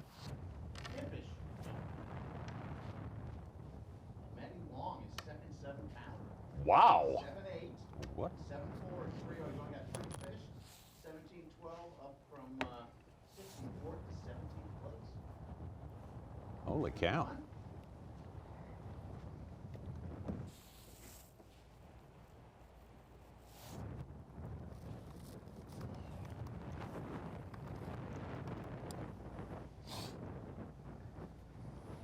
I'm still going 35 pounds to get a camera tomorrow. Okay. I'm sticking. Look at what's it at right now? What's that? What's it at right now? 31 and a half. Hitting fish or what? I'm talking about some of the hardest bites I've ever had. Just not even good.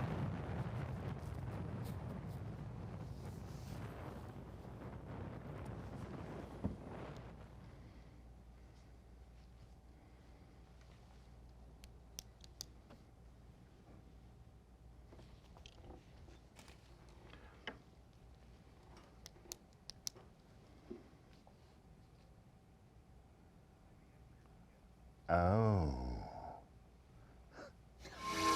You said it. I mean, we're cheered by the fact that a little diversity has kind of raised its head here. There are different ways to get the job done in Chickamauga, and that's always good news for the fans, for us, the fans. Oh, Just waking him up right there. Waking him up there. He's making us all yawn. It's catching. And really, the real cool thing going into this weekend on FS1 tomorrow morning, and this is kind of what you want. I mean, we've had a lot of, the last tournament where a lot of guys were sight fishing, but there was diversity on Santee Cooper Lakes.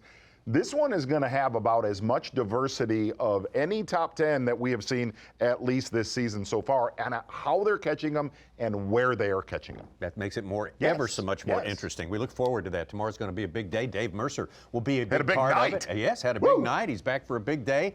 Him and Davey hogged all the big fish in the noontime part. So, Dave, our hats off to you. And, yeah, tell us something about Cooper Gallant. I've been asked to press you for a little information.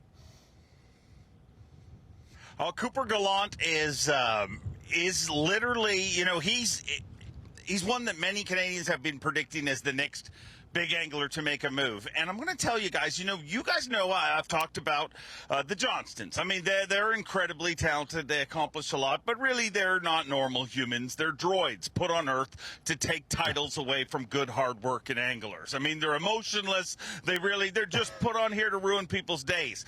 And Gussie, on the other hand, and I've said this openly, my biggest worry about Gussie when he first came to the Elite Series is he is so kind. He is the nicest dude ever. And I thought in this competitive environment, will they run over him? Well, those guys have done great.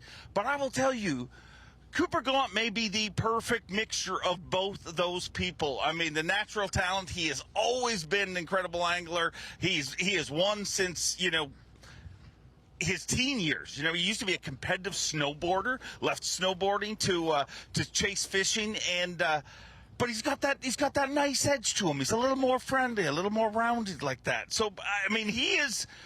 I have never doubted that he will make the Bassmaster Elite Series. He's not done that yet, but to have done what he's done in a short period of time. I mean, Corey Johnson better be thankful that Cooper had a bad day last year on the St. Lawrence River, or Cooper Gallant would be a two-time Bassmaster Open winner, because if you remember, it was those two battling it out on the final day. But Coop is a very rounded angler. He's very versatile, not just for bass fishing. I mean, he's one of those guys who likes to fish for all different species. I mean, you name it, muskie, carp, everything. Salmon, trout, he fishes for everything. And he is also one of those anglers very similar to a John Cox, where no matter what's going on, he's fishing. I mean, he is, if there's not a tournament, he is somewhere fishing. I mean, he went home, as nuts as he is, he went home in between the two tournaments. He was home for like 3 days. And as a Canadian guy, when I get down here, even when it's cold like this, I mean, there's no part of me that goes home and looks out and is like, I want to go ice fishing. Well, went home and ice fished for a few days and then came back down and won a tournament. Now he's pre-fishing for the James River. But I think he is one we're going to get used to seeing a lot of in the future. Dave, one of the things that kind of amazed Tommy and I was that last night you went and burned it down in Chattanooga with Whiskey Myers, and Matty Robertson did not join. And the one thing is, we love how awkward your time is on stage with Matt Robertson. In fact, it can't be awkward enough. As much as Matt Robertson goofs around on stage with you and acts like a total nutbag, dude, he's taking this tournament, very for real right now. Very for real. And I kind of made a joke and said he's not all fur coats and feathered boas. I mean, but because of the way and the character that he is, a lot of times I think people kind of think he's a sideshow guy. I mean, he's a competitor for real just to accomplish what he's already accomplished, you know, making it here to the Elite Series, making it to the Classic 3 times, qualifying through different avenues. And he also came into this event with a little pressure. He was one of those guys who had 3 tough events to start the season, and he knows this event, next event, they are ones that set up very well for him, and to see him deliver here again today has been pretty special. But yeah, I was upset that he wasn't there. I saw about 40 or 50 different people that I was like, hey, Matt, and they turned around, and it was not him. But there was a lot of Matt Robertson-esque characters there. But let me tell you, the most spectacular thing about the night, guys, let me get behind the curtain. I think we weren't going to go. I mean, 2 reasons we went. One was that Mark Zona, like most bad decisions in my life, Mark Zona teased us into doing it. But I'm calling yesterday evening the best bad decision I've ever made in my life, because it was an incredible event.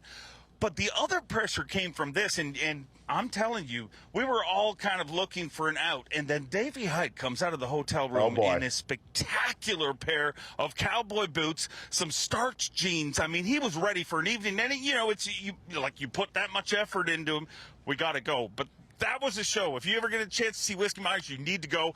And here's the coolest thing. They don't care about any of that. They are so obsessed with fishing. I mean, the amount of love and passion that they have for the sport. You see a lot of different acts that are like, yeah, I love fishing.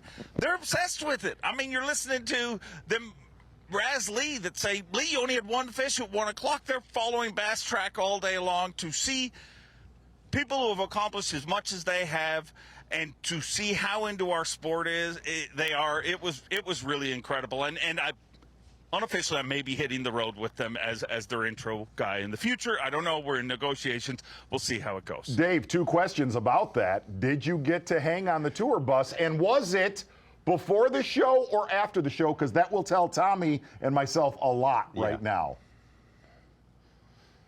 Well, we did get to hang on the tour bus, and it was after the show, Z. I mean, we were actually told we were not allowed to leave. Say no more. And I also exposed a bad feature, because I mean, you're on the tour bus and you're just like, well, I mean, we're this deep already. Why go home? And by the time we did get back to the hotel, there's a horrible feature on our website that was exposed to me. And if you look at it, I mean, the new website's beautiful. Thank you, Chris and Jim. Except for the maps. Beautiful website. But the negative is they have the countdown.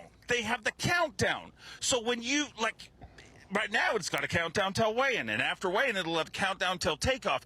When you get home at 2 a.m. in the morning and you look and you're like, oh, I got to go to takeoff in a few hours, it's a horrible feature, Well, I'm glad you got coerced into it, Dave. A lot better than being coerced into eating a cicada, you have to admit. That Bring the awkward with Robertson for all of our viewers today. Bring the awkward. Extra awkward coming up, Dave. There's... All right. The weigh-in coming up today, 3 p.m. Eastern Time here on Bassmaster.com. The Yeti hot seat will be in effect, will be enforced. Right there, you've got to be 47th place or better in order to make it to fish on the weekend. You want to be on Chickamauga on the weekend. Don't care what the conditions are, don't care what your prospects are, but you just want a chance to get out there and get a crack at it. And these guys have got, an hour and change to get that job done. If you're down below 47, got to make a move right now. Went on the bus after the show. It's key questions, Tommy. That's the fun time. That's the fun time. I'll look for the fun time. Be right back.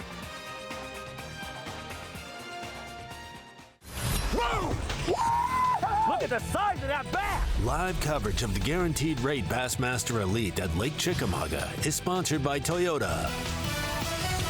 Clock is ticking. Some of our anglers getting close to their final hour of fishing here at Dayton, Tennessee. The Guaranteed Rate Bassmaster Elite at Chickamauga Lake. And what makes it more urgent is you got to make a cut today. Only 47, only half the field's going to make it to Saturday. Give me your winner, Tommy. Winner now? Yeah, right now. I know it's early, very premature. Go ahead, Nat. I don't know. Caleb Kufal. Really? I'm going to go dark horse there. He was shut out, just barely shut out last time. Since before the tournament, Matt Robertson. Okay, I'm going to go with you, bud. All right. I'm going to hang with you.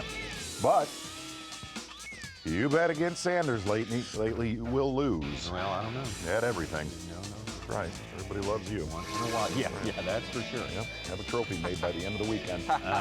See if we can't slink on up right around Dayton, just around the corner from our takeoff. That's right. Jacob Powroznik getting back in his starting area.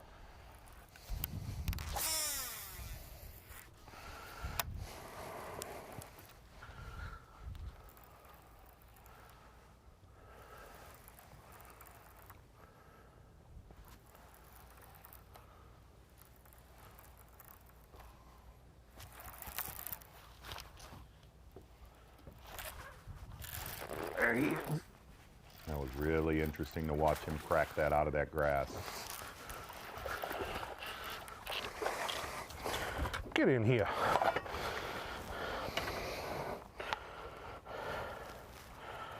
You know what that is? That's number 5, baby. Hey.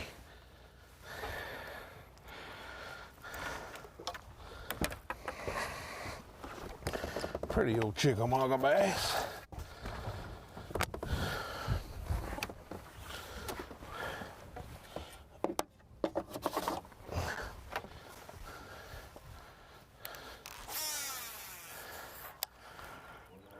How many years you been in it?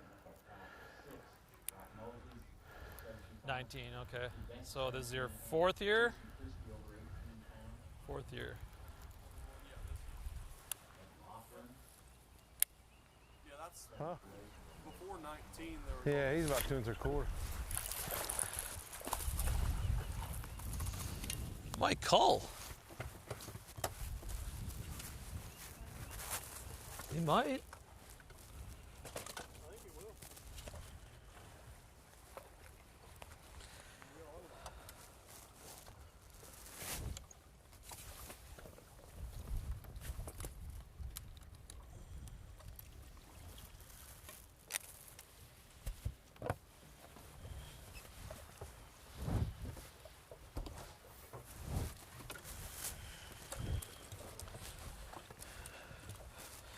See, this is 4.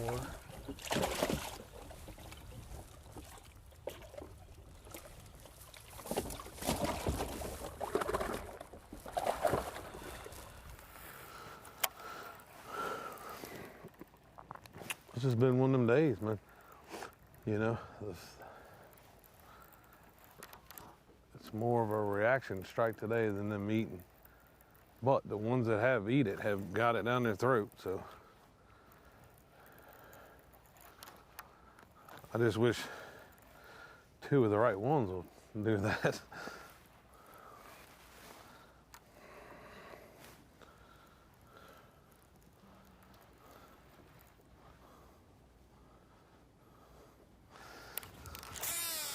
This is an area that he's in right here. Notorious for, got to talk to Jacob a little bit about that. But I just caught the 5th one. Little backwater. Yeah, kind of a. Just a lot It's bad, of dude. It's residential bad. fish live in there. Because it's what they have. No, don't I catch one on a white chatterbait.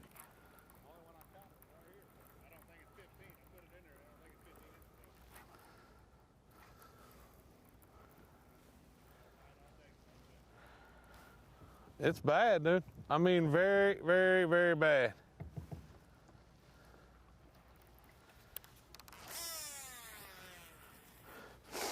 Put on a chatterbait. A white one. Put a white one on. Who do we have there? Huh? Oh boy. I got 2 probably 3-pounders. The rest of them are probably 2 1/4. Did he say he's got I didn't none? think them big ones were going to bite He said today he had like they did yesterday. 1, but he doesn't think So. it might hit 15. It Wow. was, but you know, it could shrivel up. But they might here, you know, the last hour or something, they might.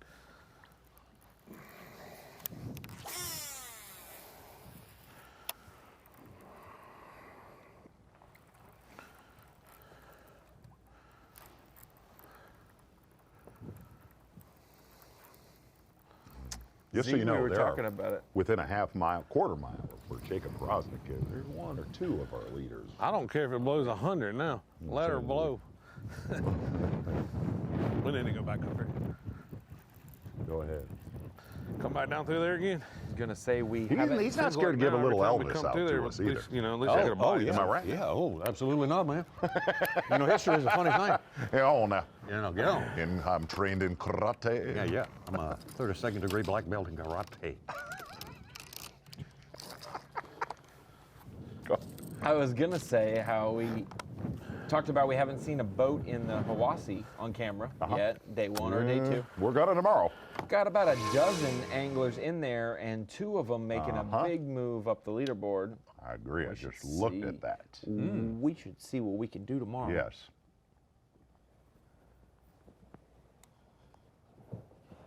Be the first to remind everybody that we're coming up your way at 8 a.m.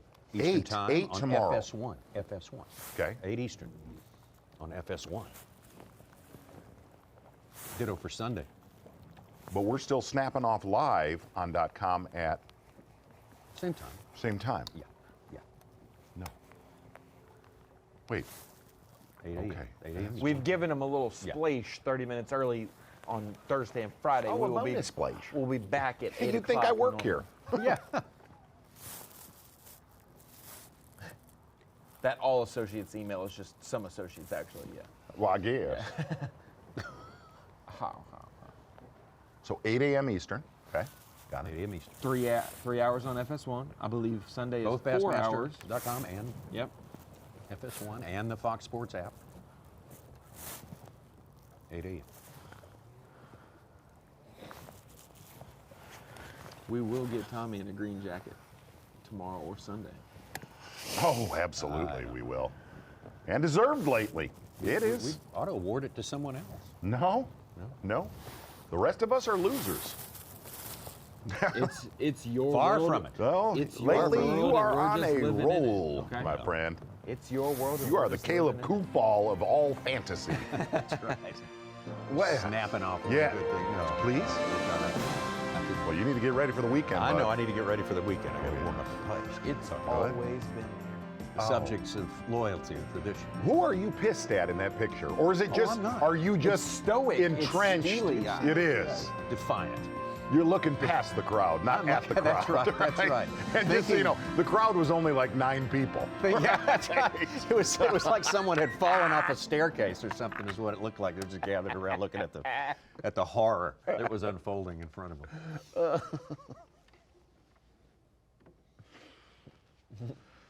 Oh yeah. Poor Davey on that day. Oh. But he was game. Here's what's To his weird credit. is for Davey to be, what was the name of our little goofy show that, what was it? Was it the Hooked Up? The Hooked Up. The Hooked Up? No. Was it Hooked Up? Yeah, that was the hooked up set. Hooked Up, yeah. Hooked up stage. For Davey to be our guest and then a decade later be working side by side with us. It just shows he's off. He's off. more advanced. He has the capability of forgiveness. Oh, go with off. Okay, all right, maybe a little of both. Cut from the same cloth. Yeah. There's been a lot of costumes. A lot of costumes. I'm not gonna. Poor Davey. He used to hold himself at a very high standard. Yeah. He had to forsake all of that and come work with us.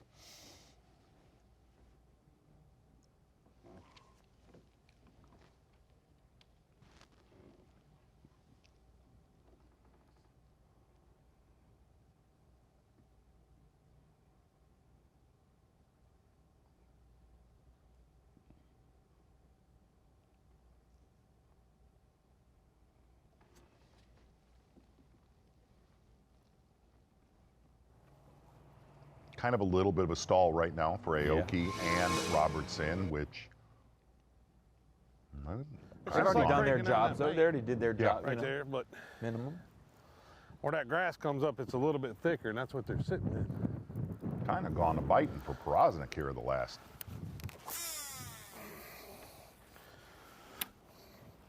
And the only thing they're doing is waiting to go get on that grass up there to spawn.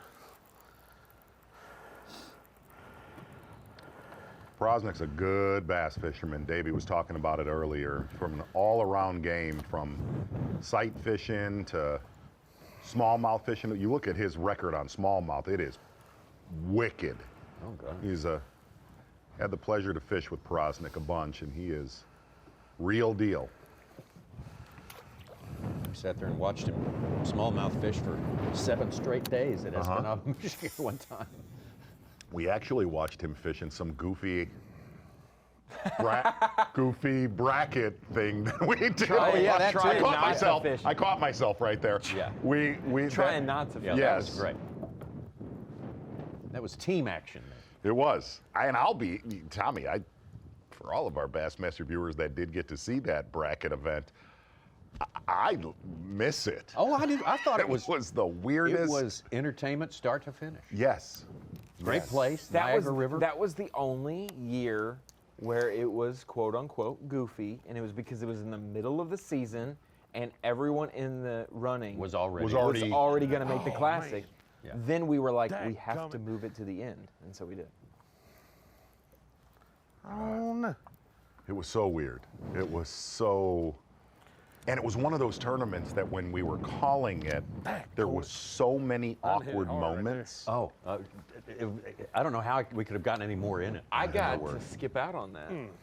You were on a road trip. I was on my honeymoon. Yes. I wouldn't have been in here with you guys. I would have been there. It's really strange. How about Matt Herron going from 6th place, 1 bass, 46th, at risk of missing the cut?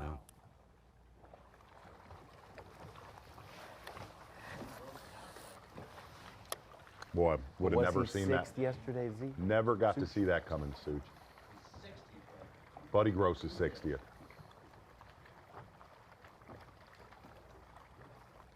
This kind of like a Brandon Cobb Hartwell classic thing.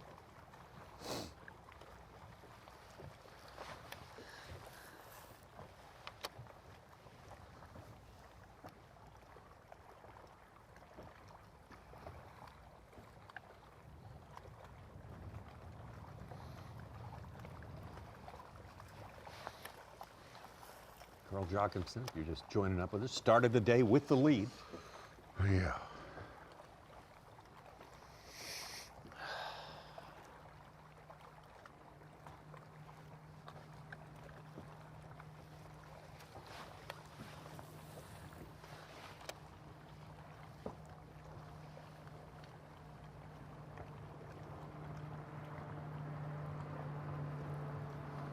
If you really, though, if you look at his day, he's had probably a half dozen show themselves to that bait. But not commit to it. Really, what we have on camera, there's only been one missed opportunity. The rest of the time, there's not been an opportunity. No. You know what I'm saying? Yeah. So how much of that do you do before you say? I'm with Davey about this, Tommy. Let's think about it for a while. If you kind of look at the day that he's had, the problem. It's just so hard to make that happen. Oh my gosh! For more than a special day or two at best. So yeah, got up.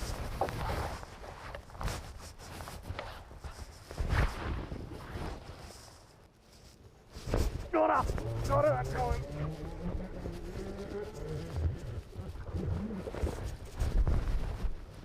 Oh no! And besides that bass right there, you know, there was obviously some misses. He's had probably, fair to say, if you listen to, I was listening to the math that he was talking about what he has seen on that bait. He's had 22 to 23 pounds Gonna make a move. near his bait. Sure, following. There's a big difference. Yeah.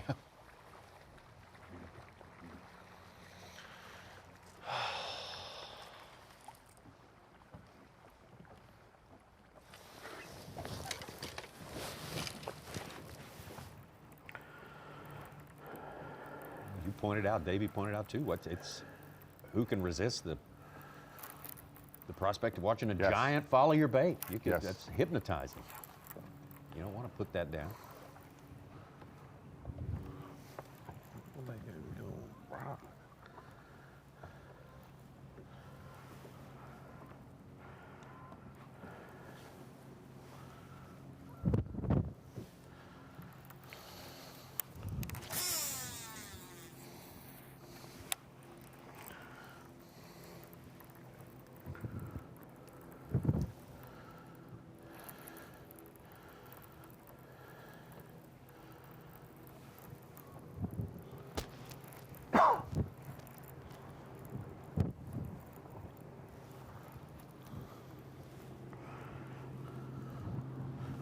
Watch it.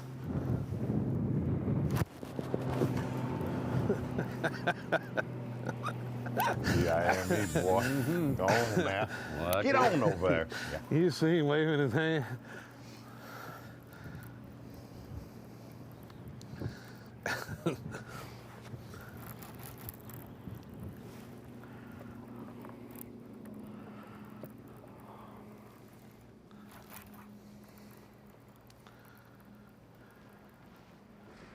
Jacob Ross out there just having a time. Somebody else that's had a time all day long. We're going to slink back on down Lake Chickamauga real quick, and we're going to take a peek at your unofficial leader as of now here in the Bassmaster Elite Series tournament. We just kind of bailed out of the Dayton area, down the lake, right here with Daisuke Aoki.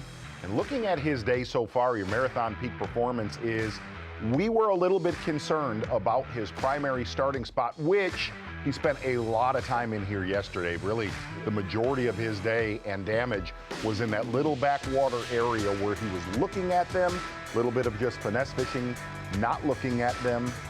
And today, this morning, did not catch a ton of bass. Quality was there, from a soft plastic stick worm to a little bit of a drop shot. Very, very solid fish in there, and there was much less pressure. If you're just tuning in to Bassmaster Live, that area yesterday, there was a load of boats. You got to see Brandon Card in the background right there, who was there on day number one. But it's when he transitioned down the lake from there today that we got to learn he does have another bullet in his gun, fishing a, gosh, I don't want to call it a soft plastic fluke style bait, but it's pretty close. It's basically a little swimmer with no boot tail on it. Your marathon peak performance, Daisuke Aoki, very, very solid day today. Going to keep him somewhat in the driver's seat with little Matty Robertson behind him. And like Matt Robertson, kind of hit that stall right around noon today. Your marathon peak performance, Daisuke Aoki, obviously has a little bit of a backup plan for this event. Bassmaster Live.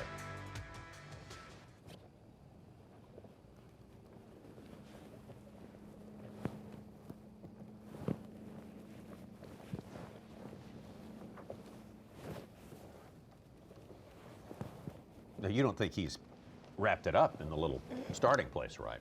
No, I think you'll see. I think you'll see him go right Okay. back there.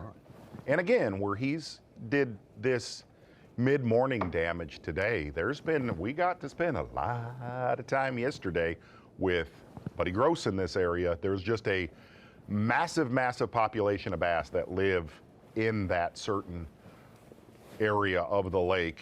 Which you said, a lot of tournaments go out of there, so there's plenty of fish to be caught. So don't get me wrong, I think if he's in there for an hour and a half on Saturday morning and doesn't get a bite, he's gone and he's doing this the rest of the day. Okay.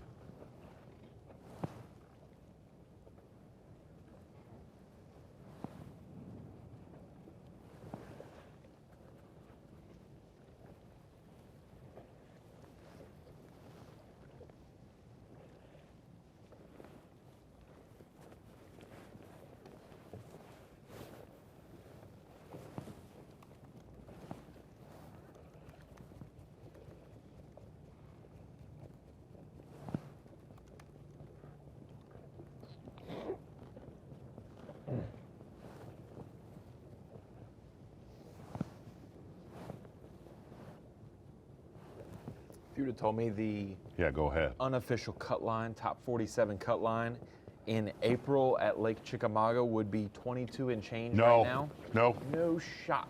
Nope. Totally agree with that, Ron. 11 and change per day. Wow. It'll probably go up. It'll probably be closer to, of course it will. closer to 24 maybe. Absolutely.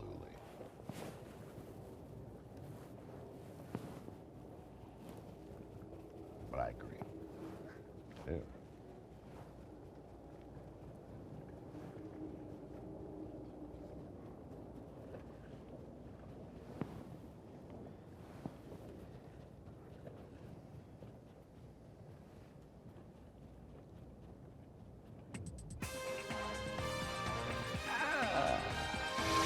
Aoki in the lead. Yes. By far his best outing with the Bassmaster Elite Series after a whole lot of experience in the St. Croix Bassmaster Opens in the last 3 or 4 years. Matt Robertson, very close. Kufal, Brock Mosley, the Drews are in there as well. Always look out for both Drews. I'm liking my 77 pounds, Tommy. Yeah, I am. Yeah, it's looking very close to that right now. And the classic champ, Jason Christie, with one of the biggest 5-fish limits of the day. We will be right back. The Guaranteed Rate Bassmaster Elite at Lake Chickamauga is sponsored by Ranger Boats, Yamaha, Toyota, Berkeley, and by Progressive. Welcome back to Bassmaster Live. Winding down day 2 coverage, which means you know the cut line looms large for these anglers. 47 anglers are going to make the cut to fish day 3. The rest will go home. And that's what we're bringing to the screen of knowledge right now is our Rapala Bassmaster Fantasy Fishing update for some of our biggest names and highest selected anglers this week. Guys, we expected to catch them at Lake Chickamauga. This is how they're faring right now. And for Chickamauga cut line, there's 4 big names below. There's a bunch of guys below it. Woo. There's 8 of our 18 anglers in Bucket A. So 8 of the top 18 in Angler of the Year standings are below the cut line. These 4 anglers, Buddy Gross, Greg Hackney, Stetson Blaylock, and Lee Livesey, all not only below the top 47, they are below 60th place. We have Hackney low in the 60s, around 68th, 69th all day long. Stetson Blaylock lower than that. And Lee Livesey, we saw it with Jacob Powroznik just a minute ago, said he had 1 in the box, and he's not sure if it will actually measure when that fish tenses up at weigh-in. So we will keep an eye on that. Some of the guys, especially defending champ, local hammer angler that we expect to do that, one of our Angler of the Year leaders, and Greg Hackney, a guy this kind of suits his style. Oh, yeah. Very shocking to see those guys below the cut line, and those are going to really impact a lot of fantasy fishing teams. Whoa, being up there at the Sun or the Sock, the screen of knowledge, who has excelled on your team and who has not excelled this week, son? Ed Lochran out of Bucket E, excelling in our top 10. Brandon Lester who's hanging not around excelled? there. Excelled, Micah Frazier. Okay. 1 6.5 pounder yesterday and only 1 keeper today in the 80s. And correct me if I'm wrong, he was a little bit shaky boots at Santee Cooper Lakes. He was as well. After being top 3 in Angler of the Year. I ain't worried about it. No, looking at our leaderboard one bit there, at all. Now we're live back. Daisuke Aoki, Bassmaster Live. Bringing it last 30 minutes, Z. Nailed it. That's what I needed. That looks like Kenta. Grabbed the viewer by the lapels, compelled him to get back in the game. Matty Wong, his 4th fish, is up to 14th place. Knocking on 20 pounds. Is it a BFA? No. Okay. This is 4th fish. Okay. It's 2 7-pounders already, though. So I can kick my boots.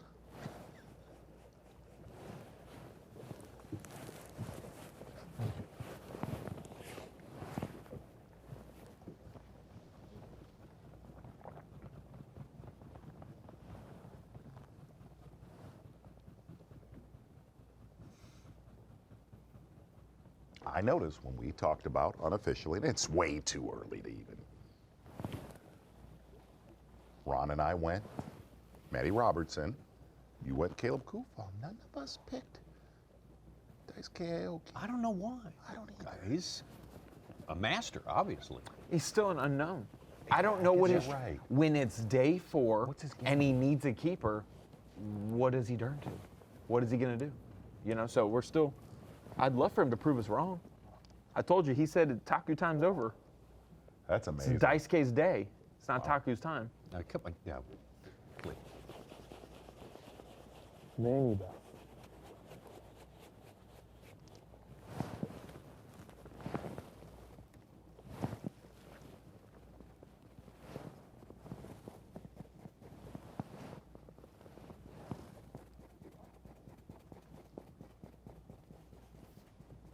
Been interesting watching him fish this little finesse bait today. If you do a lot of Kai Techish, Rage Swimmer and stuff, to watch him do this without a boot tail swim bait. And not on the back of something. This is great on the back of a bladed jig or maybe even a spinnerbait trailer, a rig, but not. But he's fishing it. He's fishing it like very much like a swing impact. Yeah, exactly. or if it was on the back of a scrounger, something like that.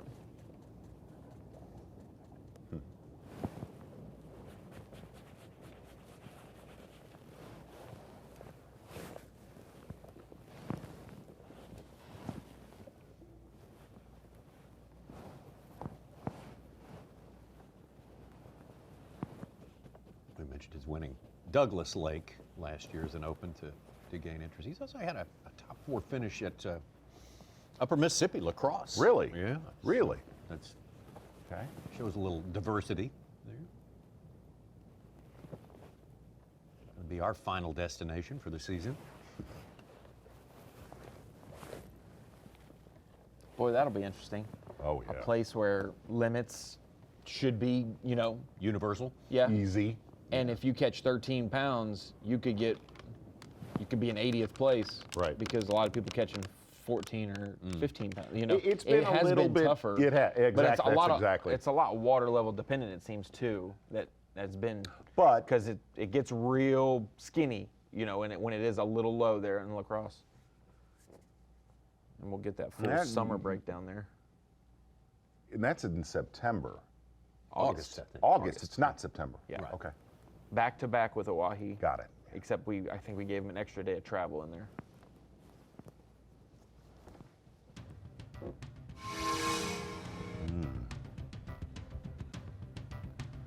Well, somebody you got to still keep your eyes on the way he's fishing. Carl Jocumsen for bass. Carl's live well.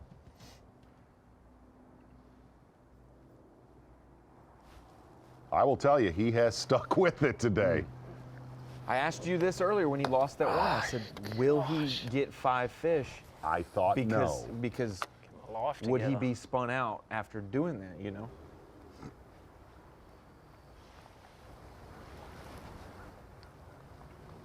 Yes, joint! Stay on, baby. Stay on.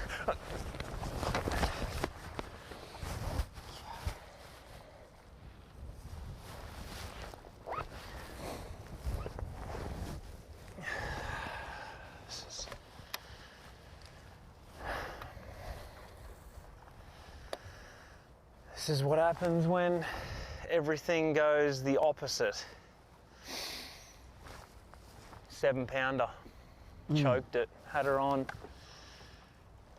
She had it choked, watched her eat it. They don't come off once you got them on like that, ever. That was her. That was the one. That was the bite we've been looking for.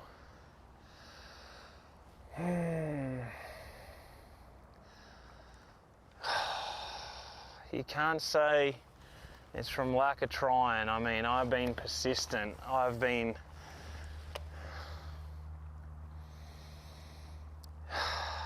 the fish on to be just leading this thing again.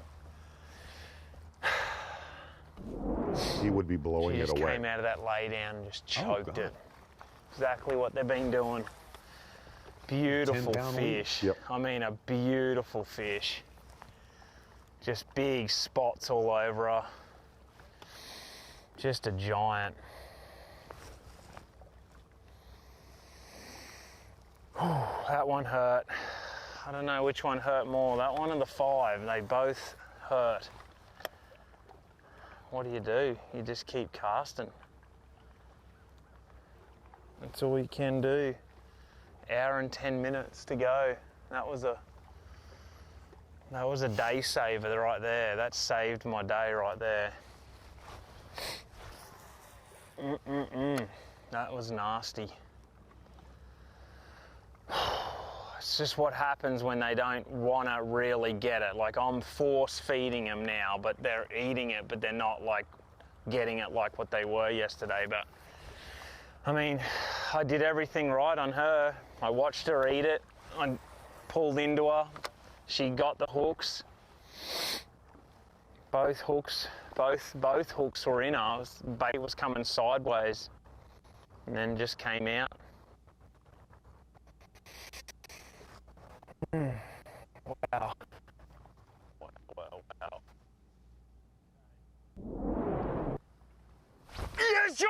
Giant! Stay on, baby. Stay on. Right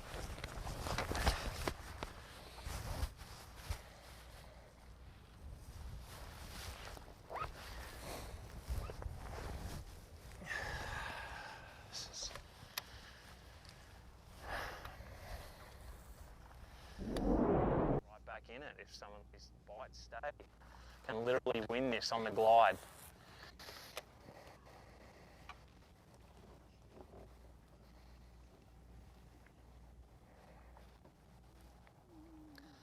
That one just didn't seem real fair. Oh, man. What a beautiful fish.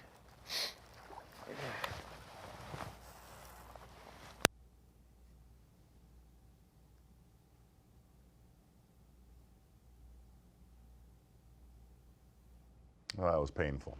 That was absolutely. And you know what? Carl will probably admit to you that yesterday everything went right, that could go right, and probably should have gone wrong yesterday.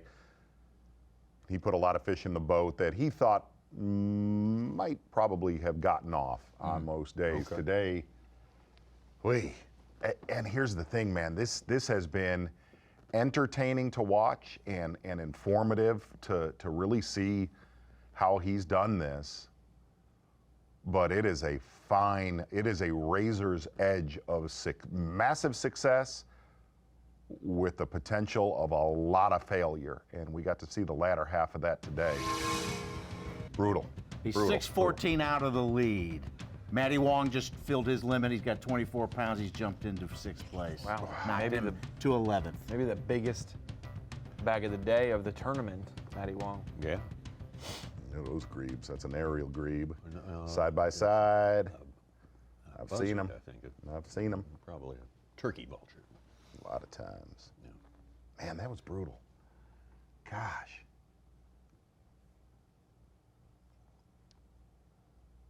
There they are.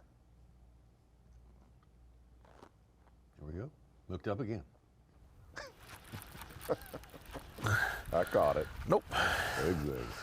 Man, they feel so good.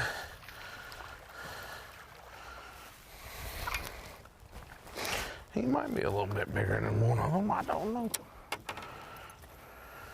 Man, that was brutal with Carl. Brutal. Should have a 5-pound lead minimum today. Minimum. Oh, 16 inches.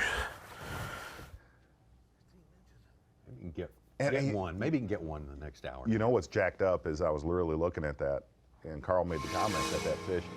One of the things we didn't talk about, but he talked about it in his video that he did. All of his gliders are on a rotating treble, and his trebles are not 3 hooks; they're 4 hooks. Okay, so I guess it wouldn't even be considered they're 4-hook treble hooks. Quad hook. Quad hook. Quaddle. He only had that fish of about a rotation and a half of that 300 size reel. I mean, he had him That was a bite. 2 seconds at most, you know. Getting ready to swing on him. I think it was a little one. Pecking at it.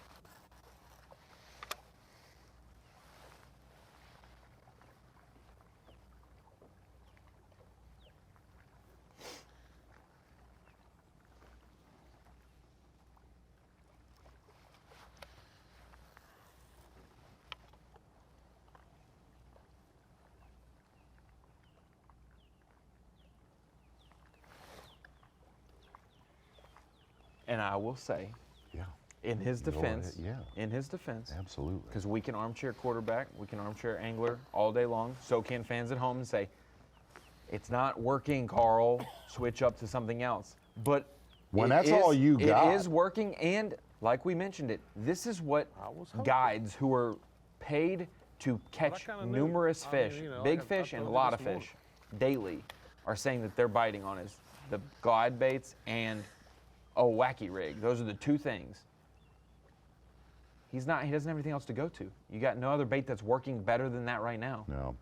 From practicing on this is the only info they have is his from practice. snap doesn't open and he lands that 7-pounder. He is a genius and the best ever in the history of a glide bait. So it's all relative. So, it's just that really, really, really sucks to see that happen because that's going to sting tonight. That's going to sting for a while. It's just a bummer. Carl's a really good person, a good dude to cover. He's a absolute professional to work with, and gosh, this is a. He's got 1 hour. He's got 1 hour. He's got 1 hour. Not only that, obviously, no doubt he's going to be about fishing tomorrow. So. Yeah. Good chance for redemption, but he would love to have flip-flop days. He got his work done early yesterday, had a late flight today, an earlier flight, still needs work to do in the last hour. Daisuke Aoki, your leader. To start the day, your leader for the majority of yesterday. That's off to him for getting the job done. Got us a interesting weekend here on Bassmaster.com, FS1 and Bassmaster Live. It's going to be this tournament's pretty much wide open. Very tight top 10. Going to be a big battle tomorrow. There's going to be some folks that rise up tomorrow too. Don't think there won't be. You're going to trench into that Masters, aren't you, friend? Go on, Nat. Get on. Get on. Yeah.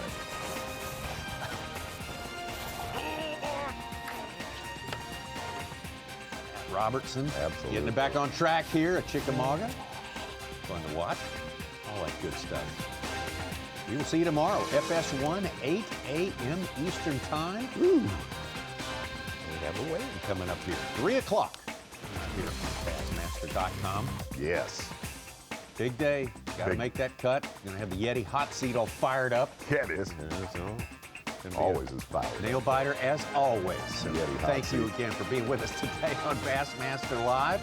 We look forward, as we say, to a big one tomorrow on Chickamauga. The place to be. We'll see you at 8.